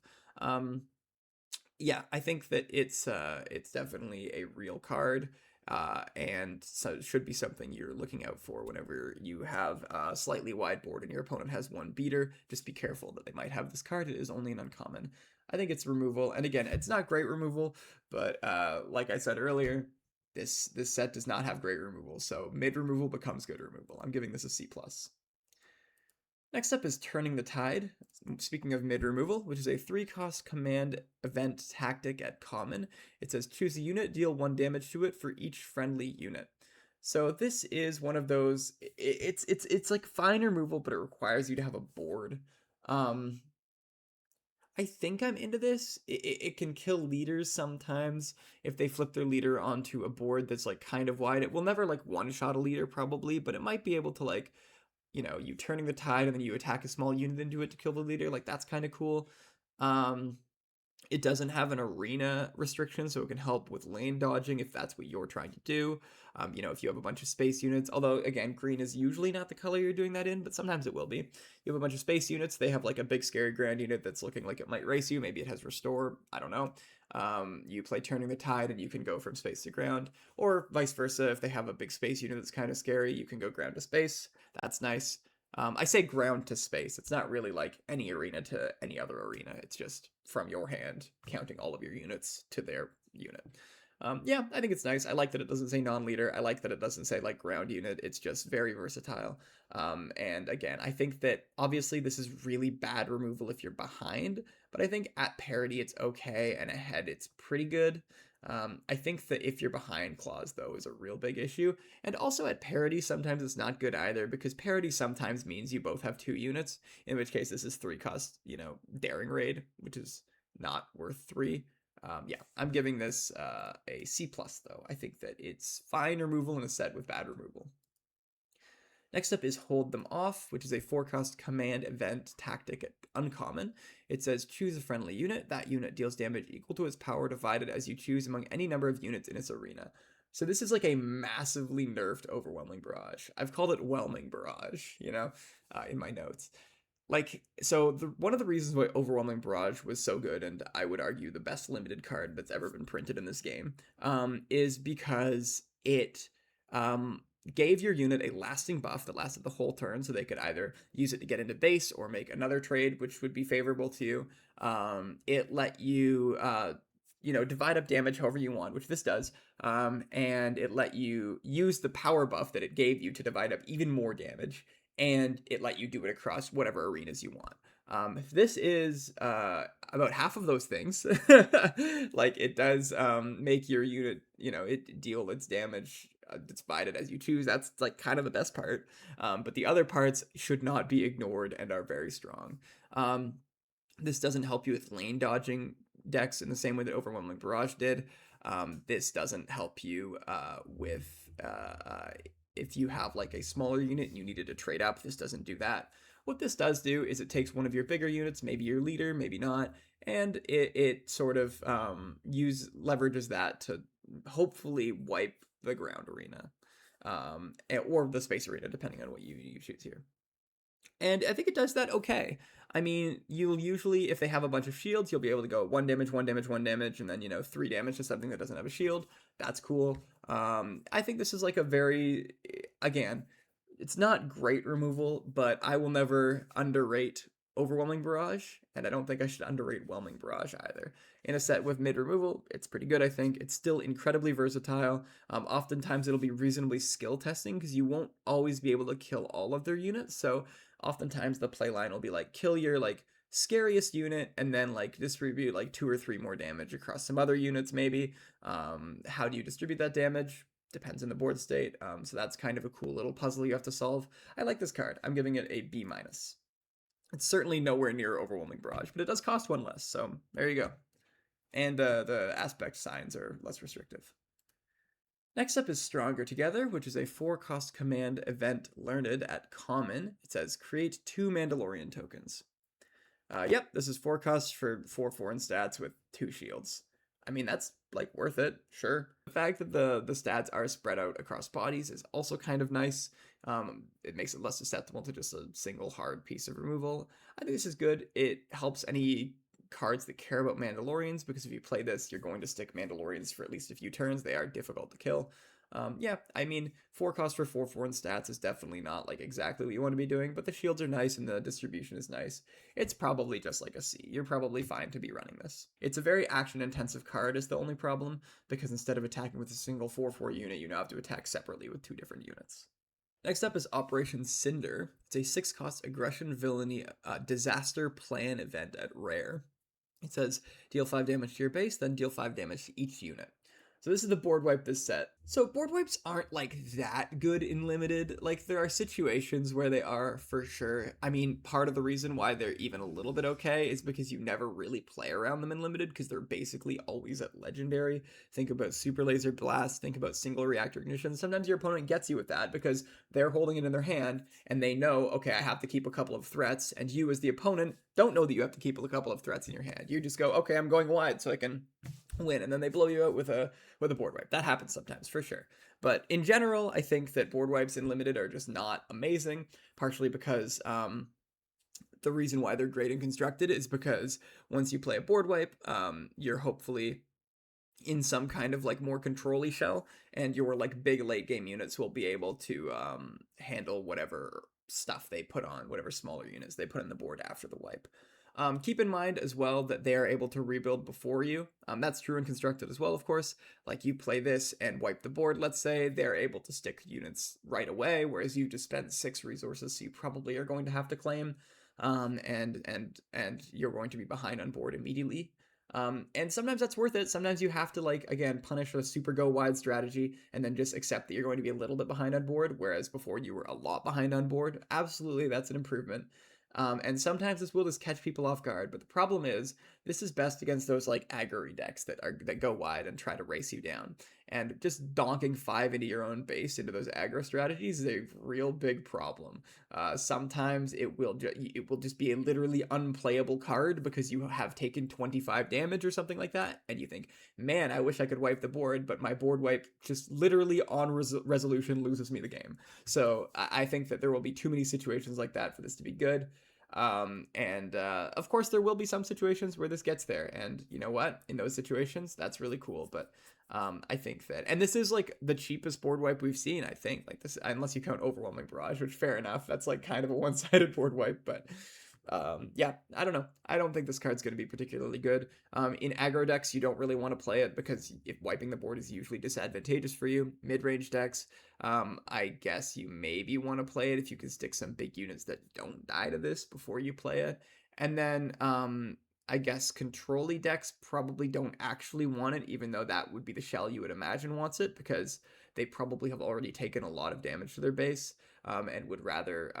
Also, control-y decks aren't like really a thing in Limited anyway. Like, they kind of are, but not really. So, yeah, I just don't think this gets there. I'm giving it a D. But my team has rated this card higher than me, so perhaps I'm wrong, but I don't like this very much, unfortunately. Next up is Rash Action, which is a 2-cost aggression heroism event tactic at uncommon. It says attack with a unit. For this attack, it gets +1/+0 and gains when attack ends. If this unit dealt combat damage to an opponent's base, that opponent discards a card. This will be like kind of funny in top deck mode, right? You and your opponent are both top decking, or even if just your opponent is just top decking, they resource, they keep 1 card in hand, you have initiative, you play this, hit their base, brick their turn. Like, that's kind of funny, but I think that this is probably not worth it most of the time. This hand disruption is like a strong effect, but it's much, much stronger when you have agency over what gets discarded. Like if you get to look at your opponent's hand, you know, say Spark of Rebellion or something like that, and make them discard a card, like that is much, much better than an effect where they just get to discard whatever the worst card in their hand is. Don't get me wrong, like it's still good. Any amount of value you can rob your opponent of in Limited is going to be very strong, where, like, you know, every little bit of value is very, very important. So that is good, but like you're also kind of discarding a card with Rash Action, and all you're getting out of it is +1 damage on the base, really, and then otherwise you're going even, but you're going down 2 resources. I just don't love this card. Like, I guess it's also an action sheet, but I think that there are better things to be doing on 2 resources. I guess there's like the very niche scenario where sometimes that extra 1 damage of reach is what you need, but I think that case is too cute. So I just don't think this is amazing. I'm giving it a D+. I guess in a pinch you can use this to trade something up, but unless that thing has Overwhelm, you're not getting the discard effect. Next up is Reckless Sacrifice, which is a 2-cost aggression heroism event gambit at rare. It says discard a unit from your hand, deal 5 damage to a unit that costs more than the discarded card. Yep. This is removal. And yeah, man, I've been talking about how the removal in this set's not very good, and then I look at this and I'm like, do I really need to give this a high grade just because the rest of the removal isn't good? I really don't like this card a lot. You're 2-for-1ing yourself in order to probably kill a medium-sized unit. And I just don't love that. Also, the restriction, like if you now usually you will have a cheap unit if you've built your Limited deck right. You'll have a lot of 2-drops and 3-drops, right? But like there will be some situations where you have this in your hand and you're like, man, I really wish I could do 5 damage to that card, but I can't because I don't have a unit that costs less than it in my hand. And then it just feels bricked, right? There will be some situations, I guess the best case scenario for this is hitting a leader for 5, which will kill some of the leaders, not all of them. And that's kind of nice. in that case, you're probably okay. Like 2-for-1ing yourself to kill a leader is probably worth doing. But it really depends on a lot of stuff. And I just think it's removal, but it's a removal that puts you behind. And I really just don't love that. But it is still removal, so I have to give it its respect. I'm giving it a C. I do think this card is not amazing. And it also has to be a unit you discard from your hand. Like that's just a lot. Next up is Follow Me. It is a 1-cost aggression event tactic at common. It says attack with a unit. After completing the attack, give 3 advantage tokens to a unit. We did it, guys. We found the world's slowest bolt. Yeah, I mean, so it kind of has 2 modes, right? You can attack with the unit, and then you can put the advantage tokens on the unit that attacked, in which case you can use them again. You can use the advantage tokens next turn, assuming your opponent can't deal with them in some way. And remember, advantage tokens are fragile, right? If they just run a Mandalorian token into this, it defeats all your advantage tokens, and, they just pop the shield for it, which they were going to do anyway. So, yeah, they are fragile, keep that in mind. But there is the other mode where you attack with a unit, you give advantage tokens to another unit that is readied, ideally, and then you get to use them immediately. It is an incredibly slow bolt, but it's still kind of a bolt, like 1 cost to deal 3 to a unit, or a base, is a very efficient way to do that. So I have to give it some props, but I just think there's too many ways to play around it. There's too much that can go wrong. If you're playing it on a board where you only have 1 unit, then it's a really rough proposition to wait an entire turn to use that 3 advantage tokens you got. So I don't know. I'm giving it a D+. That could be a bit of an underrate or an overrate. I have no idea. This card, though, I just don't think you should play it for the most part. I will say the one good use case for it is the lane dodging stuff. Like if you're doing space and they can't really interact with your space units, you will probably have multiple units, so you'll be able to use the 3 immediately. And even if you don't have multiple units, they probably won't be able to interact with your space unit before you can get the 3 advantage tokens to be used. But yeah, I don't know. I think it's asking a little much, but it's definitely a little bit better in those space decks. Next up is Intimidation, a 2-cost aggression innate event at common. It says if you control a unit with 4 or more power, draw 2 cards. I don't really think so.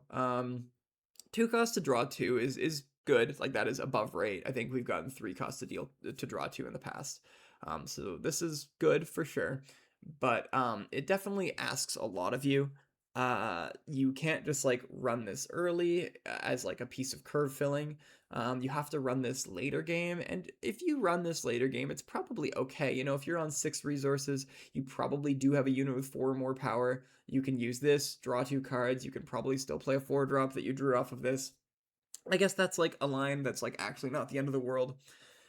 But I think that this sort of effect is not great and limited. Again, you're just not impacting the board directly for the promise of maybe impacting the board a little bit better or more efficiently later on, and I think that trade is not usually worth it. A bird in the hand, 2 in the bush, all that. So I think this card is not amazing, but it's probably okay to run one of. It's probably a D. It'll be the last card you add to your deck, and you'll be I guess, and then every now and then you'll draw 2 cards in the late game, and you'll be I'm glad I had this. But I think usually this will just be draw a resource.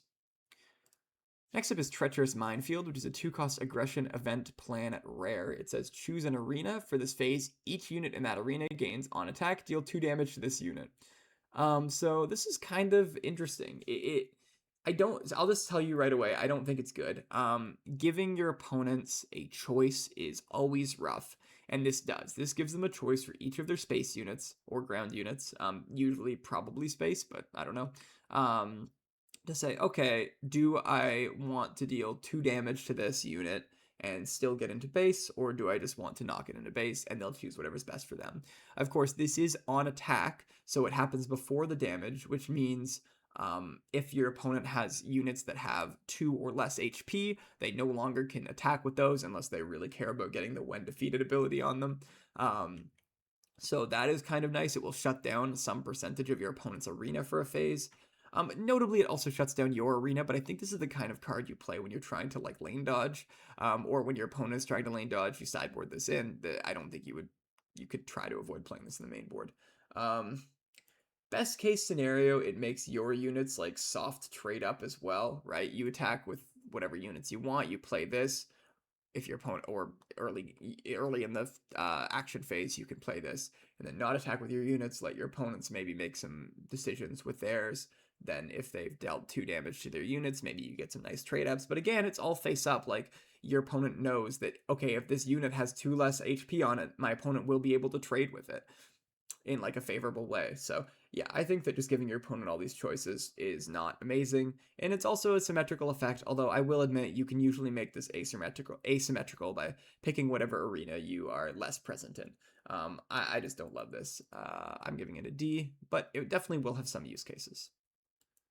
Next up is Reckoning, which is a 3-cost aggression event plan uncommon. It says deal damage to a unit equal to the total amount of damage on all units you control. This is like kind of an interesting one. It's a super hard card to evaluate until we see how the format evolves, but I think it's good. The reason why I say that is because if it's a format where units are just kind of one-for-one trading with each other, then it's probably not amazing. But if there's like a lot of random residual units on the board that still have have damage sticking on them, it's probably okay, right? You know, if you can get like we're paying 3 in aggression for an event that deals damage. How much damage do we want out of that? We want 4, right? We've seen Open Fire. Open Fire is a good limited card. Will this consistently get 4? I don't know. I think the appeal of Open Fire really was that you could, if your opponent managed to get ahead on board and you had like no units on board, you could use it to kill like a small medium-sized unit.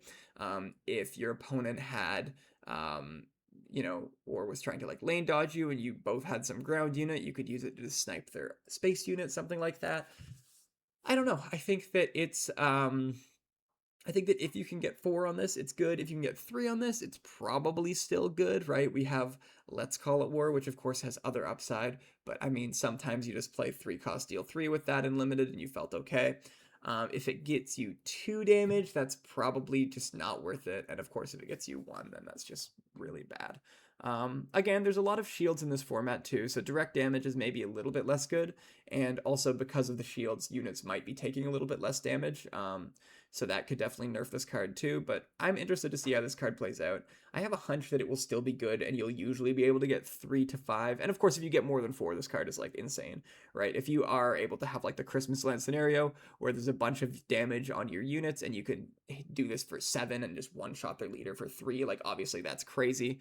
And yeah, this does go across arena. I don't know. I think this has a place. I think it's probably one of the better pieces of removal we've seen so far. I'm gonna give it a B-, but I'm open to that being wrong. I am looking forward to this card though. Next is Galvanized Leap, which is a 4-cost aggression force event at common. It says ready a unit that was damaged this phase.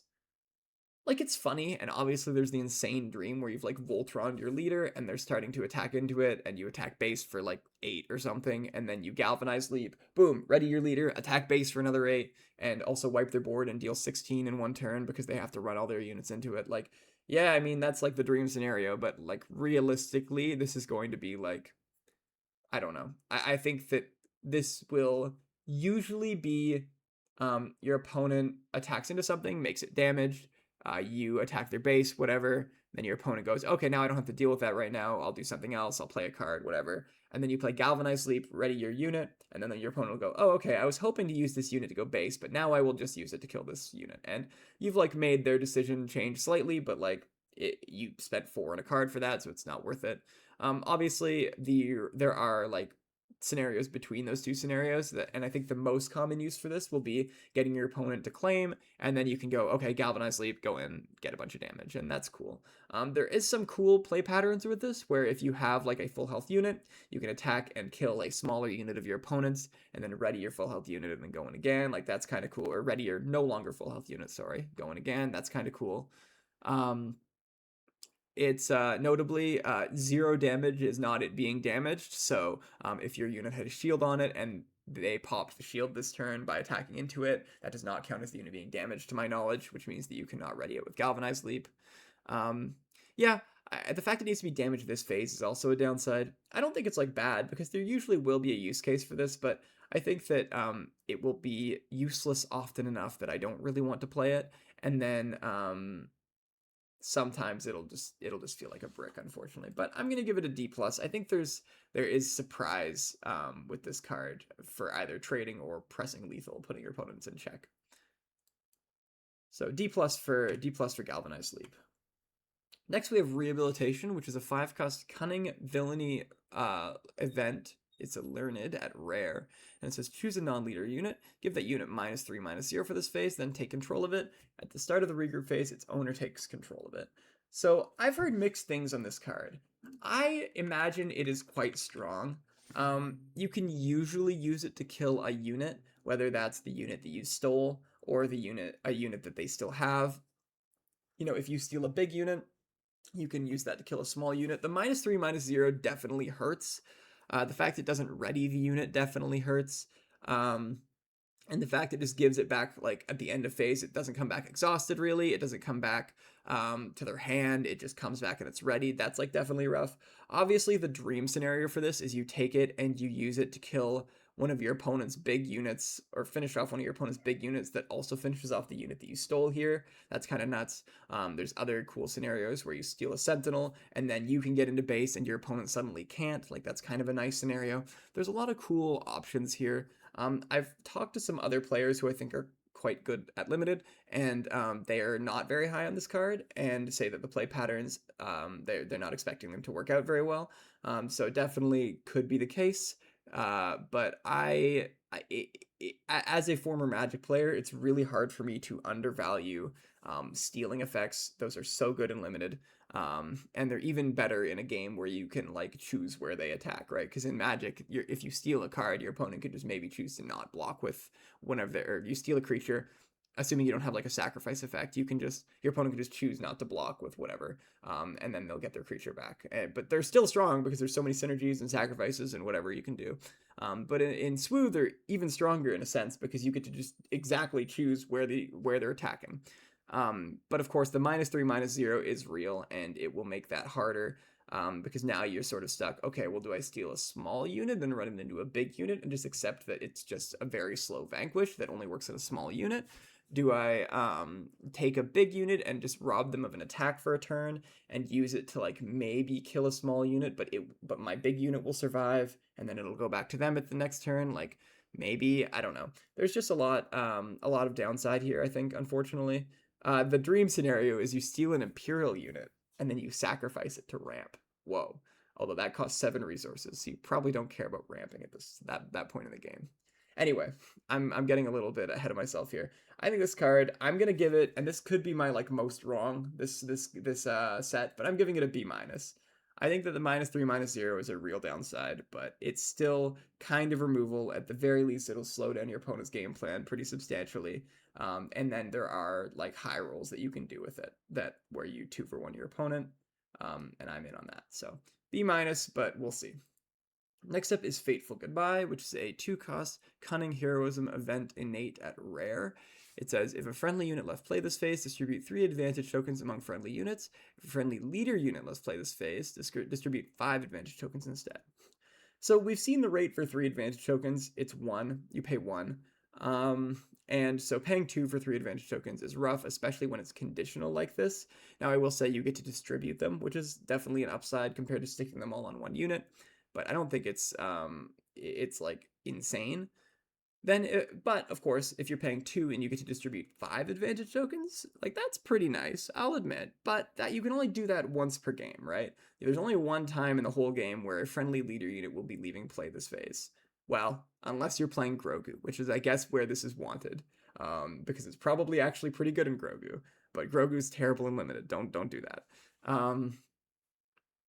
Yeah, so you are only going to be able to do this 5 advantage token thing once, which means I don't know what percentage of the time you'll be able to do 5 versus 3. Definitely spreading them out, like I said, will help your breakpoints a lot, so I have to give it props for that. But in general, this is just, I think, pretty inefficient. I think that it's probably just oftentimes going to be, I'm not going to say a dead card. It's probably a little bit better than I'm giving it credit for. And I've updated my spreadsheet accordingly. So I'll just say, I gave this a D. I think it's probably a D+. Just spreading it out is really nice. It helps you with breakpoints all over the place. But again, this doesn't really help you add to the board, really. Like, it kind of does, but it's temporary. And the best case scenario with this is it gets you some favorable trades. And definitely when it does that, it's great. But I just don't see it doing that enough times. So I'm going to give it a D+. Next up is Diplomatic Pageantry, which is a 1-cost Cunning Law event at common. It says exhaust a friendly unit and an enemy unit. If you do, give 2 advantage tokens to that friendly unit. I mean, it's like not symmetrical. It is, but it isn't. Like, you're exhausting one of each of your opponents, but you're exhausting your worst unit and their best unit. So it's not as symmetrical as it looks. You can make the exhaust work in your favor. I don't think this is like unplayable, but it will certainly be your 30th card. That's what I wrote in my notes. And I just think that the 2 advantage tokens, I guess maybe what you're trying to do is like exhaust a small unit of yours and like a medium unit of your opponent's, give the advantage tokens to your small unit, then next turn trade in your small unit into the medium unit. I guess that's like something that you're trying to do. But yeah, I just think that that's like a little bit too cute. I will say it does go across arena. That's cool. But yeah, then you can't do the scenario I just described. So I don't know. I think this is fine. This will be like your 30th card. It's not very good, but it's not unplayable. I'm giving it a D.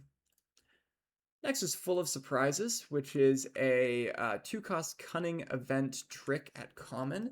It says return an upgrade that costs 2 or less to its owner's hand. Give a shield token to a unit. This is like pretty bad. It's not the worst thing in the world. It's 2-cost steal your shield sometimes. You bounce their shield token, which means it just goes away, and then you get a shield token. Like, cool, I guess. Every now and then it will hit an actual upgrade, and then that's kind of cool, I guess. They can just replay it, but that does mean they have to go down in resources. That's like the best case scenario for this. I will say there are actually a decent amount of upgrades that cost 2 or less in this set at common and uncommon. There are 12 of them. Of course, not all of them are good. In fact, I think most of them are bad, which we'll get into. But they'll be around, so if you can bounce one of those and get a shield token, that's quite good. Especially, again, if you can put that shield token on your leader, that's quite good. But I think that is like, this can be versatile. I think it usually will be shield for shield, but sometimes you'll be able to spike one of your opponent's smaller upgrades, and that'll be cool. But in general, I think this is like not very amazing, but it's not the end of the world. It'll probably be like your 28th card. I'm giving it a D+. Next up is Keep Them Talking, which is a 2-cost cunning event trick at common, and it says exhaust up to 2 units that each cost 3 or less. This is like solid tempo, I guess. There will be, again, this exhausts Mandalorian tokens. This exhausts their 3-drop, which can sometimes be like a 4/4 or a 4/3 or a 3/4 or whatever, right? I don't know if there's any 3-cost 4/4s this set. I don't remember, but yeah, like this is definitely a big tempo win. Now, it doesn't really affect the board beyond the turn that you play it, so that is definitely like you need to be doing something cute on that turn in order for this to be worth it. Otherwise, you're just kind of delaying. And maybe some decks want to do that. Maybe if you are playing a deck that has like a pretty strong top end, this is worth doing to, stop 5 damage to your base. Like that's maybe something that's worth doing. I don't know. It depends on the situation. I think that it's a little bit too cute most of the time, and I think that, again, it doesn't impact the board quite enough for me to be interested in this. But I could be wrong about this. Obviously, if you can exhaust some unit that small unit they stuck an upgrade on, that feels pretty nice. But in general, I think this will be like not unplayable, but not very good. I'm giving it a D. Next up is Master Stroke, which is a 2-cost cunning event tactic at common. It says attack with a unit. It gets +1/+0 for this attack for each unit the defending player controls in its arena. So this is like a pretty, I don't want to say bad Surprise Strike, because it's not necessarily. Sometimes it is just Surprise Strike, and Surprise Strike was good. It was even good and limited. And of course it was great and constructed. Sometimes this will be more than Surprise Strike if it's like able to do the pounce thing, or even more than that, then that's crazy. But keep in mind that every time this card gets better, it means your opponent has more units, and that's usually better for them. Now, of course, you can't just always have your opponent having no units. So this will always do something. If you could just have your opponent having no units, then you would be okay with this card doing nothing, because you're just going to win that game, right? So like the more units you have, or your opponent has, generally the worse for you, even though Master Stroke gets better. So it's a little bit of a hedge, a little bit of insurance against your opponent getting a ton of units. If they do have a ton of units, then you're in luck. You're able to trade your 2-drop for their 5-drop probably. Again, in a pinch, this can just be a finishing move.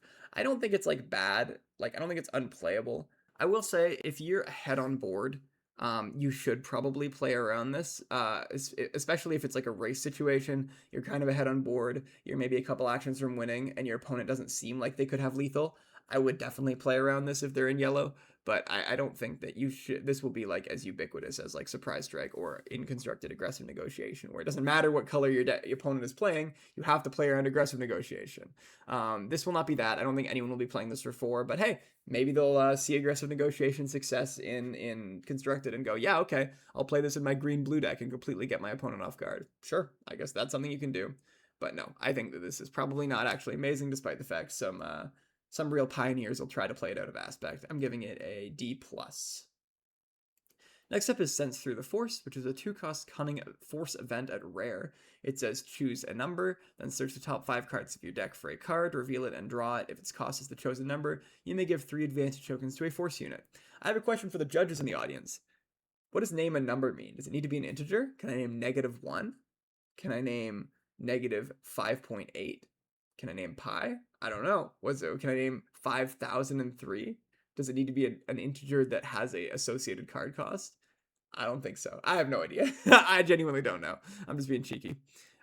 So yeah, this is always going to draw you a card, right? It's better than drawing a card, right? It's 2, you look at the top 5, you pick whatever's best for you in that scenario. That on its own is fine. I probably wouldn't be playing that usually. And if the cost is the chosen number, you get 3 advantage tokens to a Force unit. The problem, whoops, spoilers. The problem is that there's not a ton of Force units, but there are slightly more with this color restriction. There are some leaders, but I think like 70% of the time, maybe more, you should just kind of disregard that second part. So it doesn't matter what number you choose if you don't have a Force unit, because you can't get the advantage tokens, so you can just name whatever and then just go searching for whatever card is good in that scenario. And top 5 is a lot. Like, that will probably find you what you're looking for in limited, almost, unless you're looking for like some random one of in your deck. It will probably find you whatever piece of the curve you're missing.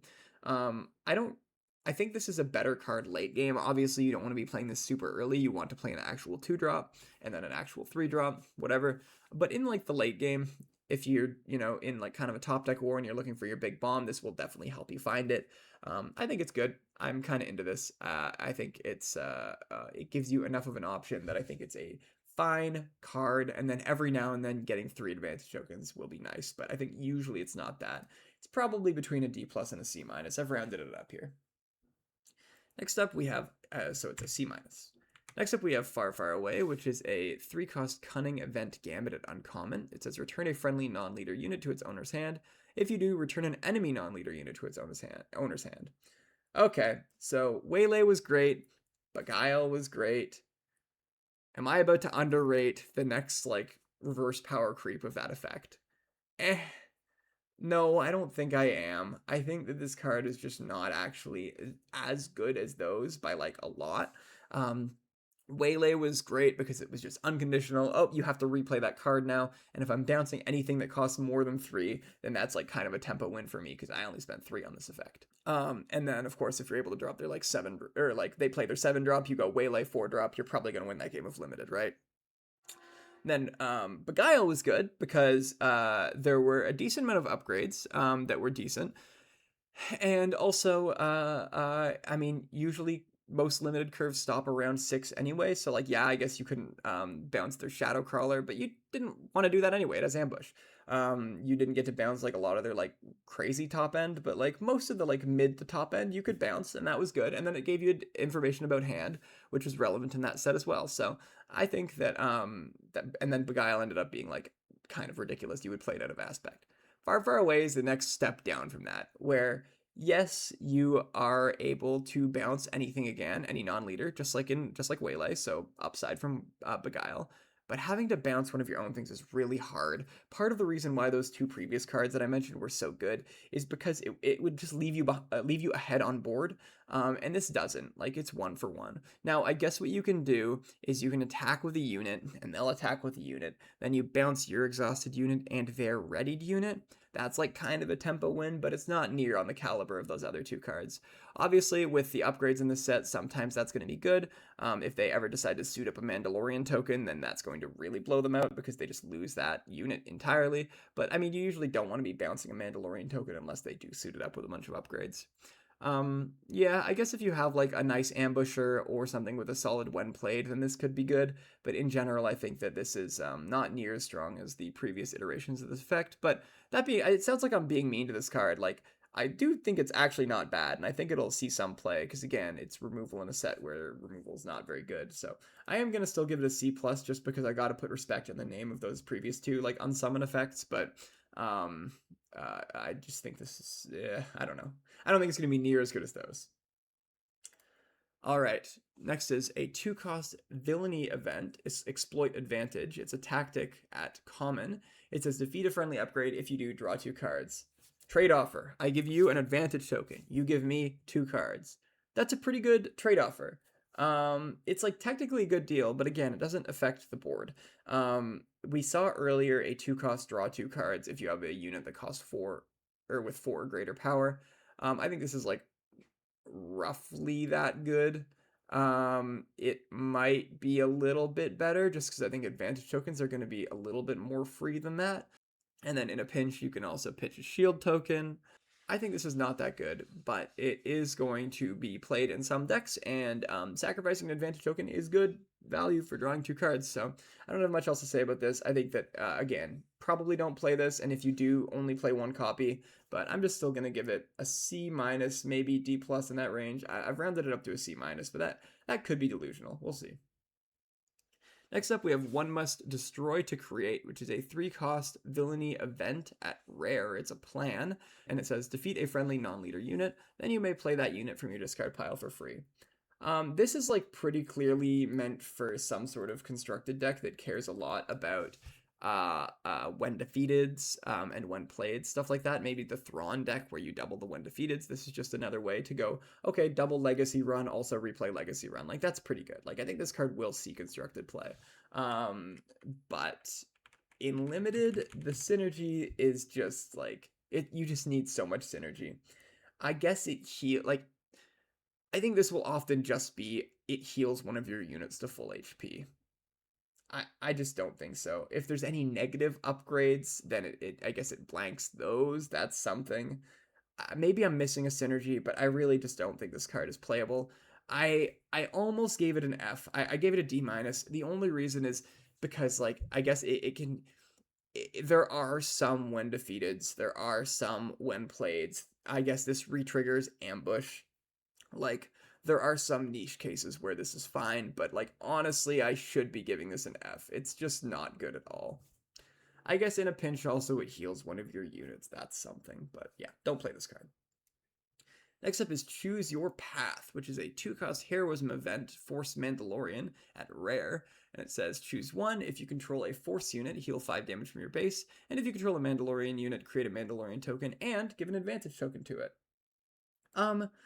Choice is nice, but this doesn't really give you a choice. You're probably not going to have both options. You're probably going to have one option, and that option is probably going to be the Mandalorian option. 2-cost heal 5 for your base is technically a good rate, but not a card I would want to play in limited for the most part. It just doesn't affect the board, of course. 2-cost create a Mandalorian token with an advantage token. I'm kind of into that. 2-cost for a 3/2 shielded that later is a 2/2, maybe shielded, maybe not. Like, I like that. The problem is this is not a card you can play on turn 1. You don't get to get that really nice Mandalorian token early. This is a card you have to wait until you have a Mandalorian unit in play to do, which could be a little bit later. Could be as late as turn 3 or 4. And at that point, your 3/2 shielded is not quite as relevant. I think that this is unfortunately not very good for limited. It just asks too much of you, and the point in the game at which it gives you the Mandalorian token, which is going to be the better mode of the two, is it's too late. And like, is it a good rate? Yes. I mean, Secret of Sage costs 2, and this is better than that because it has an advantage token. But I just don't think that it's quite there. And sometimes this will just sit in your hand as an absolute brick because you can't stick a Mandalorian unit for whatever reason. I'm giving this a C-. I don't think it's like bad, but I think that it asks a little bit much of you. Next up is Grassroots Resistance, which is a 4-cost heroism event tactic at common. It says deal 3 damage to a unit and heal 3 damage from your base. It's Lightning Helix. We've seen this card before. I think it was in Secrets of Power. It was surprisingly good. Now, removal is removal. This is that, and like we've talked about, it's pretty bad this set, so any removal is good. This does go across arena, which is nice. It will help you against lane dodging strategies. This is like, it's like not a great rate, but again, it's very versatile. It can finish off a leader. It can kill a small unit and heal your base. Like, that's really nice. 3 is a pretty reasonable breakpoint. There are a lot of units with 3 HP. This will be able to kill most 2 drops and some 3 drops. That's pretty nice, which is like technically trading down. Like, I guess this kills Grogu leader. That's cool. If you're able to somehow get rid of the shield, it kills Imperial Armored Commando. Kills Children of the Watch. I'm looking at all the 3 cost cards that, or sorry, 3 HP cards that cost more than 4 or 4 or more that it goes even with. I guess it goes even with Defenders of the Forest, kind of, but the Ambush is what you want on that. Star Fortress Heavy Bomber, but the When Played is what you want on that. Snub Fighter Squadron, but it has Ambush, and then Helix Starfighter. I guess is the best target for this, sure, because it comes in with assuming it doesn't come into the shield, if it comes in the 2 advantage, it's a 4 cost 5/3 in space, then boom, you're even, but you've gained 3 you've healed 3 to your base. Like, I guess you're ahead in that scenario, but for the most part, this is trading down. But that doesn't mean it's not good. It's still removal. It's very versatile. It can go where you want it. It heals your base. I think this card is solid. It was weirdly good in Secrets, so I think it will probably be just as good, if not better here, because removal is so sparse. I'm giving it a C+. But this, honestly, I'll say it. It could be an underrate. Probably not an overrate, though. I think it's at least a C+. And our last event is a New Order, which is a 1-cost event plan at common with no aspect. It says, give an advantage token to each of up to 2 units. That's it. I guess it spreads out the advantage, but you can't put both on 1 unit. It's not like you can go 2 here or 1 here and 1 here. It has to be 1 here and 1 here. So if you only have 1 unit, you get 1 advantage token. Yeah, you don't want to be spending a card for this. Like, I guess that's why this card exists. It's like, if you need to play it as your 30th card, you will get it pushed to you in a draft, or it'll be your like 13th pick or whatever, and you'll go, okay, I guess it's probably better than playing some random double off aspect space unit or something like that. And you'll resource it almost every time, but the time you do play it, you'll be like, okay, I guess that did something. Like, I guess that is the world's slowest daring raid, I guess. I don't know. Or it can like make some slightly favorable trades. It can give you upgrades for cards that care about that. I don't know. It's just not very good. But again, these like random events that don't have aspects typically aren't. So that's okay. I'm giving a New Order a D. And now that brings us to our last section, upgrades. Let's get into it. Our first upgrade is Pointless to Resist, which is a 1-cost Vigilance Villainy upgrade at Uncommon. It says attached unit gets -3/-0 while attacking a base, and it's a condition that gives +0/+0. It's something you put on your opponent's thing that you're worried is going to be erasing your base. Full disclosure, I don't think this card is very good. You're just going to use this to attack your opponent's units. Like if your opponent puts this on your unit, you're going to go, okay, I was probably going to be using this unit to attack your units anyway, so I'm just going to keep doing that, and then this effect literally never comes up. I just attack into your units hopefully a couple of times, and, you know, my unit will die eventually, and yours will too, and then this upgrade did literally nothing other than put you down a card and make you play Undercurve. I think this card is unplayable. I just think I think this card is unplayable. I'm giving it an F. Next up is Blade of Talzin, a Gift of Shadows, which is a 2-cost Vigilance Villainy upgrade at Rare. It's a knight item weapon that gives +2/+1 and says attached to a non-vehicle unit. When defeated, if this upgrade was on a friendly knight unit, return this upgrade from your discard pile to your hand. Yeah, how many friendly knight units are there? Or how many knight units are there at common and uncommon? Well, there's 2 at common and uncommon, and there's 1 at rare. So if you have Morgan Elspeth and the like 1 drop, then you can do the thing, then it's probably decent value. Otherwise, it's just fine, and I think you should evaluate this card, unless you, obviously, you'll know your deck, but in a vacuum, I'm going to evaluate this card as if you can't do the 1 defeated thing, so it's just 2 for 2 +2/+1 with that random every now and then incidental upside, and that's fine. It's not great. I'm going to give it a C-, but if you can do this knight thing, even getting 1 recursion of Blade of Talzin is pretty good. So, keep an eye out for that. And even though it's not going to happen very often, it will happen sometimes. Next up is Luke's Jedi Lightsaber, constructed by hand, which is a 3-cost Vigilance Heroism upgrade at Special or Starter rarity. It's an item weapon lightsaber that gives +3/+3, and it says attached to a non-vehicle unit. If attached unit is Luke Skywalker, he gains Sentinel. So, first of all, Luke Skywalker, there's 2 in this set. There's the leader, and there's the legendary. The legendary, of course, you're not going to get very often because it's a legendary. It's also in green, so if you are playing... So if you do want to get that combo off, not only do you have to open a starter card and a legendary, but you also have to be in blue-green hero. Pretty big ask to do both of those things, or to do all of those things. If you open this in pre-release, it'll probably be pretty good because you can put it on the Luke leader, but the Luke leader is also a special rarity leader. So after pre-release during draft or sealed events, unless you open the showcase, that's not going to happen.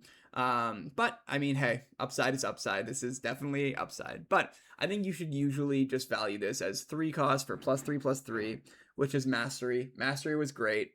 Mastery, I would say, maybe has an upside over this in that you could put it anywhere. You could put it on a space unit, you could put it on a ground unit, you could put it on a vehicle. This just says non-vehicle, which is not a huge restriction. I mean, you're probably just going to put this on the ground. Yeah, +3/+3 is a very relevant upgrade. You probably, if you put it on your leader, that's going to be insane, especially if your leader's Luke, but even if your leader isn't Luke. Yep, solid upgrade, nothing much to say. It will absolutely win games if it's put on your leader. I'm giving it a D-. Next up is Arcana Star Map, Path to Peridia, which is a 1-cost Vigilance upgrade at Legendary. It's an item that gives +0/+3 and says, attached unit gains, if you would search a number of cards from your deck, search twice that number of cards instead. I will say I am higher on this card than most of my teammates. There is a weird amount of searching cards in this set. I don't know why. I haven't actually checked it against previous sets, but my intuition is telling me that the number of card searching in this set is actually higher than the number of card searching in other sets. Maybe that's wrong, I'm not sure. How often is that ability going to come up? Probably not super often, but sometimes, and it is a real upside. I mean, it is still worth noting that you are only getting like one, however many cards the card search card lets you get. So like if you're searching the top 8 and getting 1 card, you still are only getting 1 card, but now you're searching the top 16, which is going to be probably like your whole deck, right? That's not like the main reason you play this card, right? It's the +0/+3. That is like 1 cost for +0/+3 is on rate. That's what you expect to get there. I think that's fine. And then that extra incidental upside probably pushes this from like a D+ to a C-. It's good on a leader. It makes a leader like kind of unkillable. And then yeah, extra little bits of upside are good. I'm giving it a C-. This could be an overrate. I will say most of my teammates rated this much lower, so we'll see. Next up is Grav Charge, which is a 1-cost Vigilance upgrade at Uncommon. It gives +0/+0, and it is a condition item weapon. It says, when attached unit attack ends, deal 4 damage to it and defeat this upgrade. So it's the world's slowest open fire. It is, so notably the unit that you attach this to will still do its combat damage. So if it's going face, it'll still hit you for face before it takes the 4. That is a real downside compared to something like Open Fire, but also it costs 1. Open Fire costs 3, right? I think this is actually like fine removal. It's not great. It is slow and you can play around it. Your opponent can choose not to attack with this until they're ready, until they maybe are able to buff it up with something else so it doesn't die to Grav Charge, until they're even maybe able to remove Grav Charge. Like, it's all face up, so your opponent knows what they're getting into, unlike Open Fire, where maybe they play something and then you can just Open Fire it and catch them off guard. This will never catch them off guard, they'll know. But it's still, I think, it's removal, and I have to give it props for that. It's probably like a C. Next up is Durasteel Plating, which is a 2-cost Vigilance upgrade at Common. It's armor that gives +1/+1, and says when played, give a shield token to attached unit. Yeah, I like this a lot. This is like pretty efficient, I think. You stick this on a leader, boom, makes your leader a little bit bigger, gives it a shield, means it can tank an extra hit, and maybe can tank an extra 2 hits because of the stats boost. You never know, breakpoints are crazy like that. Yeah, I don't have too much to say about this. It can go anywhere, which is nice. It can go on a ship to make your ship racing work better, or ship trading work better. Ground units, of course, but leader is probably the best place. Leaders hold equipment generally the best. There's only one piece of removal this set that like actually hits leaders. Other than the damage ones, of course, and the one that actually hits leaders, you need to have 2 HP or less on your leader, so easy to play around. Yeah, I think this card is solid. I'm giving it a C+. Next up is Cybernetic Enhancements, which is a 3-cost Vigilance upgrade at common. It's a modification that gives +2/+2 and says when played, draw a card. I think this is actually probably the second best upgrade. Third best. I think this is probably the third best upgrade. I like it a lot. It's at common. It's 3 costs for +2/+2 is not great, but one of the problems with upgrades that I don't think I mentioned in this video yet. One of the big problems is that they're really easy to get 2-for-1 out of. So you have some unit that you've played out of your hand, you put some upgrade on it, your opponent points removal at it and kills it. They've used 1 piece of removal and they've killed 2 of your cards, and probably more resources too.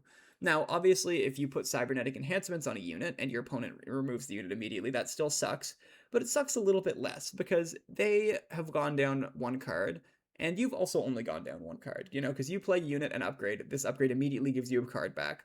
So, it's kind of like, it's a little bit worse than a wash, but it's like, you get a bit of insurance with this card. And if you can stick this on a leader, +2 is substantial, and if you can stick 2 of these on a leader, because a lot of leaders flip on 6 this set, you go cybernetic, like that would be crazy. Obviously, at that point you have to be running a lot of upgrades, which could be risky, but I think having 2 of these in your deck is reasonable, so sometimes you'll have both of them when you flip your 6-flip leader. Then you get to draw 2 cards, have +4/+4 in your leader, and probably just run away with that game. That's pretty nice. Yeah. It replaces itself is the big thing I'm into, and the fact that it is reasonably efficient. 3 costs for +2/+2 is fine. I'm giving it a C+. Next up is the Conflict Within, which is a 3-cost Vigilance upgrade at uncommon. It's a condition that gives +0/+0, and says attached unit gains when this unit readies, you may pay 3 if you don't exhaust this unit. This is just in debt to the Crimson Dawn again, but like slightly bigger. I think that one costs 2. And it said you may pay 2 if you don't exhaust it. This one costs 3. It says if you pay 3, or you may pay 3 if you don't exhaust it. Yeah, I don't think this card is good. I'm generally like low on this style of card because it gives your opponent a choice, which as we know is not good. But the choice that it gives your opponent is very, it's not like it's that difficult for them to make this choice either. Because you play this and they go, okay, I know what's in my hand, and they've already drawn and resourced by the time they have to make this decision. So they know what their hand is. They know potentially what their plays for this turn are going to be. Can they afford to be 3 under curve? If yes, this unit readies, and it's like this upgrade doesn't exist because they were going to be 3 under curve anyway. If no, then yeah, cool, you paid 3 to like remove a unit for a while, because eventually they will be able to pay the 3. In the late game, they'll, be on 7 resources, and they'll top deck a 4-drop and a 2-drop, and they'll go, okay, sure, I'll just pay the 3 and then only play my 4-drop, and it'll be fine. There'll be a point in the game where this just goes away. But I mean, it can lock a unit down for a while, but the scary thing with this is just giving your opponent that choice. They will always make the choices better for them with the full information of what's in their hand. And I think usually it will be locked to lock something down for a while.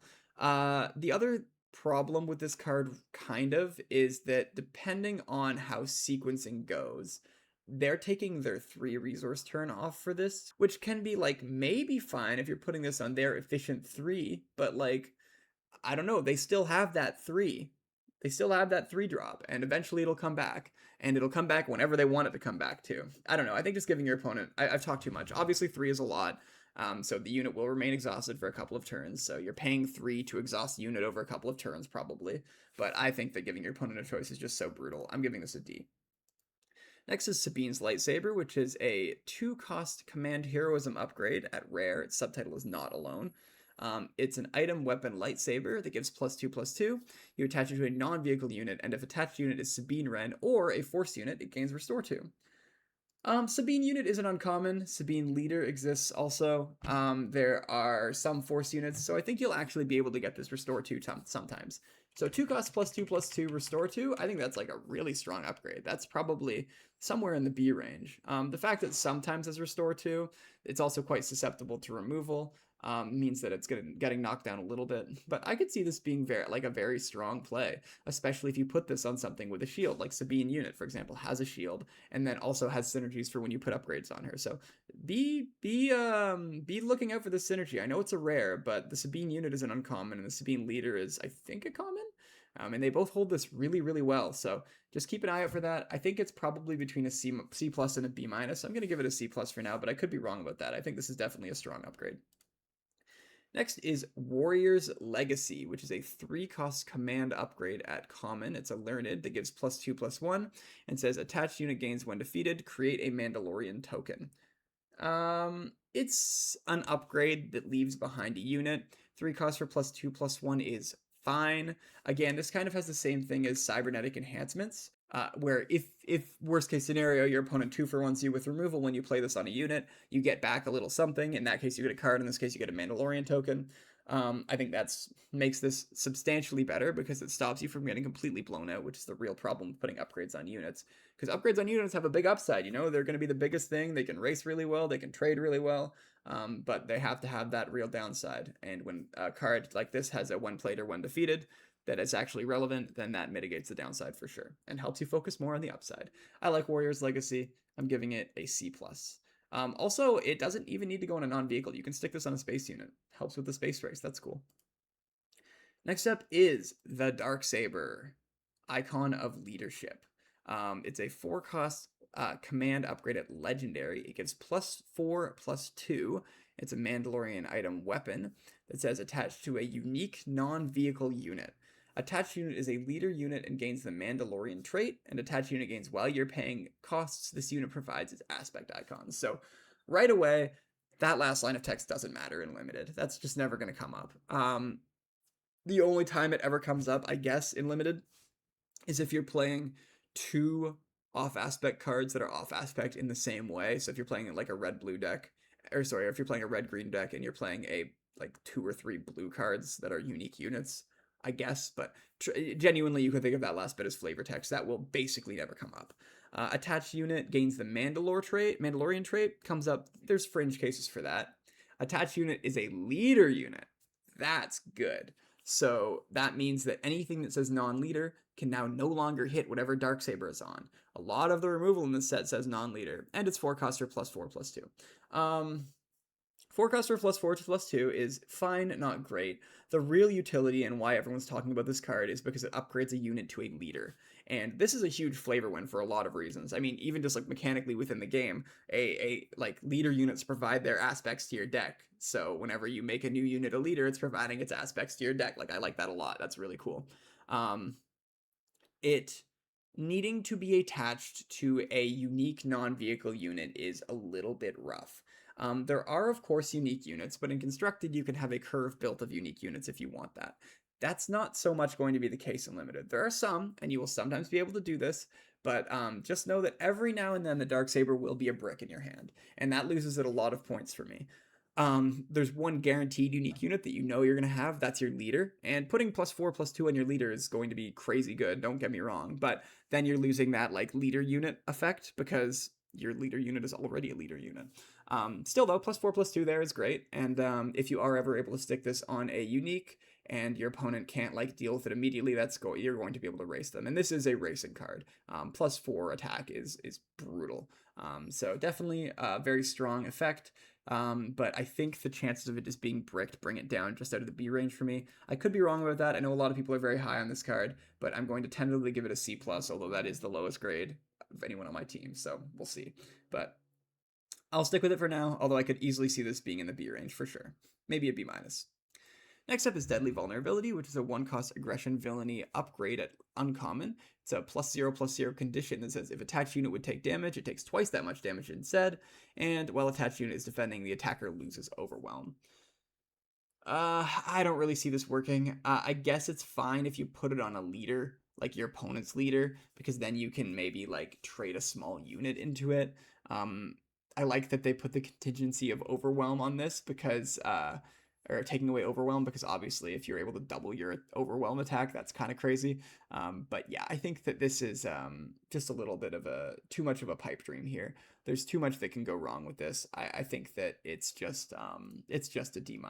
It's bad removal because it still requires you to like throw your units at something. It's removal that 2-for-1s you at least every time, and I just don't like that. Next is Bokken Saber. Bokken? I don't know. It's a 1-cost aggression upgrade at uncommon. It's an item weapon that gives +1/+1. You attach to a non-vehicle unit, and attached unit gains when attack ends. Give an advantage token to this unit. Yeah, I mean, it's probably fine on an upgrade. 1 cost +1/+1. We've seen that before. Nimble Prowess is great. Nimble Prowess is good for another reason, though. Like, the exhaust is really strong. This is not as good as Nimble Prowess, but I mean, it's +1/+1, but it's like secretly +2/+1 after the first time. So that's kind of nice. For one, that's a pretty efficient upgrade. I think it's fine on a leader. It's probably just like okay anywhere else. So I'm going to give it a C. Next is Mark My Words, which is a 1-cost aggression upgrade at common. It's a learned that gives +2/+0. It says attached to a damaged unit, and attached unit gains Overwhelm. Um, yeah, it's way too risky. It's probably once again good on leaders. Getting that +2 is nice. Getting Overwhelm can be nice. That's like probably reasonably efficient for one resource. But the damage unit is just it means that whatever unit you put this on, your opponent is probably just going to be able to kill on next attack anyway. And yeah, maybe they don't get to kill it profitably anymore because of the +2, but it almost certainly means they will be able to kill it. And I just think that that's a kind of a problem. And then of course sometimes it will just be bricked. You have no damage units, or you have no damage units, and you could get a damage unit by making a weird attack, but then that unit's already exhausted this turn and your opponent has a whole turn to deal with it. I just don't see this working. I'm going to give it a D-. Next up is Unfettered Ambition, which is a 2-cost aggression upgrade at rare. It's an innate. It gives +1/+1 and says when played for each upgrade on attached unit not named advantage, including this one, give an advantage token to attached unit. I think this is a little too cute. Voltron is back and it's bad is what I wrote in my notes. Like, you stack up a bunch of upgrades on something, you play this, wow, you get like 3 advantage tokens. That's so cool. But the fact that it doesn't count advantage tokens is really rough. It's usually probably just going to be a 2-cost +2/+1 that turns into a +1/+1, and that's not the end of the world. It's really not great, I'll admit. We saw a card like that kind of in Secrets of Power. It was a 2-cost +1/+1 with plot, and the reason why that could go away with being so underrated is because it had plot. Yeah, I just think this is probably not particularly good. If you're ever able to get a couple of advantage on it, it's fine. The fact you can go on any unit, like in space or ground, is fine. It's okay on a Mandalorian token, because then it becomes a 4/3 shielded, or sorry, a 5/3 shielded, because it already has a shield on it, so that counts. Yeah, I mean, it's not very good, but I think it'll be like a fine, like 29th card. I'm giving it a D+. Next up is Whistling Birds, which is a 3-cost aggression upgrade at Legendary. It's an item weapon that gives +2/+2. It says attached to a non-vehicle unit, and attached unit gains when attack ends. If this unit dealt combat damage to an opponent's base, deal 2 damage to each unit that opponent controls in this unit's arena. So this is hands down the best upgrade in the set. So 3 costs for +2/+2. We've seen that before. It's not great, but it's fine.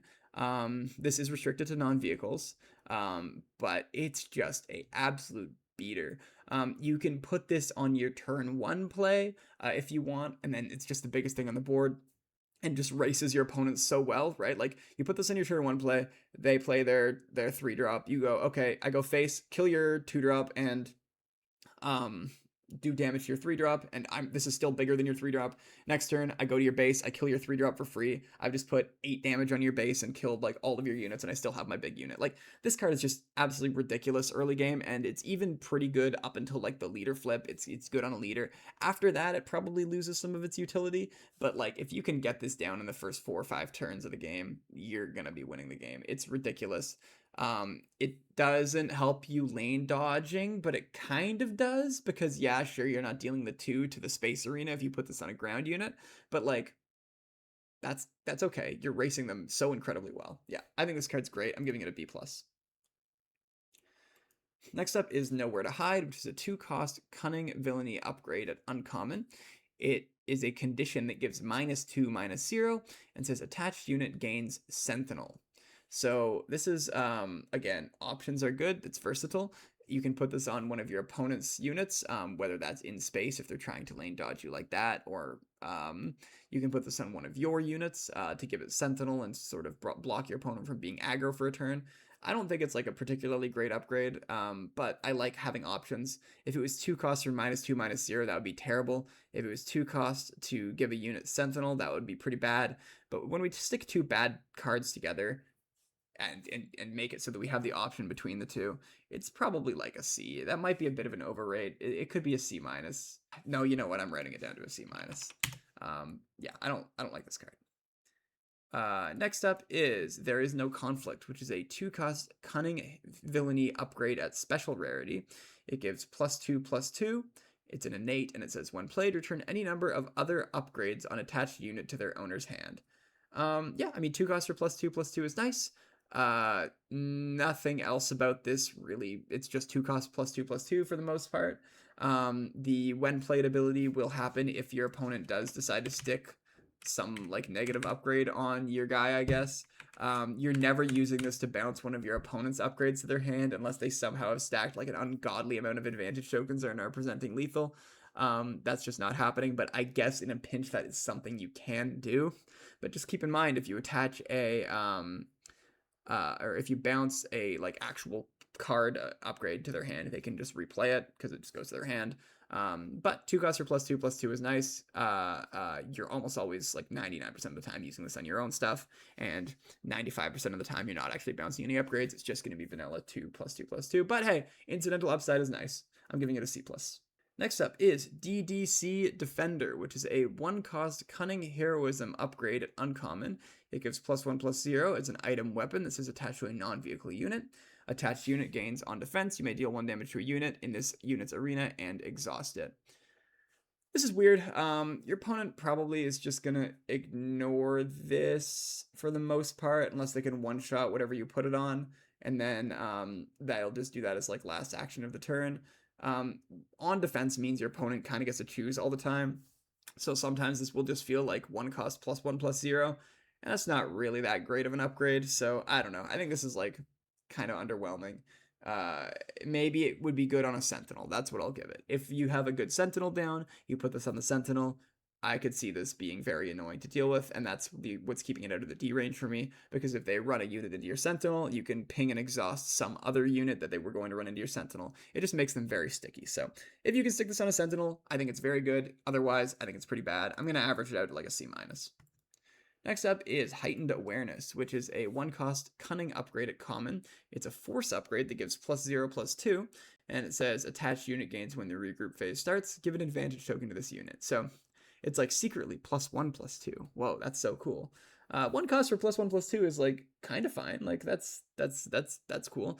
You're never gonna like stack advantage tokens on this. It's not gonna be like I wait 6 turns and then attack for +6, because then you've just missed out on attacking a bunch of times up until now, and you're not actually getting any real value out of that. But yeah, I mean, it's fine. +2 is a decent amount of HP. Sometimes you'll just have a free, like an extra resource that you need to put into something, especially if you have your leader out. That could be nice. You know, you flip your 6-flip leader, put this on, play a 5-drop. That's cool.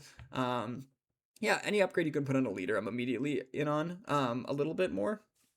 But I still think this is just like not particularly amazing. I'm giving it like a C. It's fine. Next up is Preparation, which is a 1-cost Cunning upgrade at common. It says when played, exhaust attached unit, and it gives +2/+1, and it's a plan. So this is like, what if Nimble Prowess was like kind of a little bit bad? Okay, this is not that bad, because you can usually make it work in some kind of way. Usually, you're never going to be playing this on turn 1, so maybe at like a later point in the game, you underdrop, like, again, 5 resource turn, you play a 4-drop, and you play Preparation on the 4-drop. Like, that's kind of cool, I guess, because then you get to ready with a really big 4-drop, and you didn't actually lose any tempo with it. Maybe you put this on your leader after you've already attacked with your leader, so it's bigger for next turn. The problem with exhausting the attached unit means that you don't get to get the value of this upgrade right away, which is a big bonus that upgrades often have. I will say there is the hidden secret mode on this where you put this on your opponent's big threat to exhaust it, but you really should only do that if you need to and you're like presenting lethal. Like if you're like, okay, I just need to survive like a hit from this big thing, or this thing was going to clear like my lethal threat, and now now it's exhausted. So just, I guess, keep that in mind. But generally you're putting this on your own thing. I think I kind of like it. It fills your curve well. It's like technically well statted. It's versatile. You technically have options, even though you're going to be picking one like 85% of the time. But hey, it's good to have options. I'm giving this card a C+. It's just pretty efficient for what it does. Next up is Camtono, which is a 2-cost Cunning upgrade at rare. It's an item that gives +0/+0. It says attached unit gains when attack ends. Look at the top card of your deck. If it costs 2 or less, you may play it for free. Wow, infinite value, free cards. That's so cool. This card is terrible. There's like niche scenarios where you play this, they don't kill your unit, you attack with it, you spike a 2-drop. I guess that's cool. It's just like you drew a 2-drop and played it, I guess, but you also had to play like a dead card for that to happen. And if you get a second 2-drop off it, that's kind of cool, but like it doesn't pad stats at all. There'll just be so many situations where you play this on one of your units and your opponent goes, okay, I kill that and 2-for-1 you. Like, that's just going to be a thing that happens so often. I think this card is like genuinely bad. If it provided any amount of stats, I would be a little bit more in on it, even just a little bit. But as it stands, I think this card is really bad. It's between a D- and an F. I think I called it a D- in this, but it's an F in the spreadsheet. Just don't play this card. I'm giving it an F. Next up is Improvised Identity, which is a 2-cost Cunning upgrade at Legendary. It's a Gambit that gives +0/+3, and it says attached unit, which needs to be a ground unit, gains action, search the top 3 cards of your deck for a ground unit and discard it. Then you may attack with this unit. For this attack, this unit gains the discarded unit's abilities. Use this ability only once each round. This is weird. It's probably just 2 cost +3 HP, and that's like fine, I guess. We've seen I think Armor of Fortune is what it's called. That had plot, but it was 2 costs for +3 HP. And that was like okay. Obviously you wanted to play that with plot, but still. The fact that you can like get abilities of cards and you get a little bit of selection on what those are. It does need to be a ground unit, so you can't get like a space unit's abilities. It doesn't get the stats of the card. It's not like you can spike Suma Verminoth or what. Well, that's a space unit anyway, but you know what I mean. It doesn't get the stats. It just gets the effect. Yeah, I don't know. I'm not very high on this card. Again, floor, it's 2 cost +0/+3. That's probably like okay, but that's probably okay. And every now and then you'll get like a nice ability. Maybe it'll get restore. Maybe it'll get something like that. It's a weird one that I've gone like back and forth on a bunch of times. I think I have to give it like a D+ though. It's just not all that good. I was between C- and D+. I've rounded it down. Next up is Faith in the Empire, which is a 2-cost upgrade Imperial at common. It gives +1/+2, and it says this upgrade costs 1 less to play on an Imperial unit. I mean, yeah, there's like a lot of Imperial units in this set. I guess I'm kind of in. Like 1 cost for +1/+2 is like technically like that's like a playable upgrade. It's not what you want to be doing, but it can happen. And then if you need to pay 2 for it, it's not the end of the world. I guess you put it on a leader, it's okay. I think this card is fine. I'm giving it a C-. I don't really have much else to say about it. You'll play it in decks like pretty often just because it's colorless and it'll go pretty late, I think.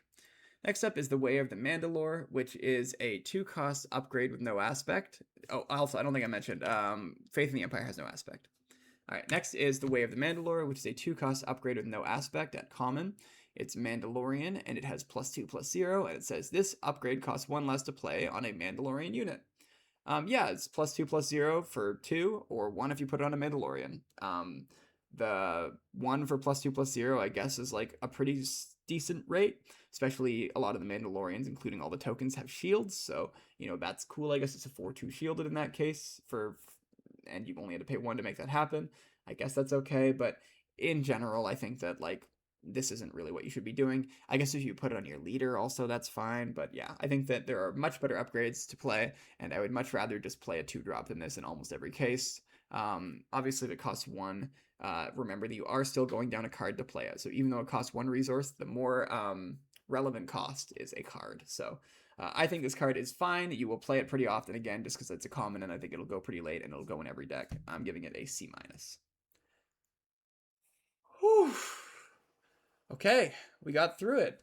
Honestly, I don't know what's happening because I feel like this video was shorter than the other ones, but I don't actually think it was. I think that like I've just gotten used to these like ridiculously long videos at this point. Obviously, I haven't edited it yet at this point in time that I'm speaking, so I may sing a different tune when that's done. But I had a really good time doing this. I always learn a lot doing this because one thing you'll have noticed is that when I'm going through my spreadsheet and I go up on PowerPoint here, sometimes I say a grade that's different than the one that's on the PowerPoint. And that's because while talking to you about the card and talking through it, I realize, oh, you know what? this is a little bit better than I thought it was, or you know what, this is a little bit worse than I thought it was. So the little spiel I give at the beginning of all my videos about us both getting better at limited in this game is very true, because these videos make me better at limited, because I get to really talk through why I think each card is good, and when I start to really do that, some of my biases come out and like, oh, you know what, maybe that's not actually as good as I thought it was. I can't really justify it. So let me adjust that accordingly.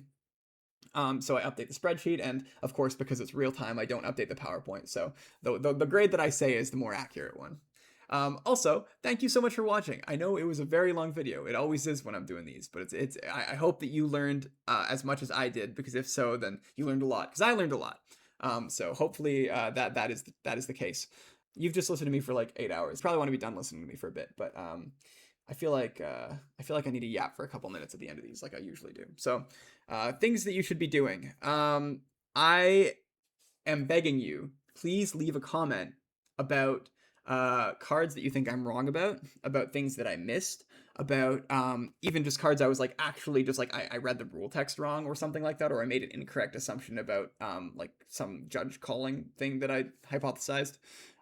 Tell me all about all of those, and then also whenever you actually get an opportunity to play limited this set at pre-release or afterwards, please come back and tell me, oh, actually, like, this leader 3-0'd my pre-release, and I went back again on Saturday and it 3-0'd that pre-release too. So, you know, consider that, and tell me all about that deck. What color was it? You know, like what color base were they running?